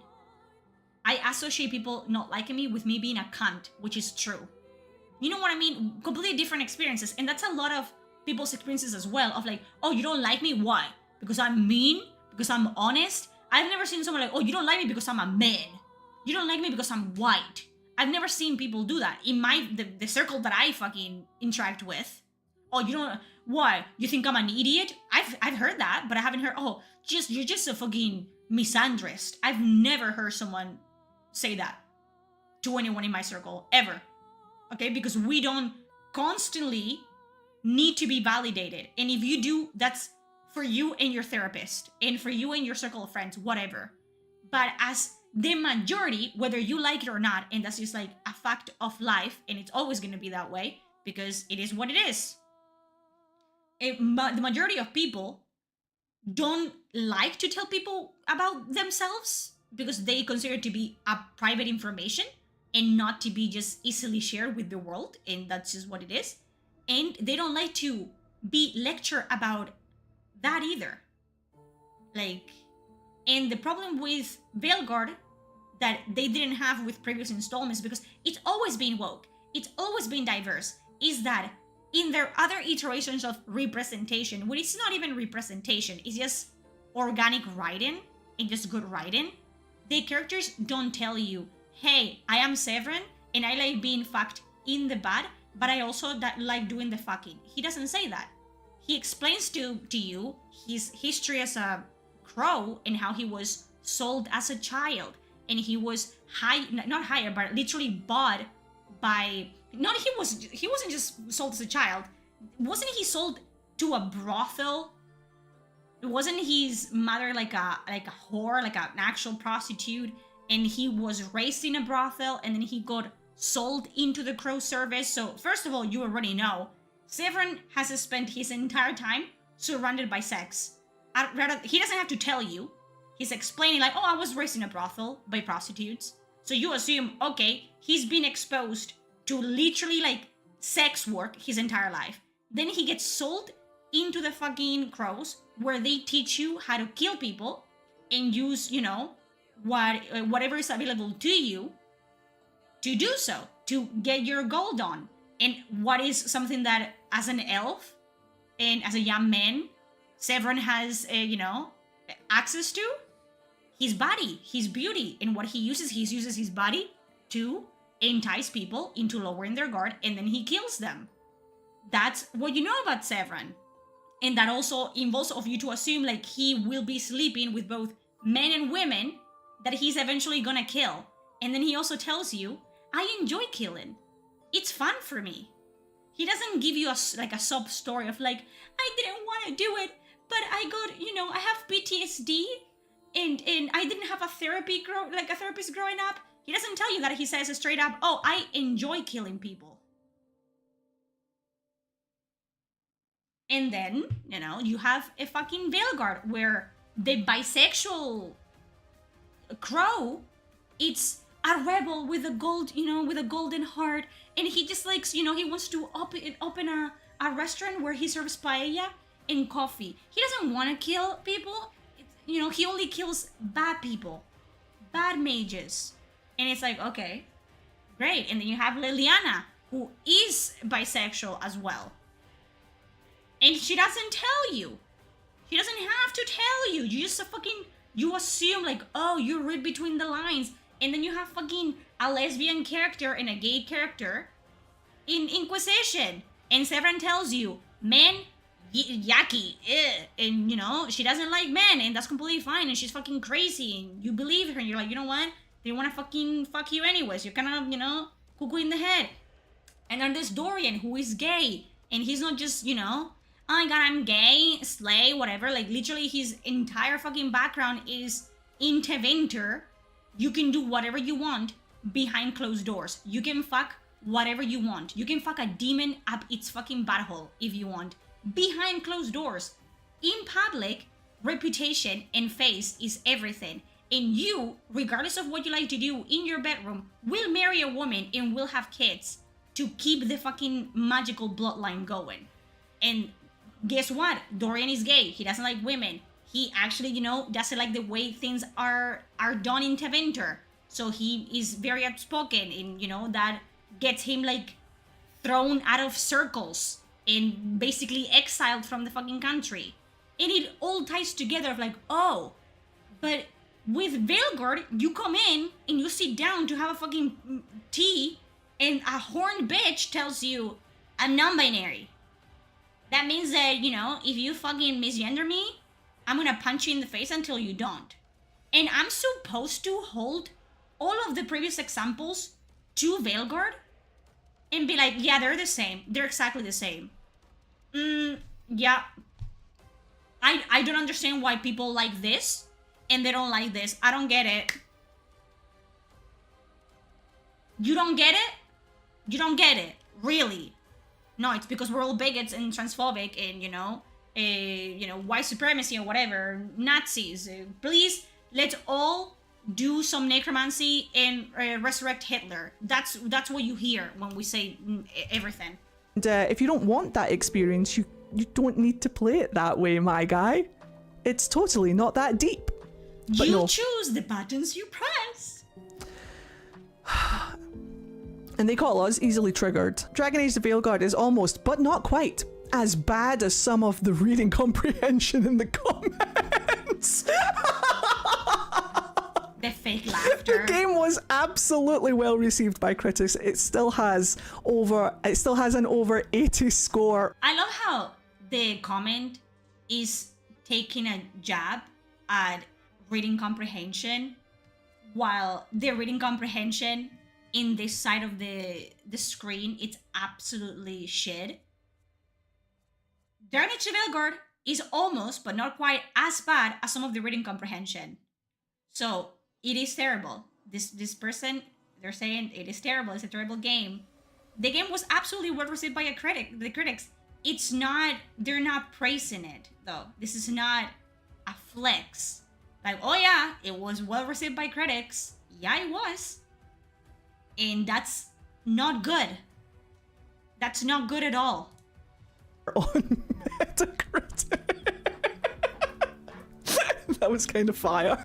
And then, yeah, are you gonna read the following? I don't think anyone is suggesting the game impressed didn't score favorably. We don't. As Andy correctly states, it was well received by critics, but it wasn't a big hit with the game in public. You know, the people that buy the game, yeah. As Andy correctly states, it was well received by critics, but it wasn't a big hit with the gaming public. Metacritic, as of right now, crit score to 8.2, user score 3.9. We are all free to speculate as to why that was, and there are plenty of theories. Yeah, because people downscored it. You're just literally making shit up. You're literally speculating.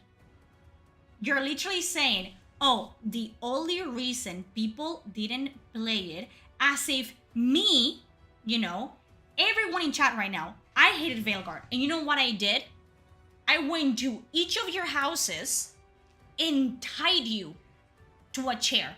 Like arms and legs. I tied you to the chair and I waited. I left you there with a catheter for like half a year.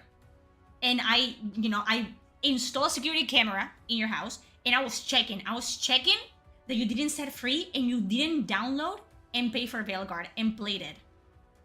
Because I didn't like it. Therefore, I had to physically stop you, because I have that power and the resources. I had to physically stop you from doing that. From playing the game and enjoying it. I did that. Yeah, I did. Sure, I did. That's what we did. And you know, me and my 1,000,001 alt accounts, I review bombed the game by myself. You're literally speculating, oh, because all the people, I haven't posted a review in a website in my entire life. I haven't scored a game ever that I have ever played in my entire life. I haven't thumbs up Clear Obscure. I haven't done a review, like I'm talking a Steam review, you know, ever. Not even about games that I absolutely adore. And most people don't either. Like, I don't even think that the user score is accurate, because Why? people mass hated, downscored it. Like, You don't know that. You don't know that. You're just literally saying you're not allowed to dislike it. The same arguments that you're using, like, oh, you're not allowed to like anything, but you're not allowed to dislike it either. And if people make their dislike known, they're not doing it out of like a sense of like, oh, I just really didn't like the game. It's because they have an agenda, because they want to hurt you personally. And it's sometimes as simple as people didn't like it. And just because you really, really like something, it's like you like this specific meal, right? You love it. And you give it to like your group of friends and they absolutely fucking hate it. They're not disliking the food to hurt you specifically. Their taste is just different. Are they not allowed to dislike it? Like, it's all over scoring platforms. People were just so up in arms about top surgery scars and trans people that they went and mass downscored it. So I don't even think that this is like a fair It's irrelevant to all of us. A fair number. For another data point to look at Steam, where the score is 69% favourable. Nice. Or 6.9 if you like. No, I like the 69%. When you boil away all of the agendas, and there are many, you are left with something that is very mediocre, that took a decade to push over the line and cost a fortune to make. It's hard to be impressed, and it is gossip worthy, generates discussion. I mean, that's correct. And they're entitled to feel that way.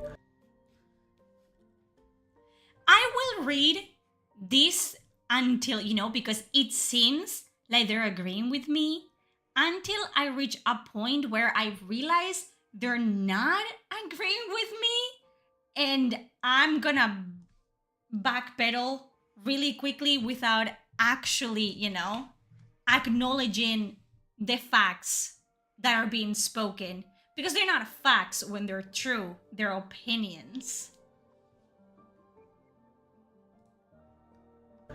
I don't think it's the best Dragon Age. It certainly didn't overtake Inquisition as my What do you say? Say it again. way. I don't think it's the best Dragon Age. It took how long? 27 minutes? It certainly didn't overtake Inquisition as my favourite Dragon Age, and I wanted it to. I really wanted it to be my... And you think you're the only one, Eddie? You literally can sit there and say, oh, I wanted it to be good and it wasn't. But I genuinely wanted it to be good. But I didn't, and the people in my chat didn't. I get it. There's assholes everywhere. Listen, there's assholes in your side. I got death threats every fucking time that I opened the app. I didn't make a big deal out of it because I knew people were, as much as I hated the game, people wanted to love it. I understood that, which is something that you don't seem to understand, okay? But it's like, bestie, I said it. We're back. We're back. We're traveling back in time. Like, come on. Come on, dude. Really? My favourite Dragon Age. I was ready for it to be my favourite Dragon Age. I wanted to be good. I did. I wanted it to be good. But I also know that I knew what Dragon Age was in my bones. And since minute one, since I first ever saw the trailer, I knew it wasn't it. That whatever they had done with it wasn't Dragon Age. And I got shat on. As much as I got praise, as much as it got me money, as much as it got me, becoming big and whatever, it fucking got me shat on as well. You're not the only one that got fucking, bullied or harassed on the internet or whatever. It is what it is. And I wanted it to be good. I did. I would never go into a Dragon Age game hoping it was bad. Never. Like, bro, I didn't go into Dragon Age 2 hoping it was bad. And I pushed through it despite, it's a very short comment. And I didn't go into Inquisition hoping it was bad. Although it bore me to death. And I pushed myself through it because I wanted it to be good. I wanted to like it because otherwise the alternative was like admitting that my favorite fucking franchise was dying before my very eyes. And then you go to Veilguard, and I couldn't fucking close my eyes anymore and pretend that everything was fine. Because nothing was redeemable about Veilguard.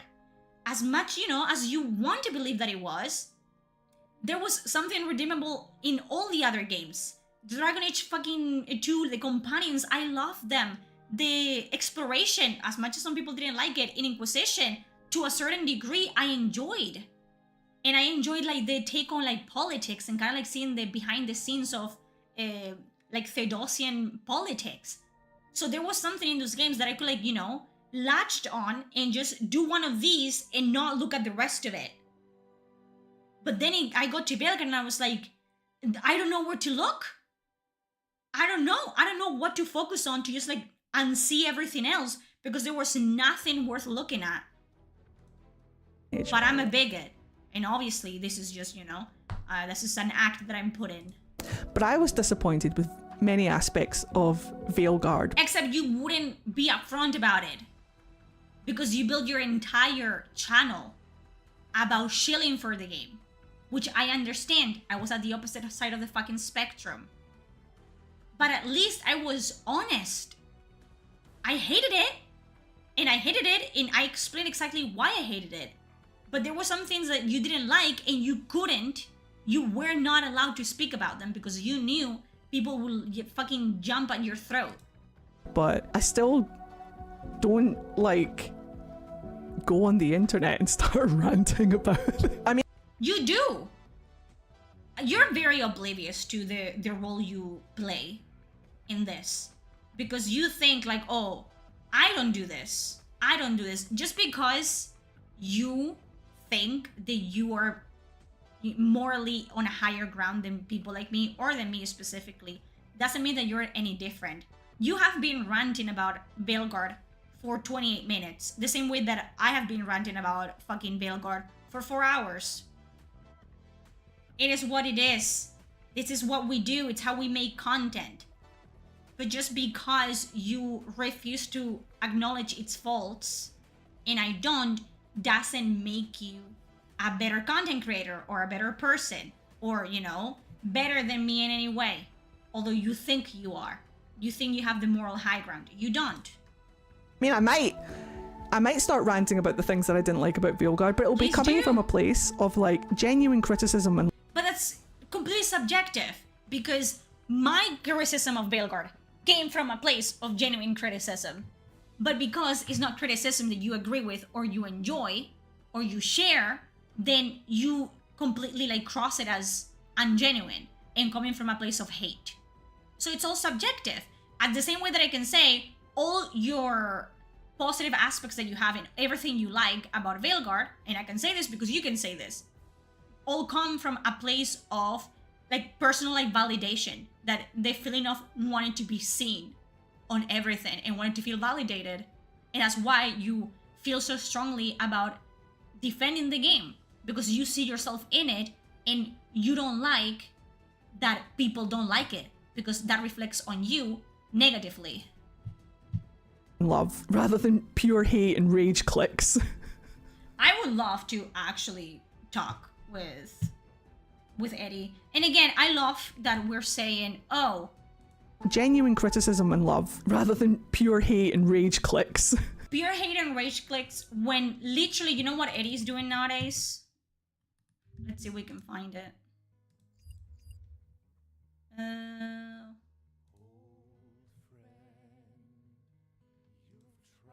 Let's see what Eddie's doing. Literally reaction videos. Reaction videos reacting to negative stuff and stuff that gets clicks.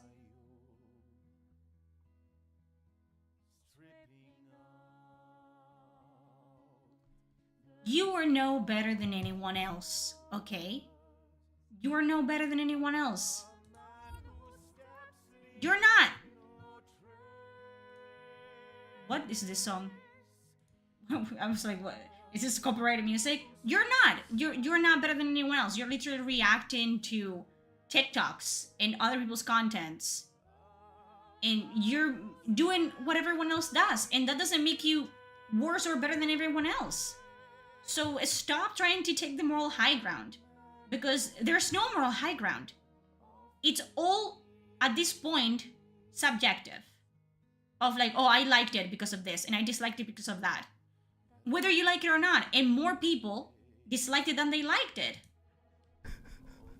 Some of these people wouldn't enjoy the game ever. Dragon Age Origins would be badly received today, and I stand by this. I agree with you, actually. And even if it was a story about gay people or trans or whatever, does it remove you so much from the story? I've played dudes for 29 years and haven't grown. And again, completely missing the point of like, it's not about playing a gay dude. It's not about playing a woman. Oh, I've played as a dude for 20 years. Guess what, buddy? Men have been playing as women for twice as long as that.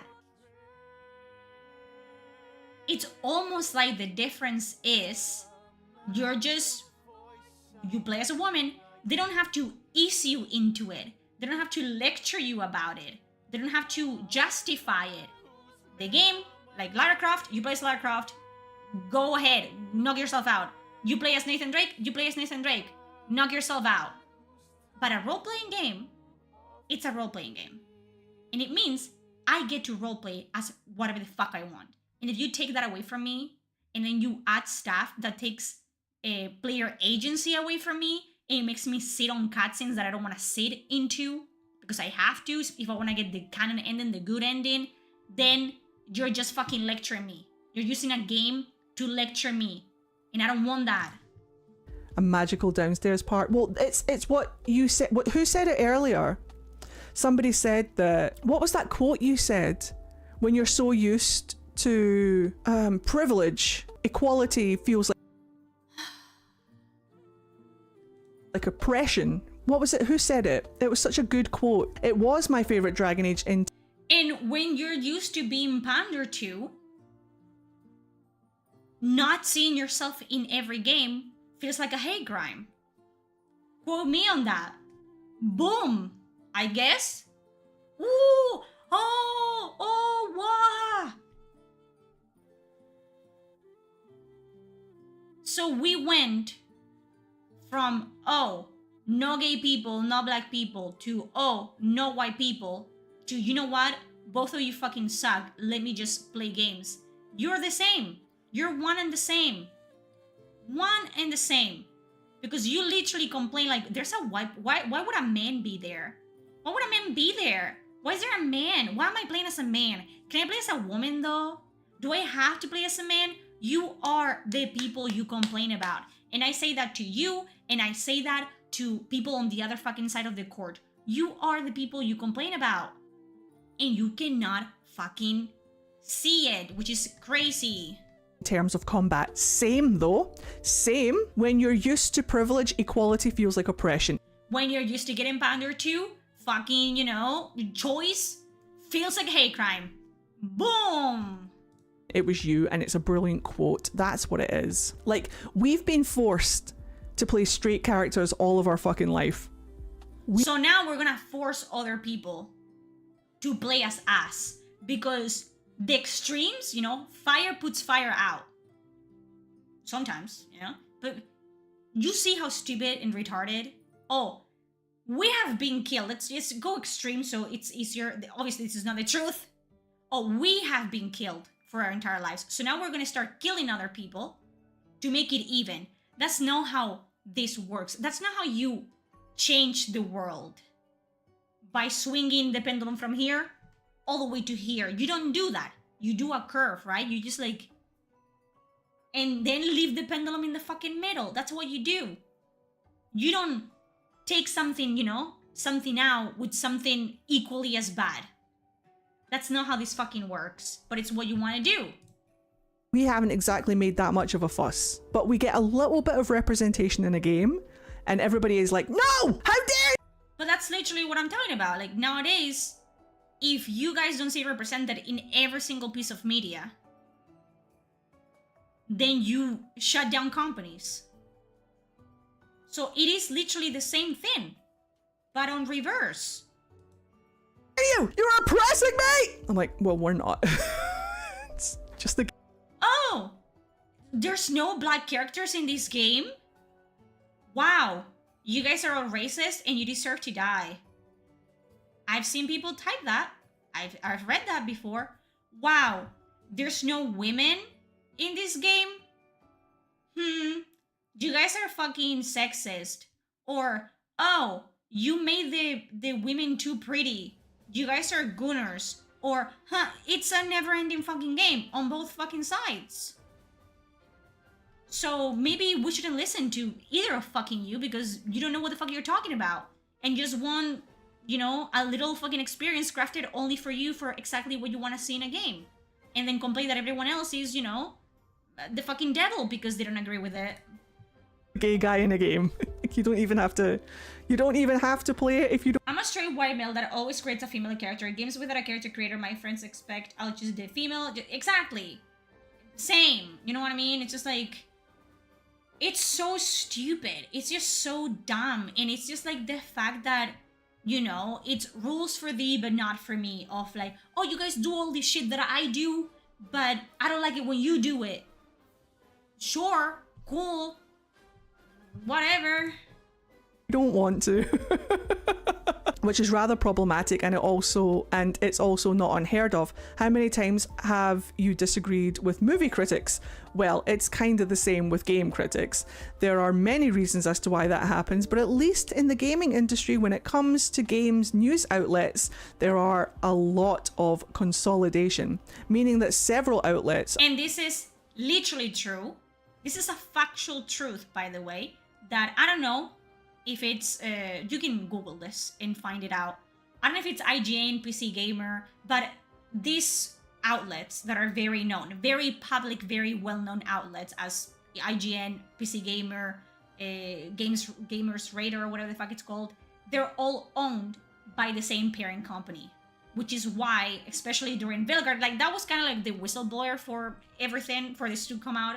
And people did their due research and they found out that this is a factual truth. This is the reality of, you know, the reason why you would see Veilguard is a return to form for BioWare in different titles of different articles that were supposed to be owned by different people. It's because they were all owned by the same parent company.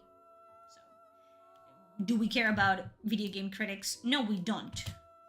Are owned by the same people, and they tend to push the narrative in the same way. Unlike the anti-woke, of course, they're not pushing narratives in any which way, are they? No, of course not. Sure, but this is a factual truth. You can have your opinions about the anti-woke, and it is true that they push the pendulum to whatever the fuck it serves them better and makes them more money and push a narrative, but so do you. And so did a lot of people during the Veilguard debacle, in which they literally admitted to spreading like false information about Veilguard unknowingly. Some of them, like Maddie Plays, literally said like, oh, I was deceived by BioWare into thinking the game was much better than it actually was. So I would then tell you that the game was great. So then I would get you, which it's a sizable chunk of an audience, to buy the game to up the sales. And this is something that has been said again, because I just don't make statements out of thin air, okay? I actually watch other people's contents, and I do research, and I contrast fucking articles, and I read the articles. I don't just stop just at the title. I go into the meat of the article, and I contrast, and I try to fact check as much as I can with as many sources as I can. Are the numbers correct? And if so, where do they come from? You know what I mean? But that's just a factual truth. Several outlets are owned by the same fucking people. And those people make money out of, especially in the video game industry, they get money out of doing early reviews for these games. So they get compensation in the way of engagement and clicks. The same way that Eddie got compensated. They didn't get paid, but they got compensated in views and subscribers when they were, you know, chosen as an early Veilguard reviewer. And that's just a fact of life. Also, reviewers are, more often than not, game journalists as well. What's the problem with that? Simple access journalism is a thing, and in turn, that creates conflict of interests. Gaming outlets are just a part of the system, and they've been for a while, just another branch of PR for gaming companies. I don't know what your point is. What's the... I'm sorry, weren't you literally complaining about the lack of reading comprehension like 5 minutes ago?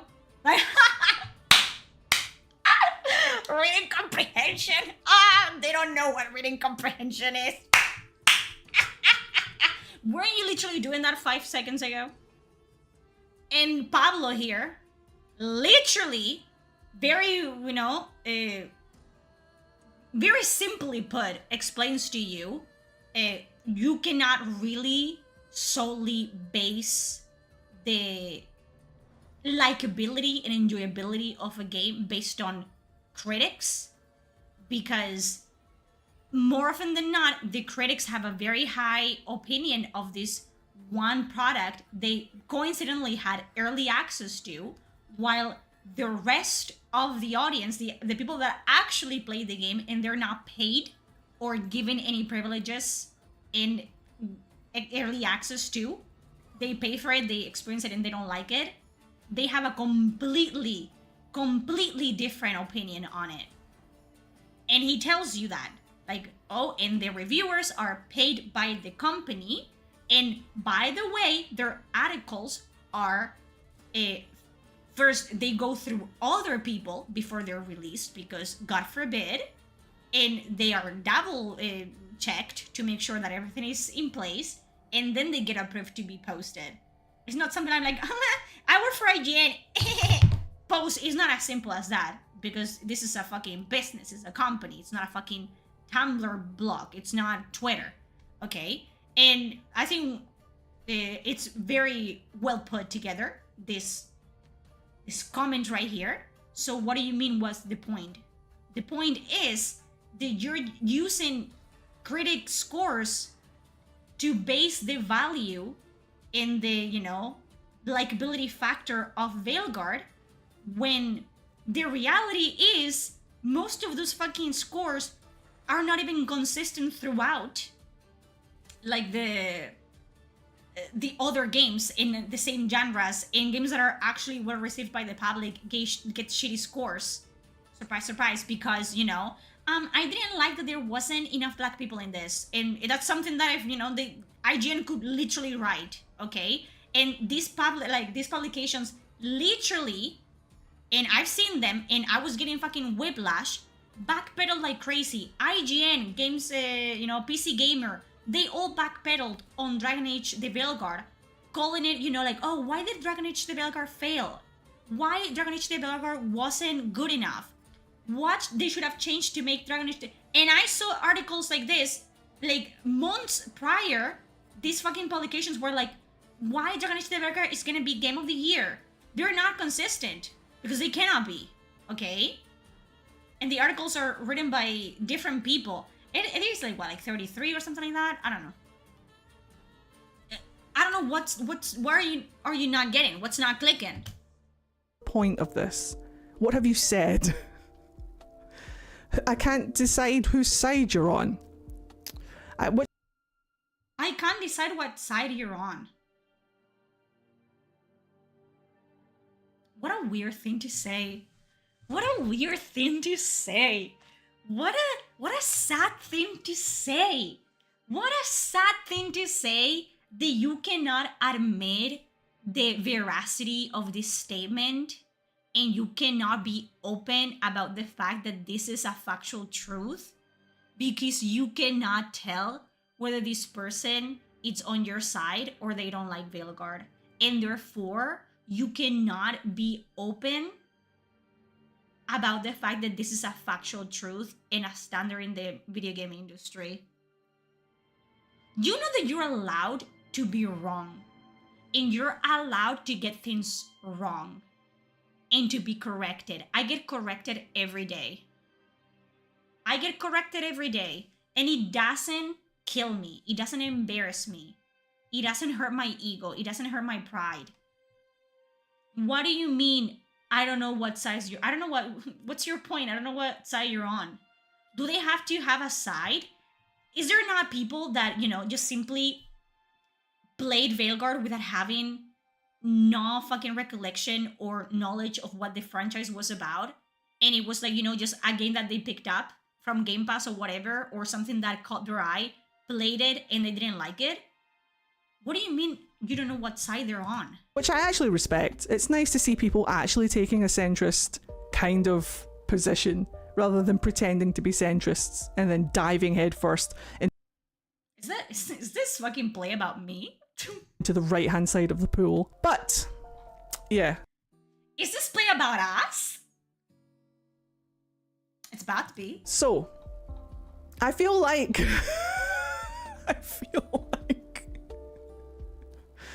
I feel like this was something that David Gader said to give context as to why Dragon Age Veilguard turned out the way that it is, and media literacy and reading comprehension on the internet is... Yours isn't much better either, Eddie. Let's be honest with ourselves here. Yours isn't much better either. The fact that you realize almost, you know, halfway through that the person that you're reading the comment from doesn't agree with you, and then you have to, you know, be embarrassed about it and be like, ah, fucking guy, fucking stupid guy. Come on. Shrouded by visceral hate and a rejection of things that are woke by hate. So we haven't learned anything. I opened this this video genuinely believing there had been growth on both sides. Maybe Eddie is gonna see this video of me reacting to Eddie. Eddie is gonna react to me reacting to Eddie, and then I'm gonna react to Eddie reacting to me to react. No, we're not doing that. But you know, maybe Eddie's gonna see this and be like, oh my god, she's stalking me again, which, you know, again, we don't know the definition of the word, but it's someone else's reading comprehension that it's the main issue here. That's okay. But I thought there had been growth. I thought, because I feel like we went through the same experiences, but in the opposite sides. And I feel like we've had bad experiences by the opposite people, you know. And for me, I decided, okay, I'm just gonna do what makes me happy. And that's just like, you know, doing my silly writing content or whatever.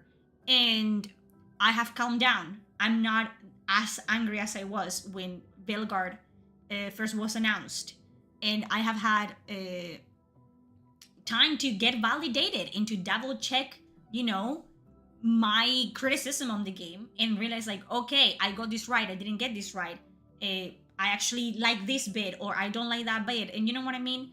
But I thought we had both done some growing, and we didn't. Discomfort arises from the loss of advantages they previously enjoyed. But the thing with that though is that they haven't lost anything. They haven't Neither have you. So what's the issue? Lost any advantages. They aren't facing any discrimination. Also, you cannot say they, Eddie, because again, you are a white man. You are they. They aren't facing any erasure or anything, whilst at the same time claiming that they are, and then demanding the erasure of not just gay and trans people, but black people. Yeah. Again, fucking nuke the place. Please, let's just all disappear. You cannot complain about a race when there's no race to complain about. Just fucking all of us, please. Other minorities, women. It's very male loneliness epidemic, honestly. And pick me women who want to just fit in. It's hard. Is this play about us? I want to fit in. Oh my god, guys, it's me. I don't want. He's trying to be subtle, but that's why I'd say like, oh, Eddie did this, Eddie said this, Eddie's doing this, because I know. I don't have to be like, yeah, you know, like some people. No, bitch, you. I'm talking about you. No one. If a woman wants to get involved in something, let her. Who the fuck cares? If a gay person wants to be involved in something, let them. Who the fuck cares? Who is saying anything about that? That's the problem, right? You just like, you take one topic and you make it about another, and then when people complain about the original topic that you have linked to something completely unrelated, you get pissy about it.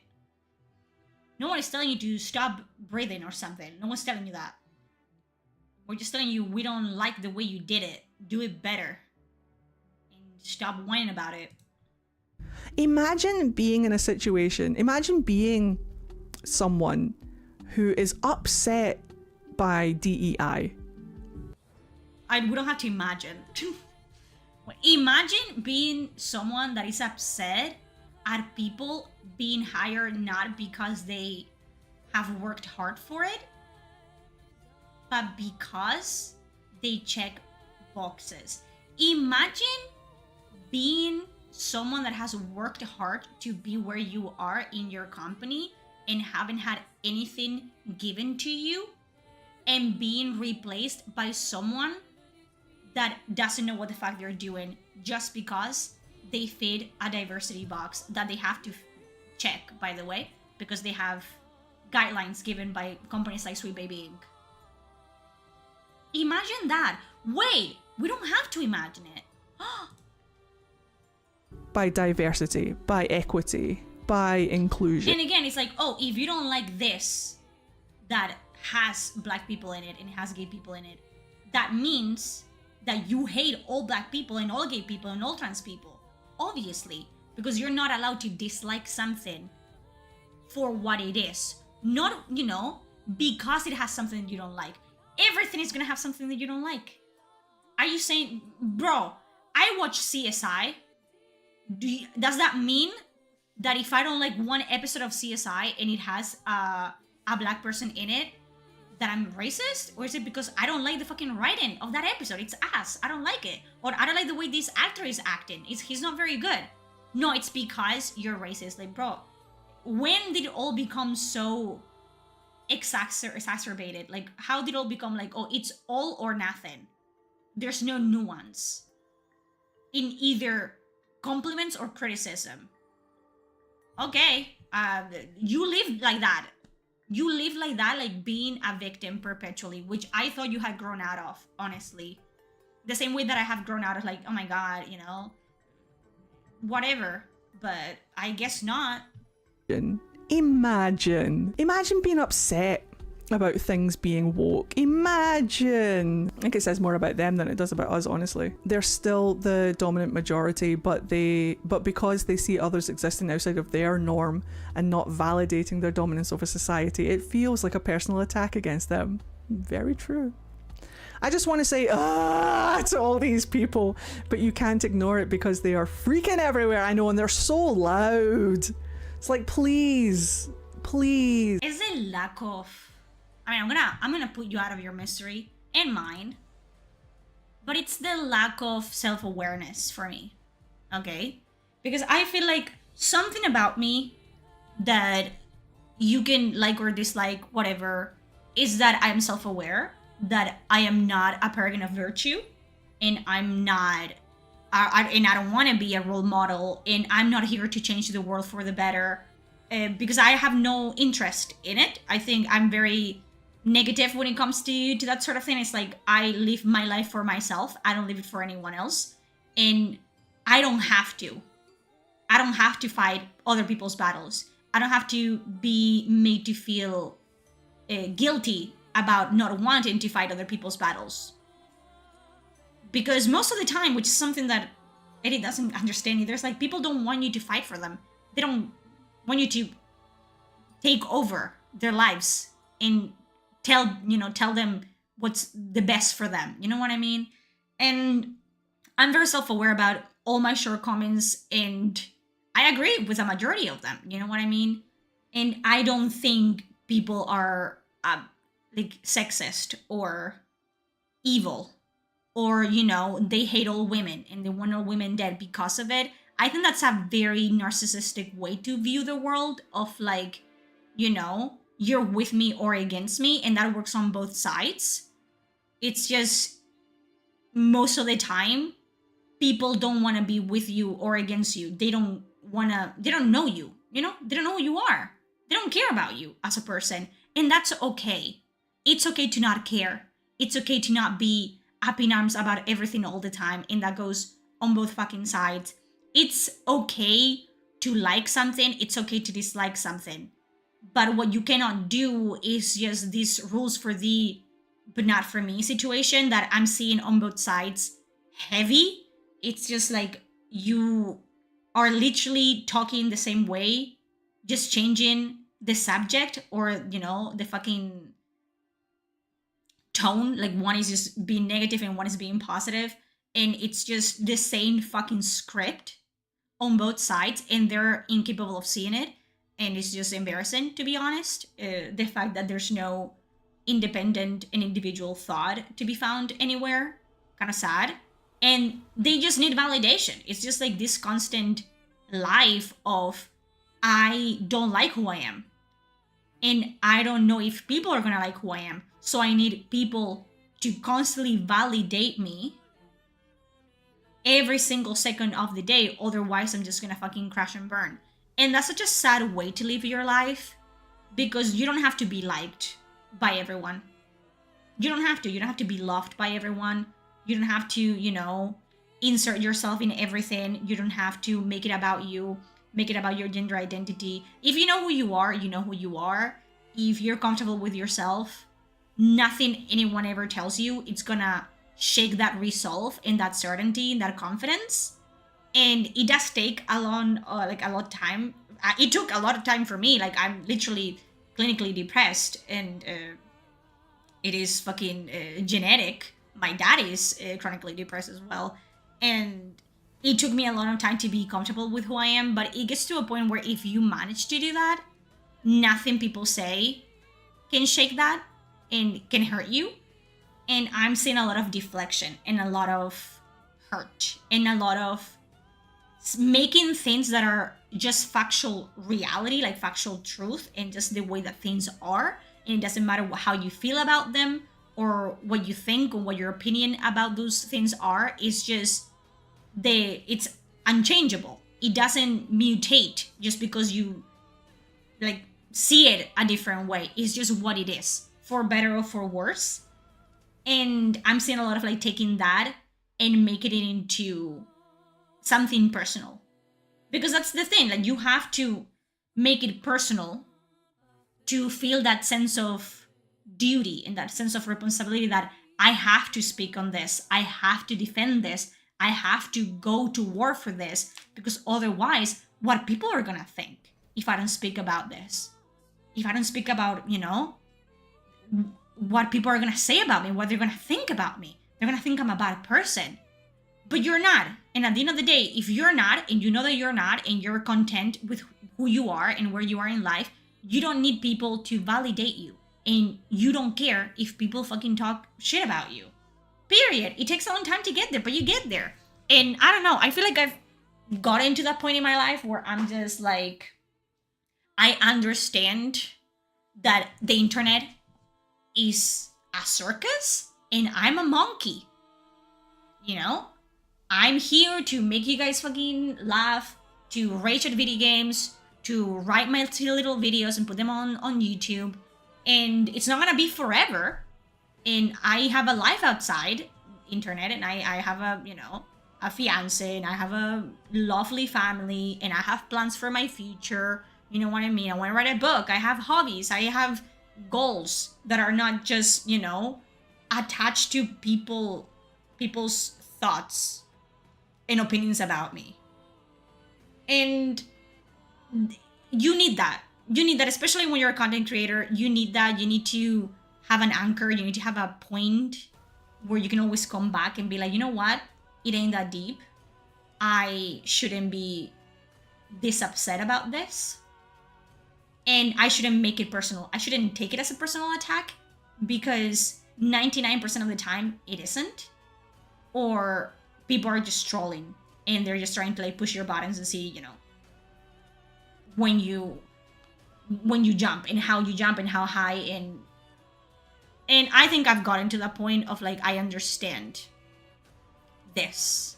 And I know that I can do whatever the fuck I want, and I will continue to do so. And I'm not afraid of speaking on things that I want to speak on, even if it gets me fucking canceled. I've been canceled I don't know, 3 times the past 2 months. And that's fine. It's okay. It's fine. Everyone is not gonna agree with you 100% of the time. I've had people that fucking hated me during Veilguard come to me in comments and be like, you know what? Now that you're not yelling so much, you're actually pretty okay. And I'm like, you know what? You're pretty cool too. I talk to people on both fucking sides of the spectrum every single day on social media. And, you know, because I'm a person and I'm not 100% of something 100% of the time, 365. It is what it is.